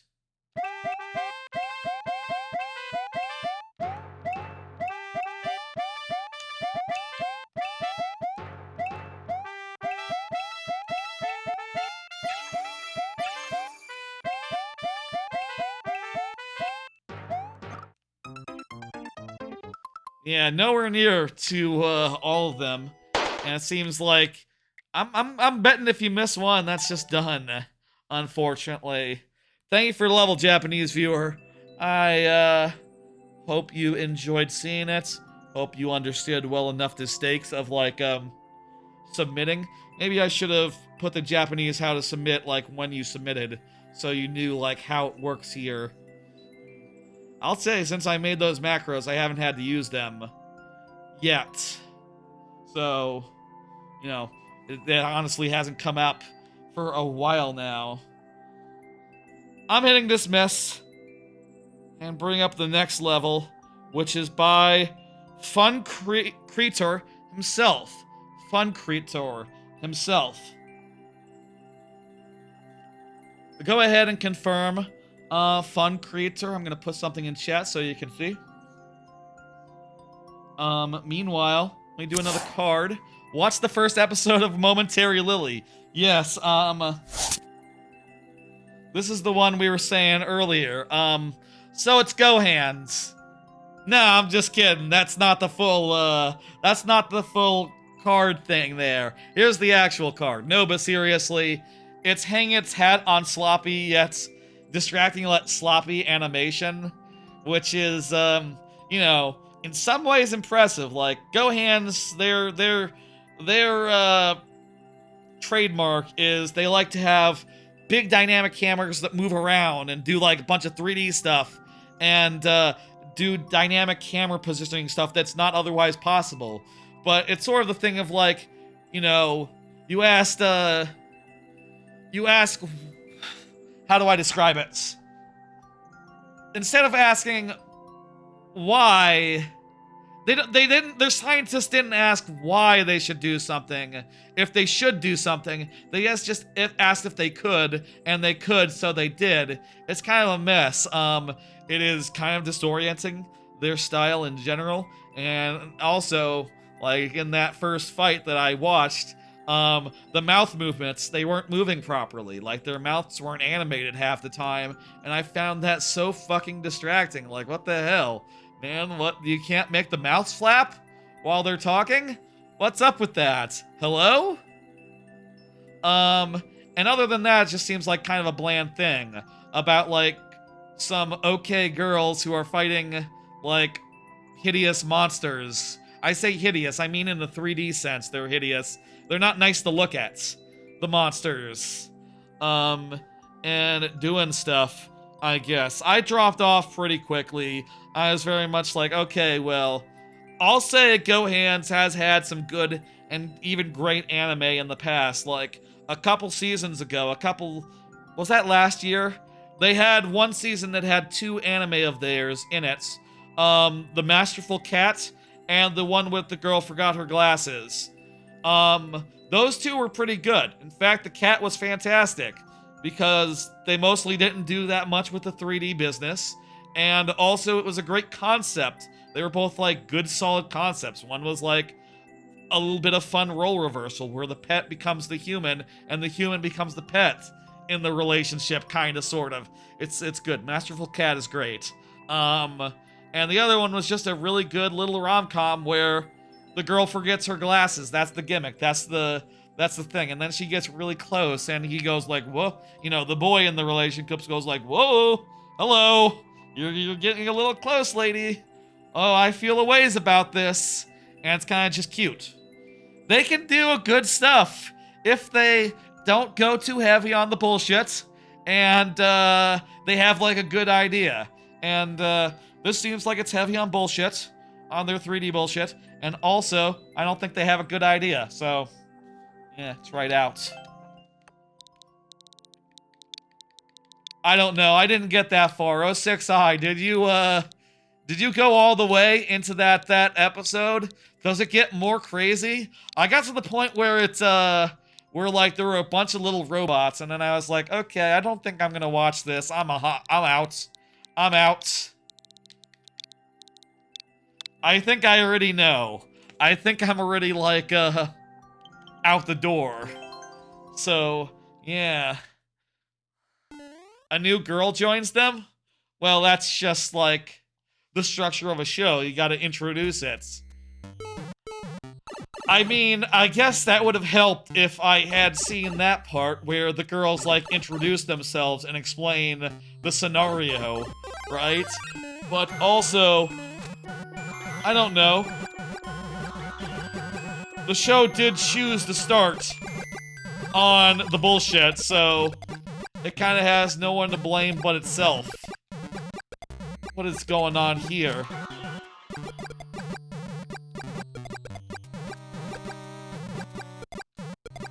I guess just tower defense. Just this tower defense. But really easy tower defense because we have a fire flower. And, you know, presumably guys are gonna come at us from multiple directions now.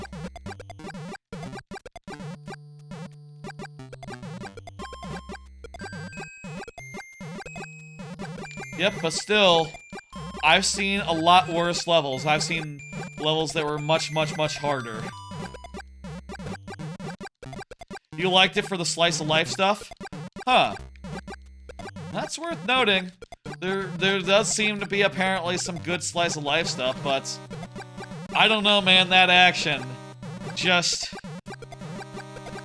If like, every episode has action like that in it, I just think, you know, I just can't get into that. I can't do it.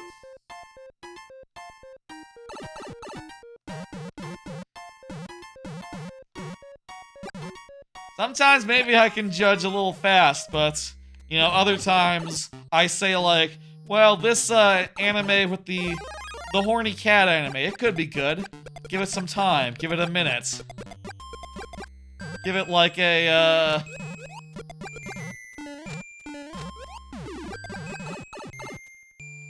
I'll give it some time to, really prove itself. Because, you know what, it could be better than you'd think. It could be better than you'd think. I don't know if that's really better than you'd think. It's probably about as good as, it's shown itself to be. Then also, you know, everyone has different taste. You know, what I like, y'all might not like. What, I don't like, y'all might be way into. I've definitely cut shows that are very popular before. Like, I just wasn't feeling solo leveling all that much. And, it's probably also on a busy day. Might have been on a busy day as well.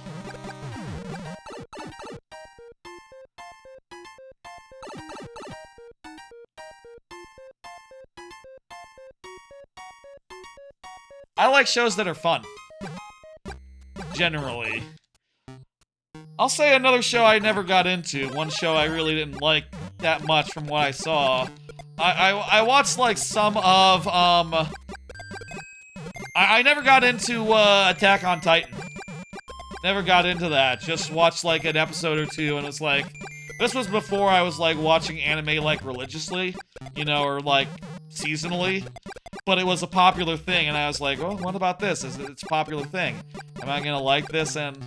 I don't know. It just seemed, like, super dreary to me. No fun at all.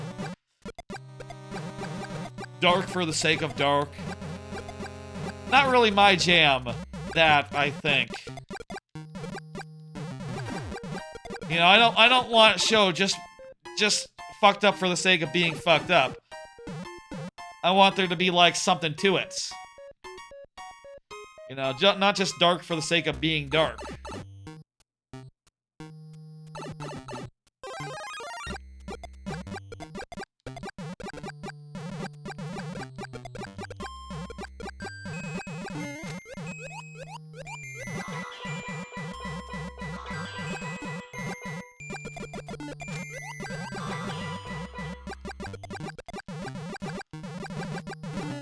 Oh my god. Wow.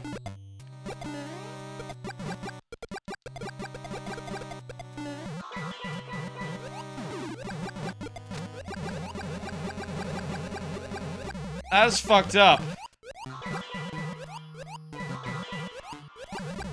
Also fucked up.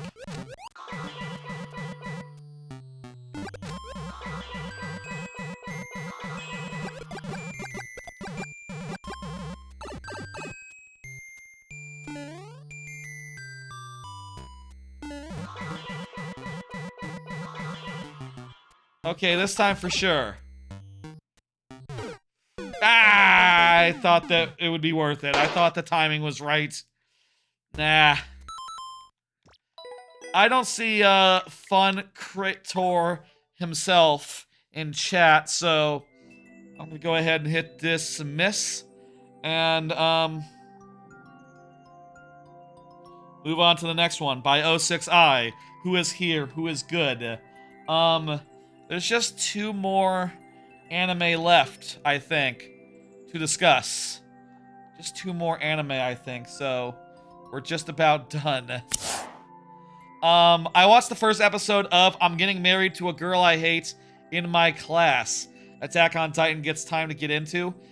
And also now, with the way that it ends with some weird bullshit, I feel like, you know, nowadays, I don't know, you'd want to get into it. I don't know that I would want to get into it now, given what I know about the ending.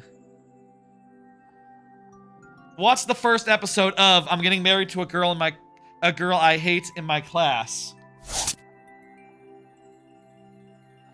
So it's sort of enemies to lovers, but sped up, where it, takes these 2 characters who are clearly going to be, like, you know, romantically involved, but they're, like, at each other's throats, you know, in that way. I say enemies to lovers. Is it really enemies to lovers if it's just, like, characters who have, like, that aggressive love-hate relationship, but, you know, made to actually hook up? basically the plot is that their grandparents, like, forced them to hook up through, like, coercion a little bit. The one grandparent says, really, it's on your favorite list, Attack on Titan? I just never got into it, yeah. The one grandparent says, like, okay, I'm the CEO of big company. I will leave big company to dog instead of you if you don't marry this girl right now. And, the girl also has something that makes her get into it, but it's not, like, shown. The premise is a bit forced, I'll say, but I think it works. It's just like taking these two characters and putting them into a domestic situation, like, right off the gate, which I think is a good thing. I think that's interesting. I think that's, like, you know... I always say that I like it in anime where it just jumps right to the characters living together, right? You know, where a lot of anime, a lot of rom-coms do this these days, honestly, where they're just like, okay, everyone's bored of the usual start of a relationship, so we're jumping right to they're living together. We're jumping right to they're living together, and this does that, and I think it does it pretty well. I like the bickering. I like the reactions that they have to each other and like, you know, the situation. And I think it could go some places. There's also some other girls who seem to also be like, you know, I think it's sort of a love triangle thing as well. I think some other girls are gonna have thoughts when they find out that, boy's been married to the girl. The boy got married to the girl. There's gonna be some thoughts there, and I think that is, I think that's interesting. I think that's good. And I also think, I will say, it does seem like there's a little bit something to the relationship behind this, them hating each other. It does seem like there's something there beneath the anger, which I think is, something that can blossom over time and be like, you know, good to see. I'm thinking it's good enough to watch. I'll say when I watch a show for the first time, sometimes I classify a show as tentative simulcast. Sometimes I say it's a simulcast, like, right away. Not to say that I can't cut something if I put it into the simulcast category, but I think this is simulcast. I think this is a lock. I think this is good enough to watch. This is, I don't remember this. I don't think I played this. Fuck. This is Pong. Interesting. I don't think I played this minigame, so, this is new to me. Let's do it.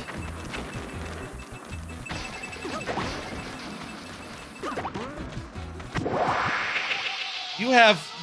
Yeah, oh, wow. You get hit once, you're dead. You also need your build to hit the blocks up top. Okay. Fuck!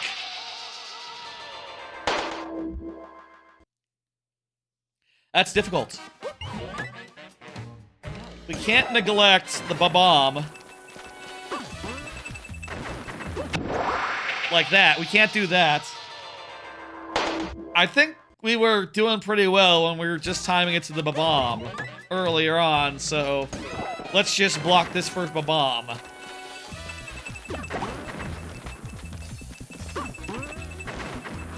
Oh, the bullet bill hitting the thing blew up the bomb.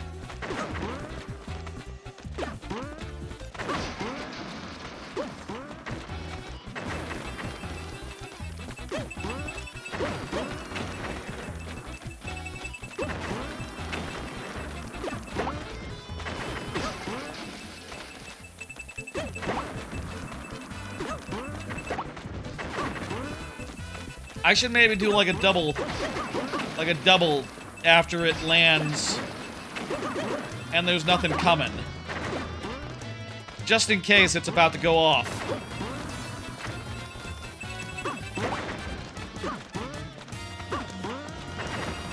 Ooh, perfect shot. What? No, not a perfect shot.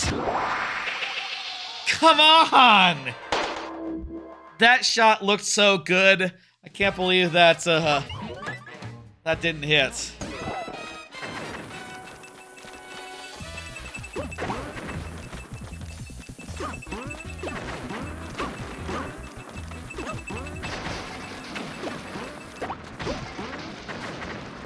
There's a perfect shot.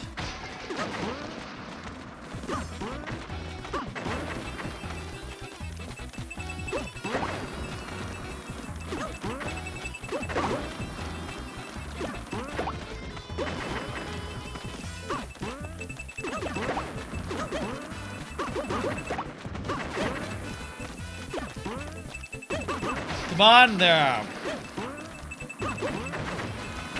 It's not quite gonna do it. That looks like it could hit, but it's not. There's a shot. One more. Come on! Oh my god.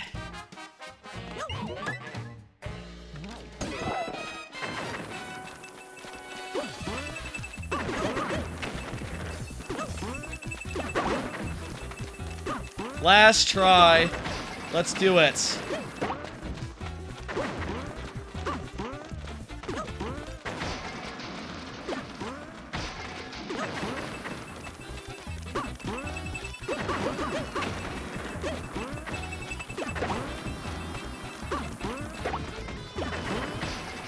I need to like double jump there. I need to like do 2 in a row. Ah! Ah. That's a really cool level. That's a really cool idea. We weren't able to do it though, so let me go ahead and hit this miss and bounce out of here. Mark Mo is up. Down to just a few. It's like 10:45. We've had longer streams, but it is getting pretty late. I'll say we don't have that many cards left. The time for closing the queue, it will be coming relatively soon, but not for a minute here, I think. Mark Mo, go ahead and say, this will be the last puzzle that you wanted to do. Here's the last anime that I watched the first episode of, Sora Iro Utility. Sora Iro Utility. This is a follow-up, it seems like, to a special I remember seeing a few years ago, where it was just like a 14-minute golfing episode that seemed like it was weird that it was just like a one-off OVA rather than a full show. Well, now it is a full show, and it seems pretty good. It seems pretty fucking good, actually. I was very confused by the OVA because it's kind of felt like a 14-minute movie. You know, just like, oh, well, it's kind of just like, oh, here's the characters. There's not enough time to introduce them. Let's do some soccer business. And then, oh, it's over. It's over. Without a satisfying end. It kind of just left me scratching my head. But I guess it was a pilot. I guess it must have been a pilot. In a way. Now it's a full show. It's full of, like, charming characters who, you know, the main girl is like a gotcha. Is like someone who was into a gotcha and then it shut down. So she's looking for a new hobby. And then she runs into a hot girl at a hot senpai at a golfing place. And she starts to get into golfing. And she has a lot of good energy. She is a very animated, very like colorful character, I want to describe her as. I like her like video game metaphors for life. You know, there's a scene where she's like, oh yeah, I happened upon the main quest out there. I was looking around and I got a really good side quest where I ended up happening into a whole side story, a whole side system thing. She did it more smoothly than I did. She sort of has like a little bit of gamer brain, which I think is interesting. Really love her so far. She is a great character. The whole cast seems good. It looks great. It's well animated. There's nothing about this which is bad. It's... Hell, I think Sorai Iro Utility is going to be, like, up there, I'll say. I think it has a ton of promise.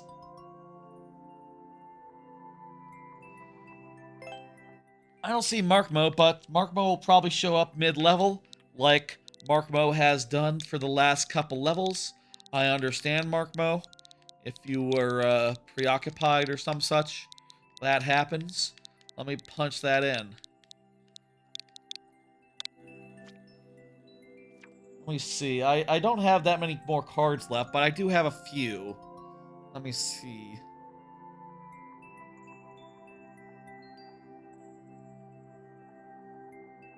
I have a couple of cards left. A handful of cards. But it is a few, so we'll just keep on rolling. Do a little more lightning round, and then we'll look to close up the queue relatively soon, though.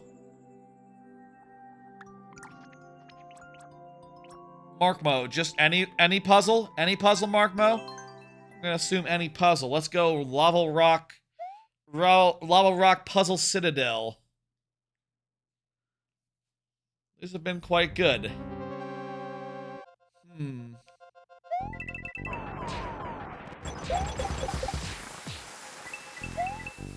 Haha. Those spikes open up hats. This is less of a, you know, oh, do A, B, C, D in the right order, or else. This is more of a... Actually, wait, no, I do have to do something here. In this case... I have to trigger that to get rid of that guy, and then I can do this. Then... It's nice how all three of them got activated by that single, icicle. How is that possible? One icicle triggered, like, three different, generating things? Not sure how you managed that under the lava there, but this is pretty nice mechanically. Pretty interesting mechanically. As far as, like, how it all works. Oh, that one's activated. A vine appears. With that, you can climb up.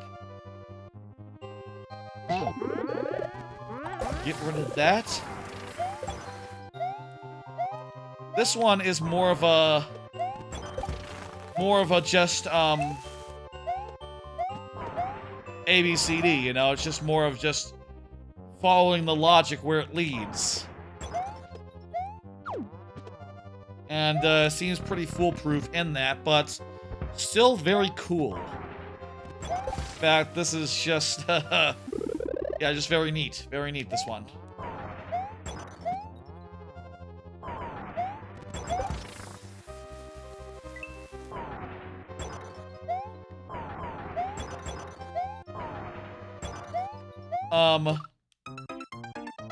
Fuck. We got pretty far in there. That's kind of a shame. Fuck! Also fuck! I got impatient there and burned up our life. Markmo, if you are here, now would be a great time to say so I can actually finish that level, because it does seem really doable. But, I blew it, so you're gonna have to say something if you want me to have any more time. I'll do another card before we do the next one. I'll do another card. I'm pretty sure both the other people in queue are here, so we won't have to, I know that... But I just want to give Markmo a chance to be here. Looking forward to the rest of the Winter 2025 anime season. I thought I would, for this segment, I thought I would,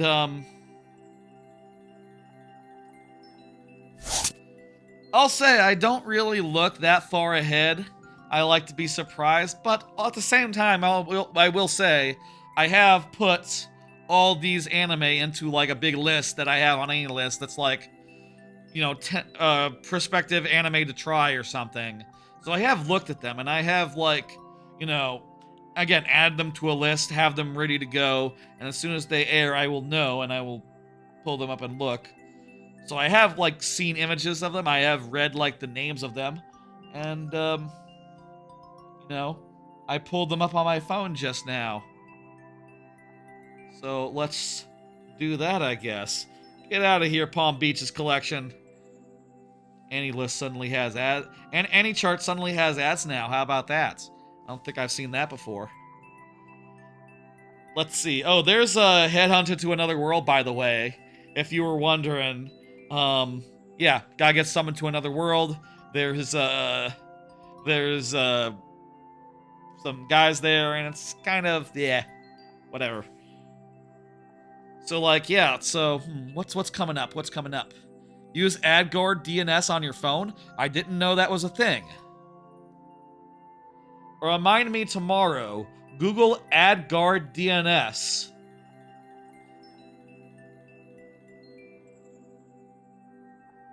Does that work on iPhone? Does that work on iPhone? On Chrome? AdGuard DNS. Is it free? Okay, I'll look into it. Yeah, that's a good tip. Free? Free? Okay, shit. That should be watching. That also should be watching. Something's not synced. I'll say there's a bunch of new anime this weekend, like Medalist and Okitsura. Sometimes I look through the list of anime and go like, okay, I want to escape from princess lessons. Bad. I'm gonna guess bad on that one, you know? And go like, Medalist, good. Okitsura. Good. The Zenshu. I don't know about Zenshu, but I feel like Zenshu, just looking at the image, that one might be one of the best ones. That might be best of the season good.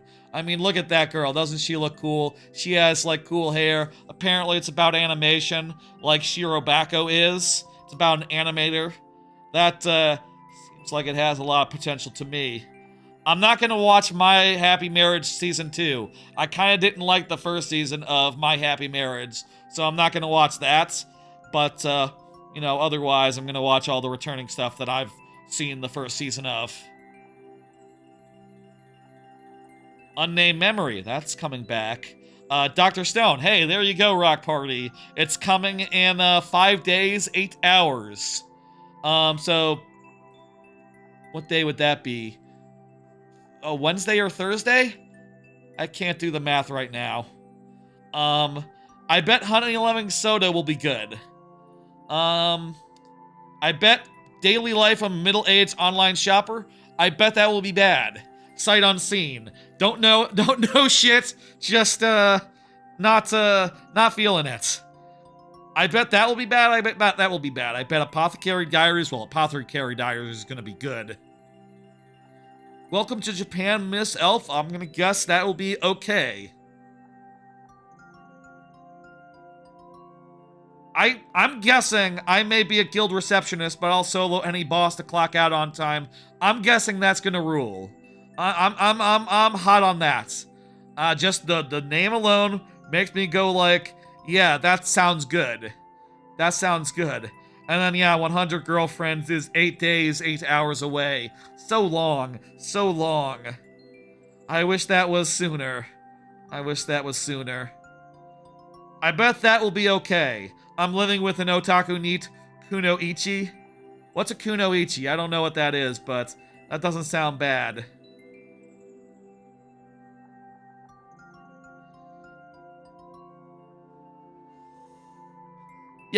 Yeah.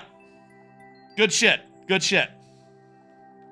I don't see Marco, so let's go ahead and, I'm gonna hit dismiss, and I'm going to pull up the next level here. Oh, I'm in the wrong I'm in the wrong tab for this. What the fuck? Where's my warp world? Did I do warp?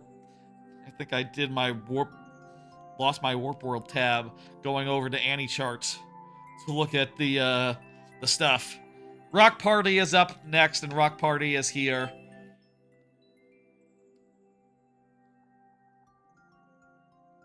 Daisy. Good heads, good heads.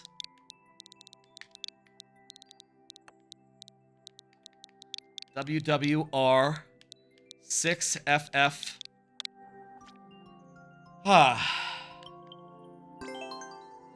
Grinder Gear. Have to be nocturnal to see those animes that launch for the US. Yeah, I usually watch anime in the evening, you know, in the afternoon, after work, typically. It's a rare case of... Right now, I'm on vacation, so I was able to watch them before the stream. I will say, like, don't expect me to have watched the Friday shows next Friday, like if there's any further new ones. Though maybe I might. Maybe I might manage to slip them in. You know what I mean? I might manage to slip them in, considering that I do work from home on Fridays, and I can probably watch one during lunch. Probably manage one during lunch. That wouldn't be too difficult. This is tricky. The thing, as far as most animes go, most animes actually come onto Crunchyroll like at maybe in the daytime, right? Like around noon or so. The only time that I have been able to like watch an anime early due to a nocturnal nature has been Shangri-La Frontier, which all its episodes seem to air like at, get onto Crunchyroll at like, they're all on Crunchyroll, like at, whoopsie daisy. This kind of is like a Meat Boy situation right here. They all seem to air around, like, shit. Shangri-La Frontier episodes come on at, like, 4 a.m. on Saturday nights. 4 or 5 a.m. on Saturday nights, so, you know, even while I'm at work, you know, even while I'm not, on vacation, I can stay up on a Saturday night. Like, I have been watching that whole season, like, Saturday night, honestly. Part of that is it's really fucking good, that, season. You know, it definitely deserves, it's definitely worth it to stay up and see, like, oh, I want to see a Shangri-La Frontier before I go to sleep. I want to see what's up with this big, unique encounter that he's doing. Really cool arc right now. I haven't talked that much about Shangri-La Frontier other than it, like, you know, being in the S tier of this season, this last season, and it being in my top 10 anime of the year. But I'll say, like, one thing I really like about it is how much thought is put into, like, every aspect. It seems like a real game, and also a real game that is, like, extremely good. You know, like, it's credible in ways that I appreciate. In the ways that, like, some VR MMO anime aren't. Like, for instance, Gale Gun Online, Sword Art Online Alternative. Shangri-La Frontier kicks the shit out of, GGO as far as being a video game goes. Let me fucking say. I really liked in this last arc, they introduced, like, these animal-loving guys, right? And, you know, you don't see that much of them, and then you find them, you see them in action, and they're, like, really cool motherfuckers. Where it's like, okay, our gimmick is, we use a bunch of, like, a bunch of CC, right? We stun and put them to sleep. We put the animals to sleep, and then we pet them. That's our whole, oh, didn't the checkpoint refresh? Good call, good. Thanks for looking out. Our goal is to go do these hard-ass fights just so we can pet the animals. And, like, goddamn, That's a fun idea for a faction. That's a fun idea for a guild. What the fuck?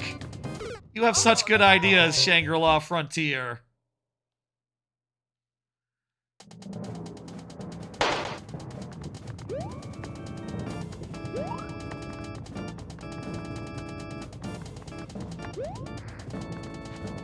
Oh no! Such good ideas Shangri-La Frontier has. Jesus.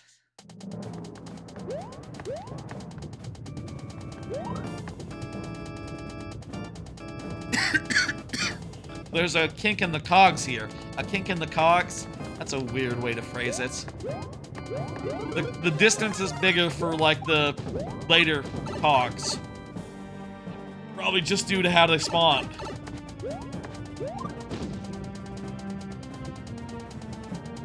What happens if you don't, like, stomp down immediately?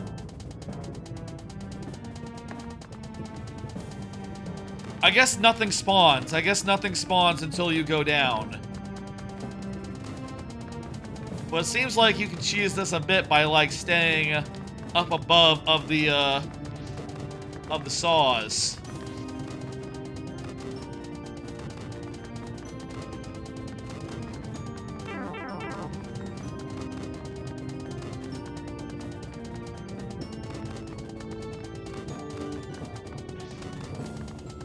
Oh no! Ooh. Good shit. Good shit.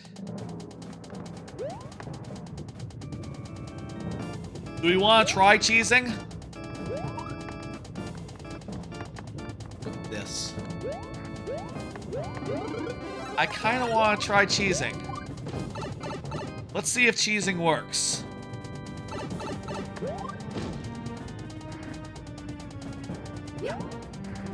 Hey, Mark Mo. Yeah, go ahead and add yourself back. We already went by you. You weren't here for that, so we did 2 lives, and that's it. Would really like another crack at that or another puzzle, up to you. Yeah, let's just cheese it. Look at this. Oh, this is working great. This is working fantastic. Why wouldn't you do this? Why doesn't everyone do this?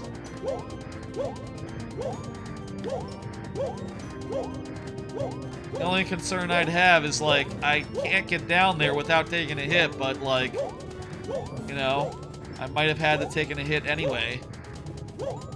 Indeed. Looks like it cleared up. Was that too cheesy? Regardless, we're moving on. That was the biggest cheese. I'll say that was the biggest cheese of the year. Definitely the biggest cheese of the year so far. We're gonna have to find some serious cheese to beat that if there were to be such a thing as cheese of the year 2025. That's not how my awards malarkey works. Can you play all your levels? Can you play my all levels? Absolutely, eventually. Given enough streams, given enough nights. Keep on submitting and I will play them.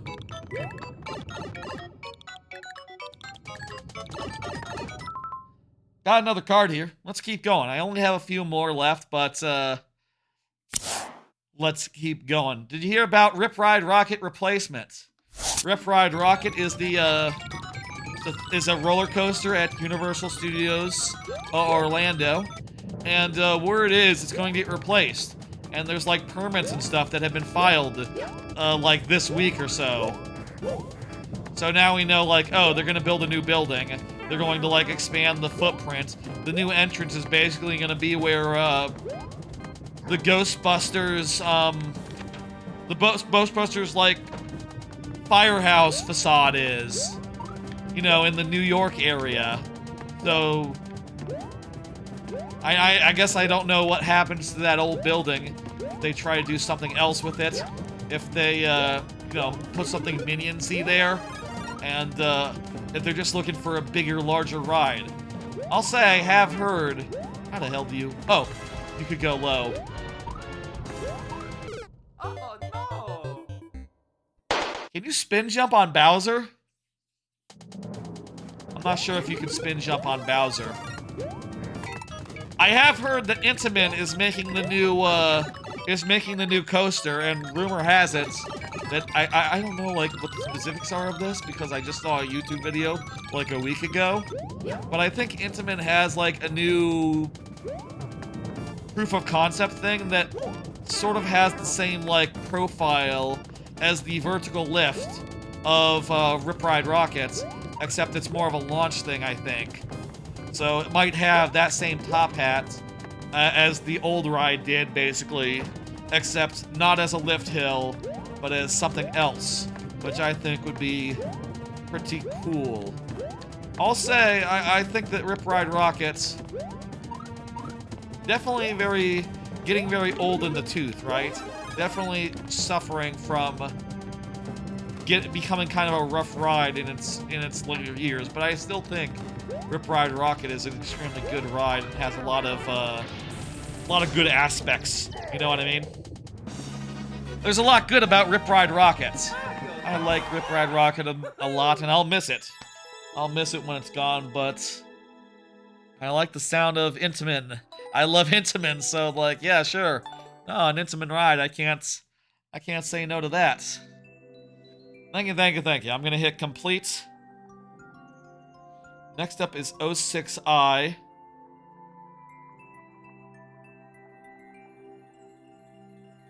Trying to think how many cards we have left. I think we have 3 cards left. 3 cards left. We'll do these next 2 cards, and then I'll do the last card during after Laugh's call. Okay. So 2 more levels, then it'll be last call, and we'll wrap up. Okay? Okay. 06I is up next. 06I is here. Let me randomize their heads. Toadette. Toadette, very good.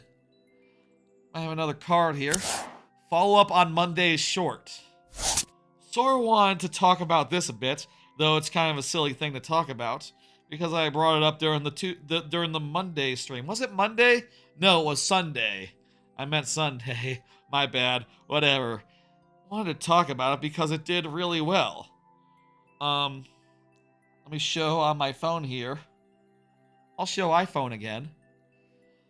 If we're looking at the public shorts here, the ones I put up, you'll see that the one from Sunday, 5 days ago, did like better than any video I have done on my channel. You can see there it got like 12,000 views, which is kind of comparable with the other shorts that have, you know, done numbers that I've done over the last year. But it's not only done that, it's done like 350, 360 likes, which is also more than any previous video. And I was sort of thinking about that and sort of wondering like why it was such a breakout success. Sometimes Mushroom make stuff hard. Let's see if this maybe the key here is. Let's watch it. Let's watch what the most idea. Maybe the key here is. Don't pause until let me mute the game sound. This game sound. Let's watch it and see. Wait. I got an idea. Maybe the key here is to wait. Maybe this is a bad idea. Let's find out. Yes, good idea. Good idea. That is a good idea. Yes. Is to wait until we go through that before getting the mushroom, and that way we'll be small enough to like get through the gap. Wait a minute.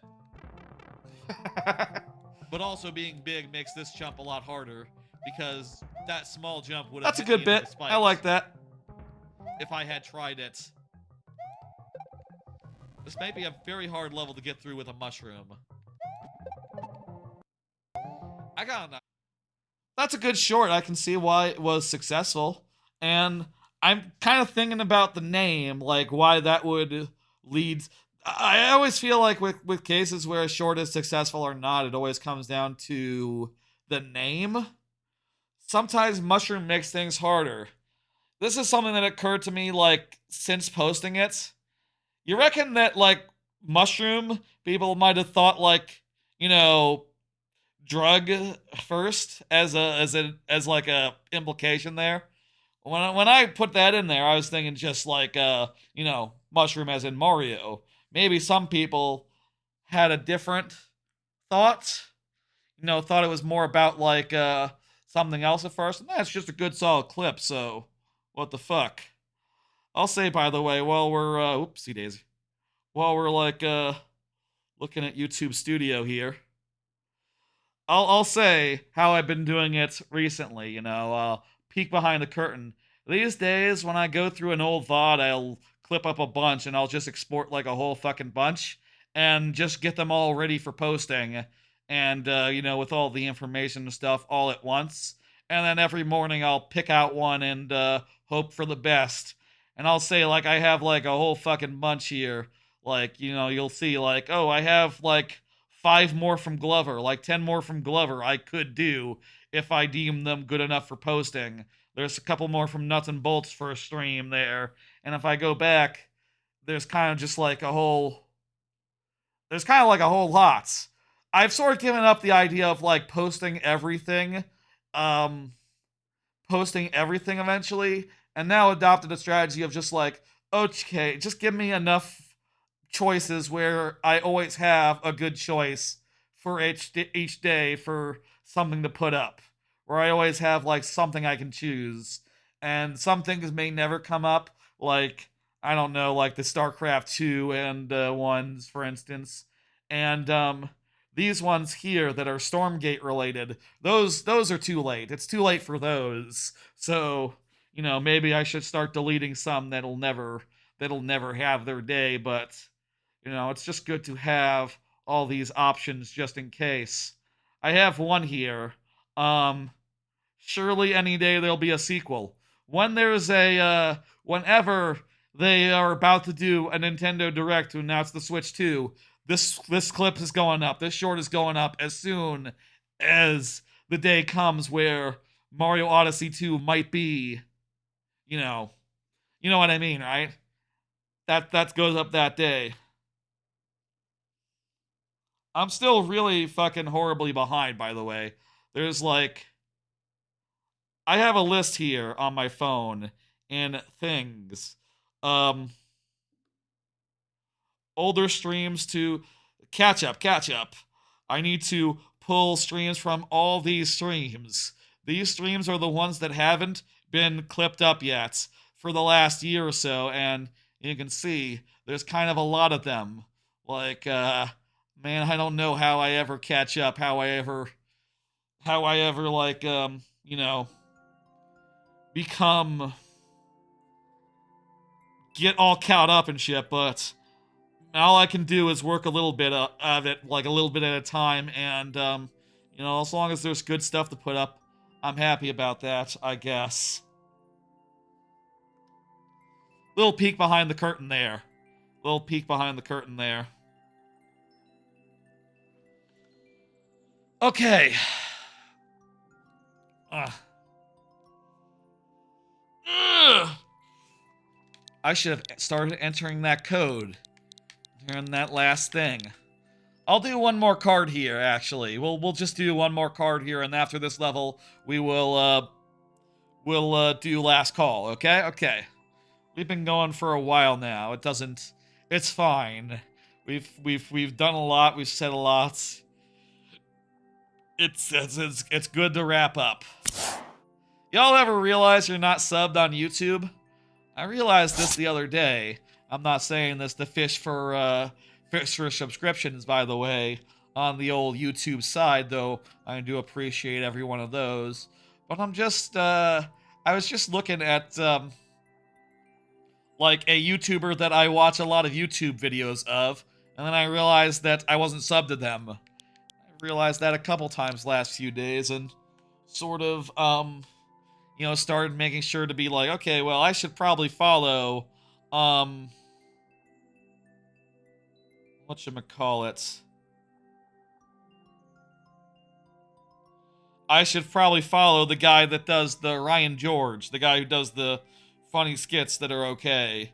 I should probably make sure. Do I follow Brothers? Good morning, John. It's the new year, and I don't Yup, have yup, space yup, in my yup, head. yup, yup. Don't mean to play it. No, I wasn't subscribed to Brothers, the Hank Green, YouTube thing. You know, I wasn't subscribed to that. I'm realizing that I don't check that as often as I perhaps should, even though a lot of people often, you know, often start their videos with like, hey, let me mute the quote-unquote PC audio, so if I click anything else, you shouldn't hear it. That'll help. That'll help. Realizing that I don't, pay super good attention and stay on top of that, what was it the other day that I realized? I realized I wasn't sub to Man Carrying Things, whose stuff I've been enjoying a lot recently, and, made sure to rectify that this week, and, yeah, right now just trying to keep a closer eye on that sub button and realizing, like, god damn, you know, the way that, obviously, like, subscribing to people on YouTube isn't, like, central to the experience anymore. You gotta be a little more aware and a little more, like, cognizant. I'm tempted here. 06i, what do you think? What if we went and finished this world, and then I could do that level as like a separate thing later, if we were so inclined. You recommend Castle? Okay, beautiful. We can come back to that outside of the super world. We'll come back to that one. Yeah.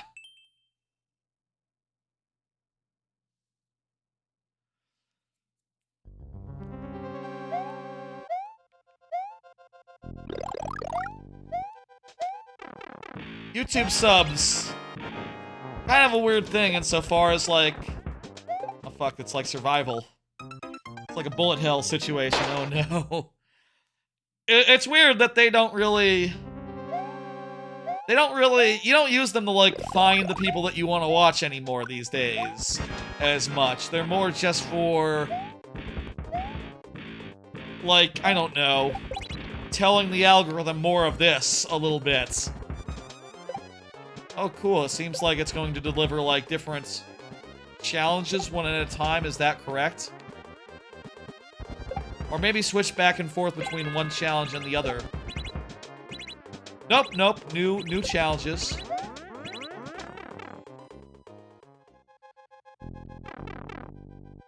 Very interesting boss fight here.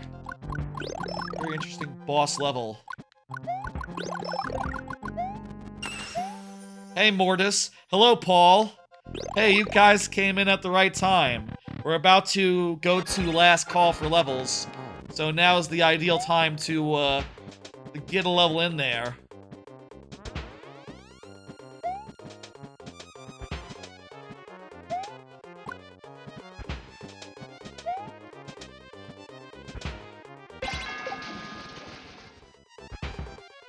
Okay. Shit. Okay, I can exit now. And we got a checkpoint that refreshes our tries. No level from you? Gotcha. Well, it's up to you. If you want to just watch along, that's fine as well. Hey. I just say because I know y'all have levels in the past. Well, at least I know Paul does. Mortis, I can't remember what your levels are like. Doesn't spring to mind. But now is the perfect time to submit.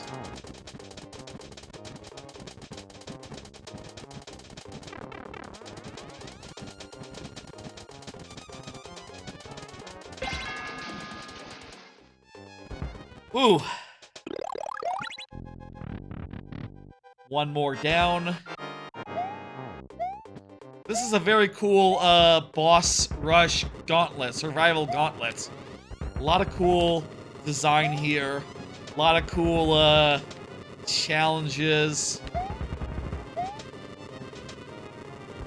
I'm really quite blown away.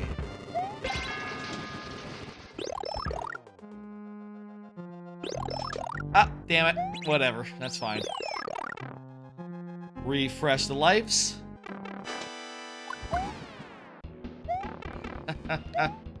I've seen this sort of wave setup before, but it's always cool. I don't know I've seen it like side to side like this. I've always seen it like top and bottom of the screen.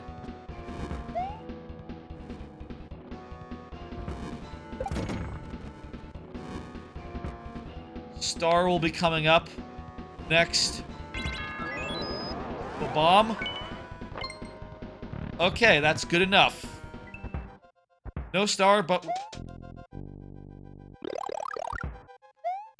we do get a mushroom. Hey, Buckets. This flame wheel setup is trippy but cool. Yeah, it is. It's dope as hell. How you doing, Buckets?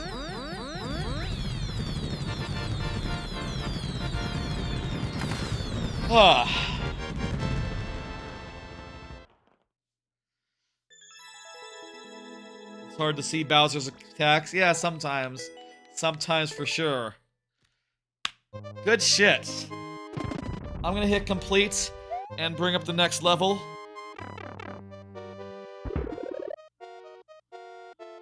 But also, folks, and Mortis is here, so Mortis will get full heads regardless. That said, hey, randomize the heads again. I'm free bonus heads today because of the New Year's, because it's the first stream of the year. I'm being nice. Folks! They're cute? No, that's not what I wanted to do. I wanted to hit next on Markmo. It was Markmo, right? Wait, was it Markmo? Yeah, it's Markmo. It's Markmo. Got Game of the Year list out there? Yeah, I showed my Game of the Year and Anime of the Year earlier this stream, Trebuckets. Not now, though. Folks, it's time for the thing I do at the end of the stream, wherein I do last call for levels, wherein I play some levels that I made in the past, and, you know, give y'all some time to get them in. Today, the theme will be the levels I made in 2024, the levels I made last year, which there's only 2 of them, it turns out. Not a very busy year, I guess. Year before, like, if you're looking, like, yeah, the year before I did 1, 2, 3. These ones are revisions right here. 1, 2, 3. Wait, no. 1, 2. Those ones are revisions. 3, 4. Koopaverse 5 was not a revision. 3, 4. I guess 4 levels from Koopaverse 4 to this, but this year, 2024, this last year, only did 2, so we'll do these latest 2 levels, which I do think are good. To flash back to the awards earlier tonight, I did have a category for best level of the year that I made, and I gave Pokey Pressure the nod over the other level that got runner-up. The other level got runner-up. I didn't have a lot of ideas going into this level. Just wanted... All I knew, basically, is that I wanted to do a level with Pokies in it. And I think it turned out really well. Especially when I leaned into the whole icicle business. You know, riding icicles, having icicles destroy your paths as you go across them. Getting a boot if you use some skill like that.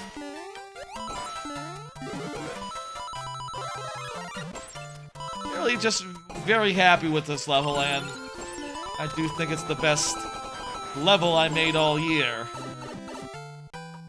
Your level is currently being played, well, That's not quite accurate, bot, but close. Close.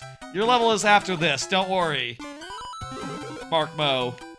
You will be the first one up as we finish off the levels in queue and get ready to end the stream. Everyone else who wants to get one in, now's the time. Levels now, please.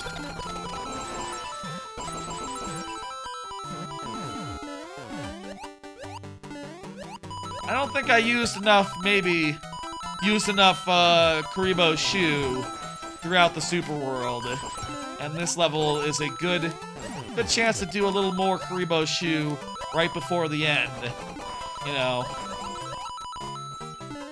And also, the Pokey Rain. I love the Pokey Rain. It's ridiculous. How many Pokies are just coming down on you? Mwah. Great. Good shit. The other level I did this year was more directly inspired by a Mario Maker, from a Donkey Kong Country Donkey Kong Country level. Wow, really low clear rate on that, I guess. Well, it is the second to last level. That's probably fine. Little low clear rate wise, huh? This level, whenever you hit the tires, the level lights up.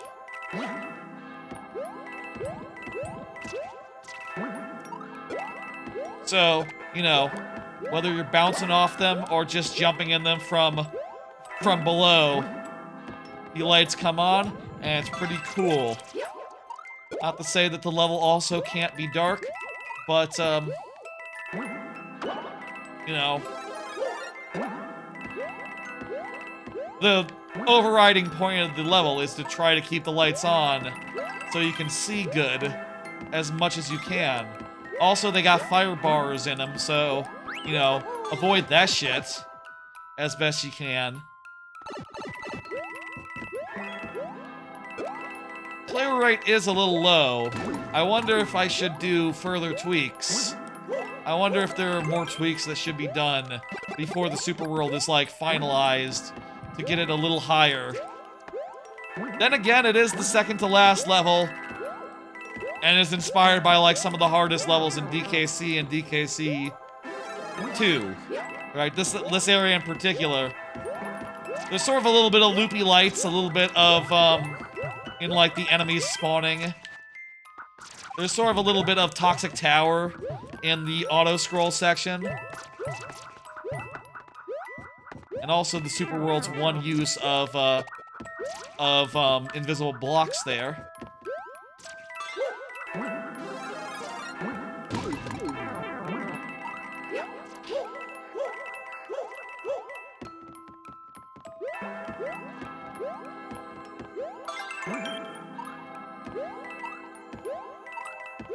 I'll say I'm very happy with this dark level. I think it's a great dark level and makes a fantastic second to last level of the Super World. I did my best to make it as approachable as possible. I wonder, I did see some streamers, I did, like, watch some people play it before, and I did see some just not really turn the lights on that often. You know, sometimes not jumping into tires from below when they had the chance.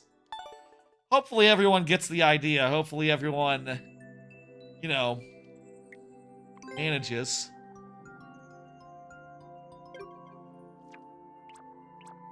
Yeah, those are the two that came out this year.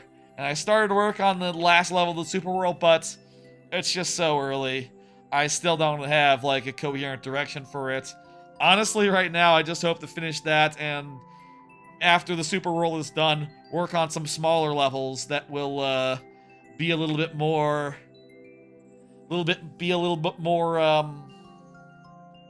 you know, easy to crank out.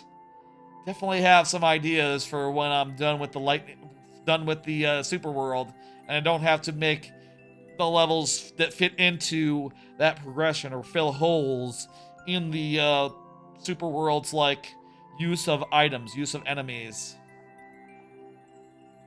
That'll be good. Also, probably like Mario Maker 3 can't be that long around can't be that far away with the Switch 2 just being right here. Might be a couple years out now, so won't be too long before we have to move on to another game, huh? Hopefully all these levels come over. I hope all these levels come over because people have made some bangers. And please, Nintendo, backwards compatibility between new levels and old levels. That would be great. Maybe not if they involve glitches. I'll give you that. I'll give you that. Otherwise, please just keep everything rolling forward. I don't want to lose all these lovely levels that I got. I really don't. That said, I do want more capacity, so when there is a new game, I would like 100 new slots to go with that. Or perhaps, an infinite amount. Maybe. How about as an idea? That's gonna do it for last call. Let's get the queue closed and finish off these last 3 levels. Finish off these last 3 levels. I have 1 more card left tonight. Oh no, I have 2 more cards left. I forgot about this card. I didn't have it in my notes. Stream plans in the new year. Stream plans in the new year. I have some stream plans for the new year. Like, there's several playthroughs I want to do. In particular, I want to play a bunch of rare games that I haven't managed to play yet. That is Cameo. That is Banjo-Kazooie Grunty's Revenge. That is the Game Boy Advance Donkey Kong countries. Cameo. Star Fox Adventures. And Conker's Bad Fur Day. Those 5. And I want to do them randomly, so, like, every time I'm to start another playthrough of a rare game, I'm going to spin a wheel and do whatever rare game it lands on. So it'll be random, like, which rare game gets played, which rare game comes up. That's my plan for the near future, but I do want to do Metal Gear Solid Delta before that. But also, I don't know when that's coming out. It was delayed into this year, and there's kind of no sign of when that's going to hit. I'll also say I do want to do Mario 3D Builder, Mario 64 Builder, Mario Builder 64, which is sort of like a Mario Maker, but for 3D, but for Mario 64. I'm very curious about that, and I feel like I forgot that that was a thing last year that came out that we probably should check out at some point. This being a Mario Maker mainly a Mario Maker channel, it would make sense to check that out. Let's do this one. Let's do one we didn't do before. We ended up dying on the last one, Mark Mo, but it seemed pretty cool, I'll say. Not sure what else.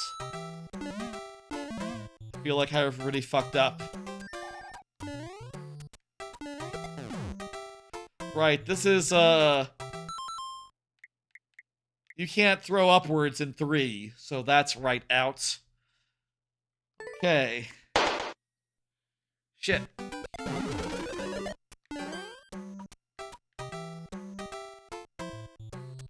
I can climb up here and go up to here.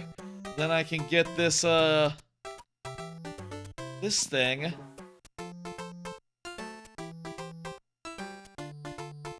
Do I want the POW up there? I don't think I want the POW up there. I want the POW over here.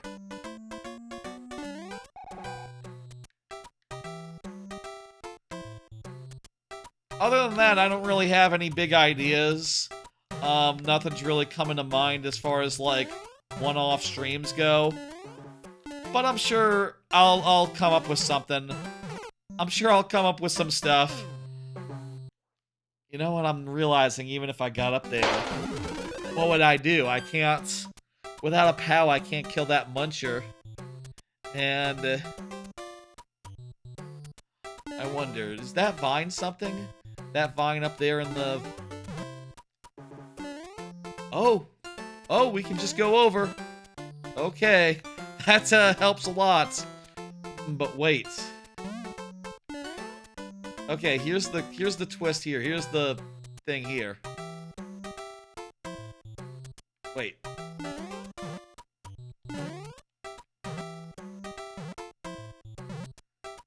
I fucked up. I see what I think I see it. I think I see the solution here. That second spring, I need to get that. I need to bring that back. I messed up leaving it there. Why would I leave it there? Take it with us. Drop this one down. Drop this one down too. Now we can do a double spring.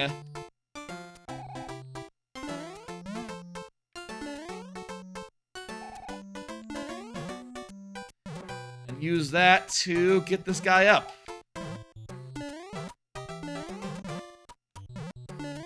Lovely. Now we use these two springs to get this,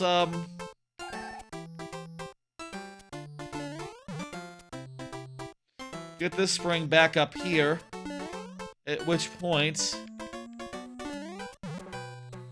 I can come back over here and kill this thing.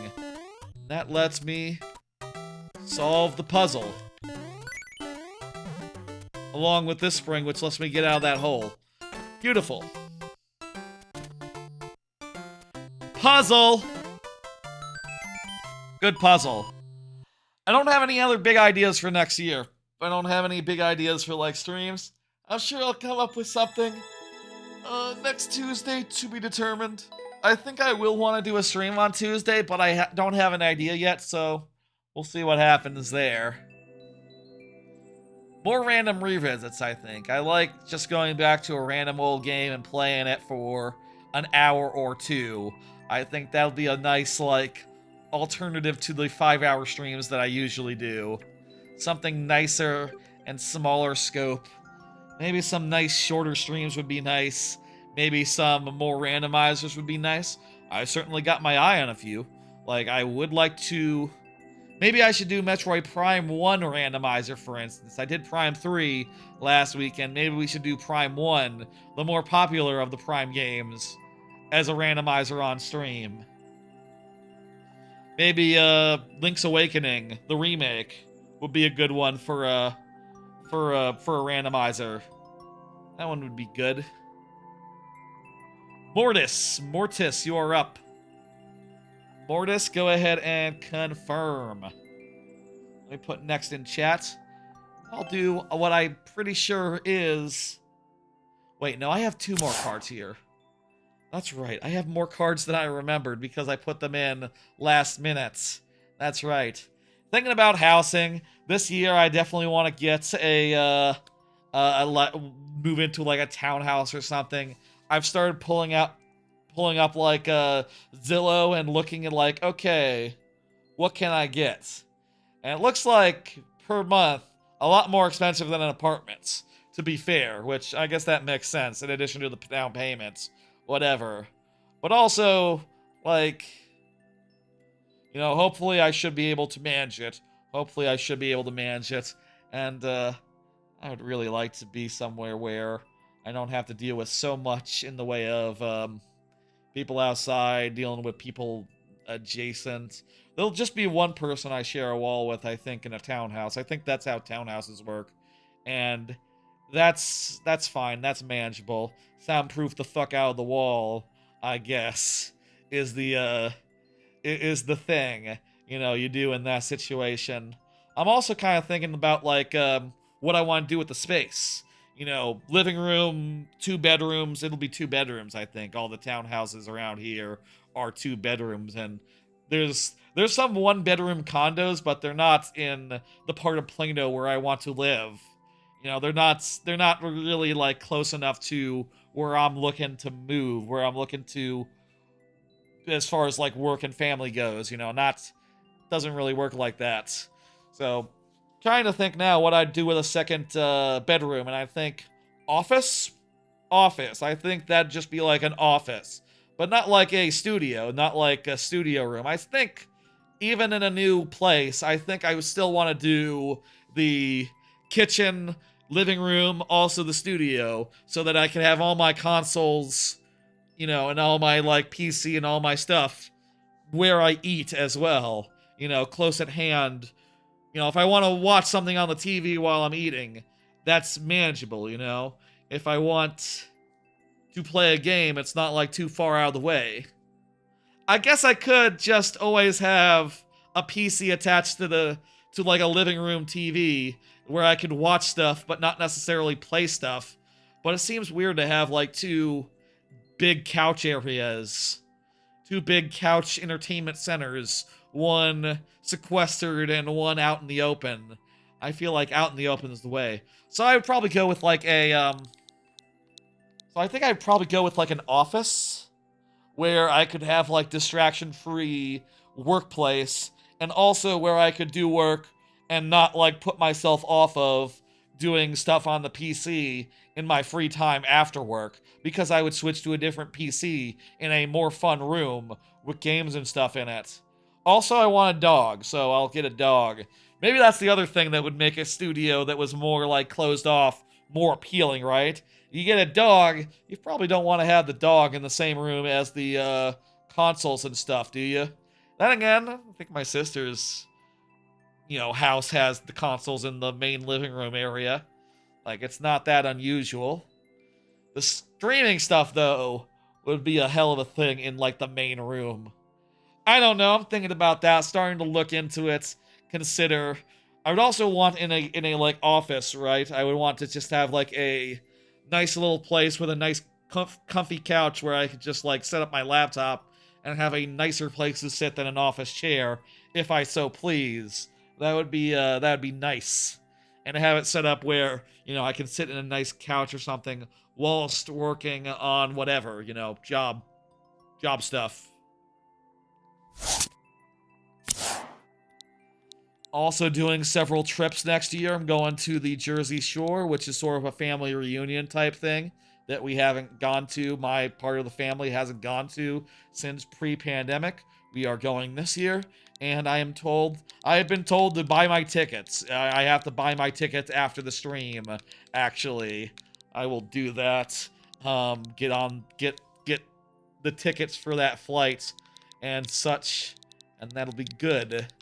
Also thinking about doing like Cedar Point at some point, but also need to do Epic Universe when that opens. I don't know when yet, but we'll figure out that like later in the year. I'm thinking like towards the end of the year for Epic Universe. Wait until it cools down a bit, just a bit. I don't see Mortis, so let's just keep going.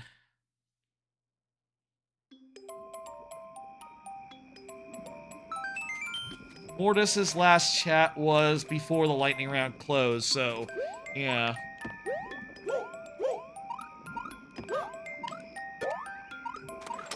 Sudden death then, you know the drill. You know the drill. This is pretty intuitive though, and pretty well put together.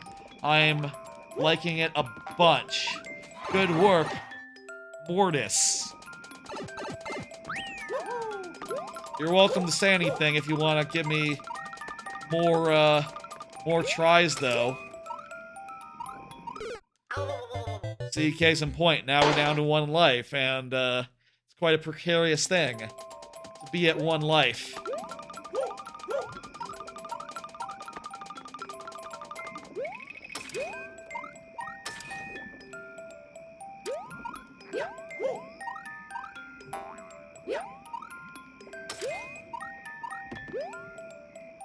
Z. Oh no! I read the Z properly, but still didn't have, apparently, the height to get over that thing. Mortis, now is the time to say something. Otherwise, I think let's move on to the last level of the night. 06i. 06i, you're here, right? You're here, right? You can just say anything you like.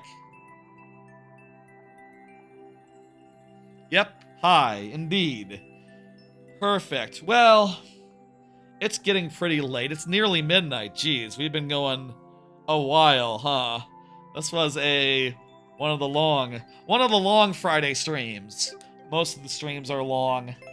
I'll say I think it'd be nice next week if we could do a nice 3 to 4 hour stream and that be that. Hell, I'd take a 2-hour viewer level stream sometimes. I feel like sometimes I'm just going in with too much to talk about. Today, in particular, we had awards and Game of the Year stuff to go through, and I probably made too much of that. I probably made too many categories, admittedly. And of course, we had a lot of anime stuff to talk about. Had to cover it. Had to cover it. Last card here. Shout out to AGDQ 2025. That is starting this weekend. I'm really looking forward to it. I think on day one, there's Astrobot and Wind Waker, 2 games that I love. One of them, Wind Waker is being run by Linkus, who is a streamer I actively follow. And though then again, I just realized YouTube hasn't given me any of his videos in a while. I haven't seen any of his videos in a while as a result. Damn it, YouTube. That's, I would like to see more of his videos, actually, come to think of it. Whatever. Sometimes YouTube's just like that.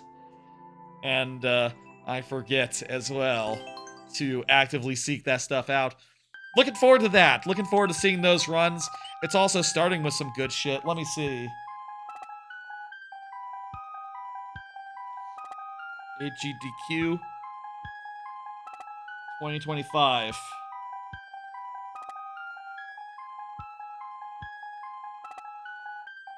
Let me look at the schedule here. Where the fuck is the schedule? Games Done Quick 2025. Yes, that's it. Show me the schedule. I don't need... Okay, here it is. Let's look here. Pikmin, yeah, Portal 2. Okay, those two. Hell of a good start there between those two. I'll also say I've been sleeping in a lot. I will get up early. I will get up at a decent time to watch SGDQ or AGDQ, and that'll help in the transition to regular working hours, I hope. Astrobot, one of my top 2 games of the year, my number 2 game of the year. Can't wait to see that be run. Wind Waker. Love Linkus and all that he do, so that'll be a good run as well. Let me see, what else is good? What's up with Monday? Monday. Oh, UFO 50, various games showcase. What the fuck? I gotta make sure to, drop a dono during that. That's a good one. Oh, wait, Mario Maker 3DS. Okay, sure. Probably gonna focus my dono on UFO 50. I never had Nintendo 3DS Mario Maker myself. Metroid Prime. I love Metroid Prime. Breath of the Wild. Monday's looking pretty good. Tuesday. Let's see. What's up with Tuesday? Tuesdays got... Well, there's that Silent Hill 2 remake if you like Silent Hill 2. I didn't play that one. I never played a Silent Hill game, so not really my jam, but whatever. Can't win them all. Let me see. What's for Wednesday? Tropical Freeze! I love Tropical Freeze. And it's a fantastic speed game. With all its momentum and, like, weird physics malarkey. That'll be good. Oh, Superman 64 as well that night. Ooh. That'll be fun. That's the start of Awful Block, I guess. Awful Block is always a good time. I saw Big Rigs there. Thursday, what do you got? Tears of the Kingdom. Ooh. Cool. Tears of the Kingdom. Can't wait to see that. When is that? That's like,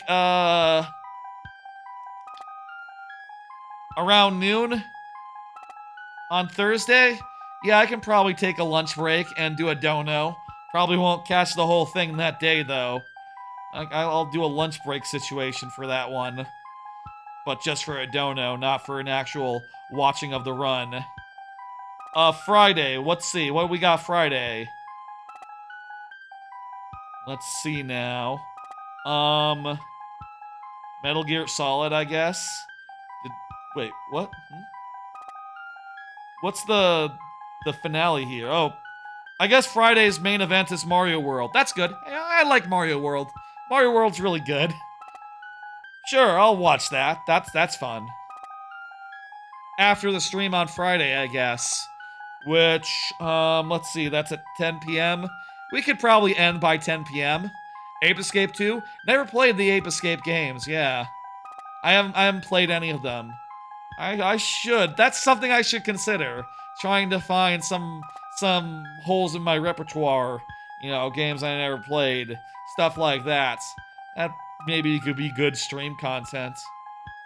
Let's see what they got Saturday. Elden Ring. I'm not really a big Elden Ring person. Ooh, I always like a randomizer. No Logic, Ocarina of Time. I bet that'll be fun. Echoes of Wisdom? Ooh. Echoes of Wisdom just barely missed my top 10 of the year, but I think it might be really good as a speed run. I think the speed run of it might be very, very good, actually, considering that, you know, how much creativity can play a role. I imagine they're gonna get like one item that's gonna break the game, and they're gonna use it 100 times. That's what it's gonna be, right? And Super Metroid, good. Super Metroid, can't go wrong with that. Can't wait to see what the shirts are. Can't wait to see what the shirts are this year.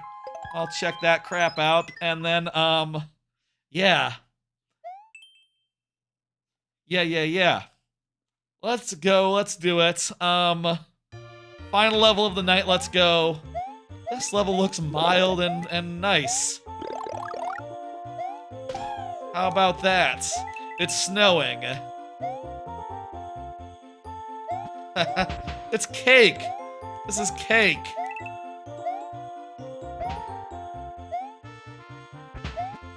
This is another cake. This is like a cake land. Like from Mario Party. Sweet Snowland is the name of the level. I guess sweet like sugar. Sweet like sugar. We can go inside if we want. Get like a... I like how you made it like inside the thing. Inside like the cake. Made it look like the outside was the outside. That's very cute. Good use of the of your level space here to make that possible. Of course, that does mean that the level can't be super long, but that doesn't seem like what this level is about, you know. It doesn't need to be. You don't need that much length, do you?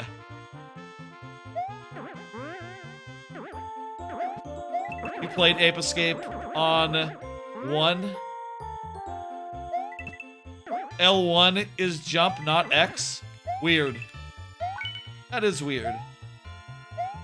If there's a collection of that, I would buy it and I would play those games for the first time. I wouldn't mind. I don't know. I guess Ape Escape was like the best 3D platformer of the PlayStation. For some reason, I always thought it was Crash Bandicoot or Spyro, but I guess it was actually Ape Escape was the #1.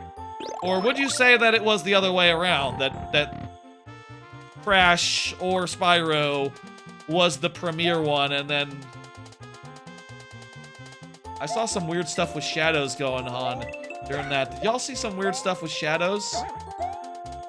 Maybe it was subtle enough where you wouldn't notice.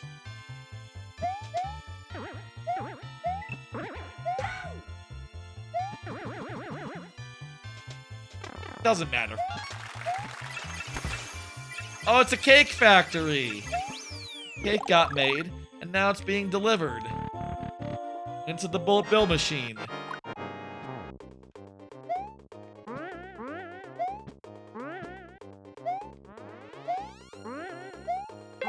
What the fuck are we doing here? We're killing ghosts? Killing ghosts with the note block. Looks like we're killing these ghosts so that we can, spawn in more crap.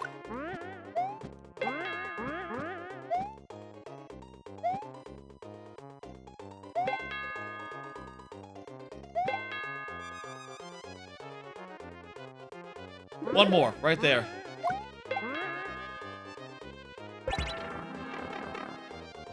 Now we can leave.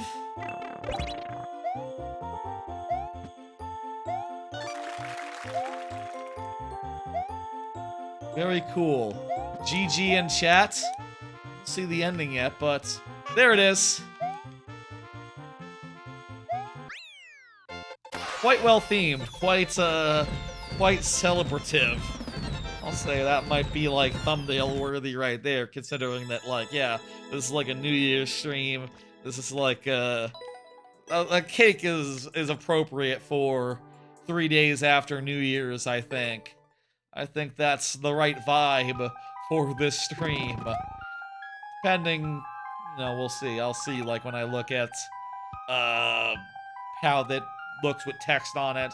You understand. I'll think about the VOD.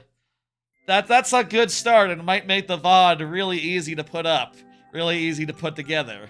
But that's not important right now. Folks, that's gonna do it for tonight. We completed that level. I'm hitting complete. And also, I am getting down the thing and taking down that thing as well. Because it is time for the end of the stream. It is time for the end of the stream right here. And that means, it's time to do a raid and send y'all somewhere. Who is streaming right now? Looks like a lot of people are that I know. Who should I send y'all to? I wonder. You're welcome, Trebuckets.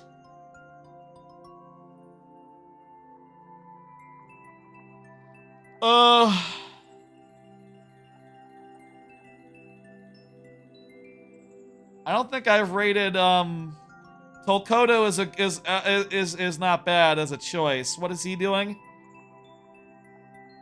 He's doing Indiana Jones. I'm thinking I haven't done Will Smith in forever. I'm gonna send you to not that Will Smith.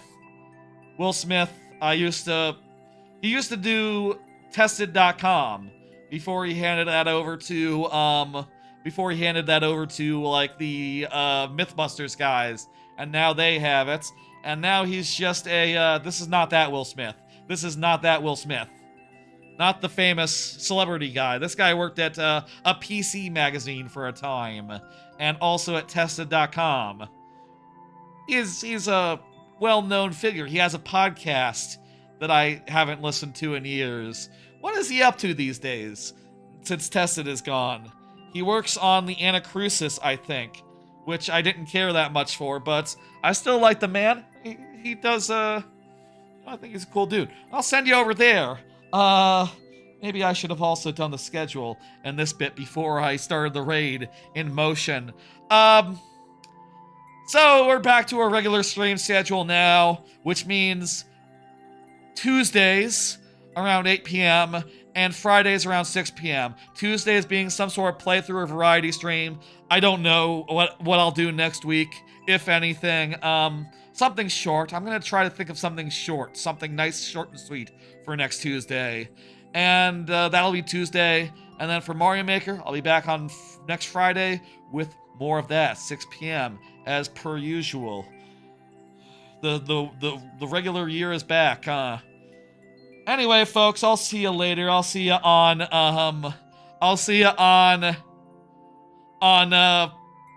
Tuesday, I think. Y'all have a good one.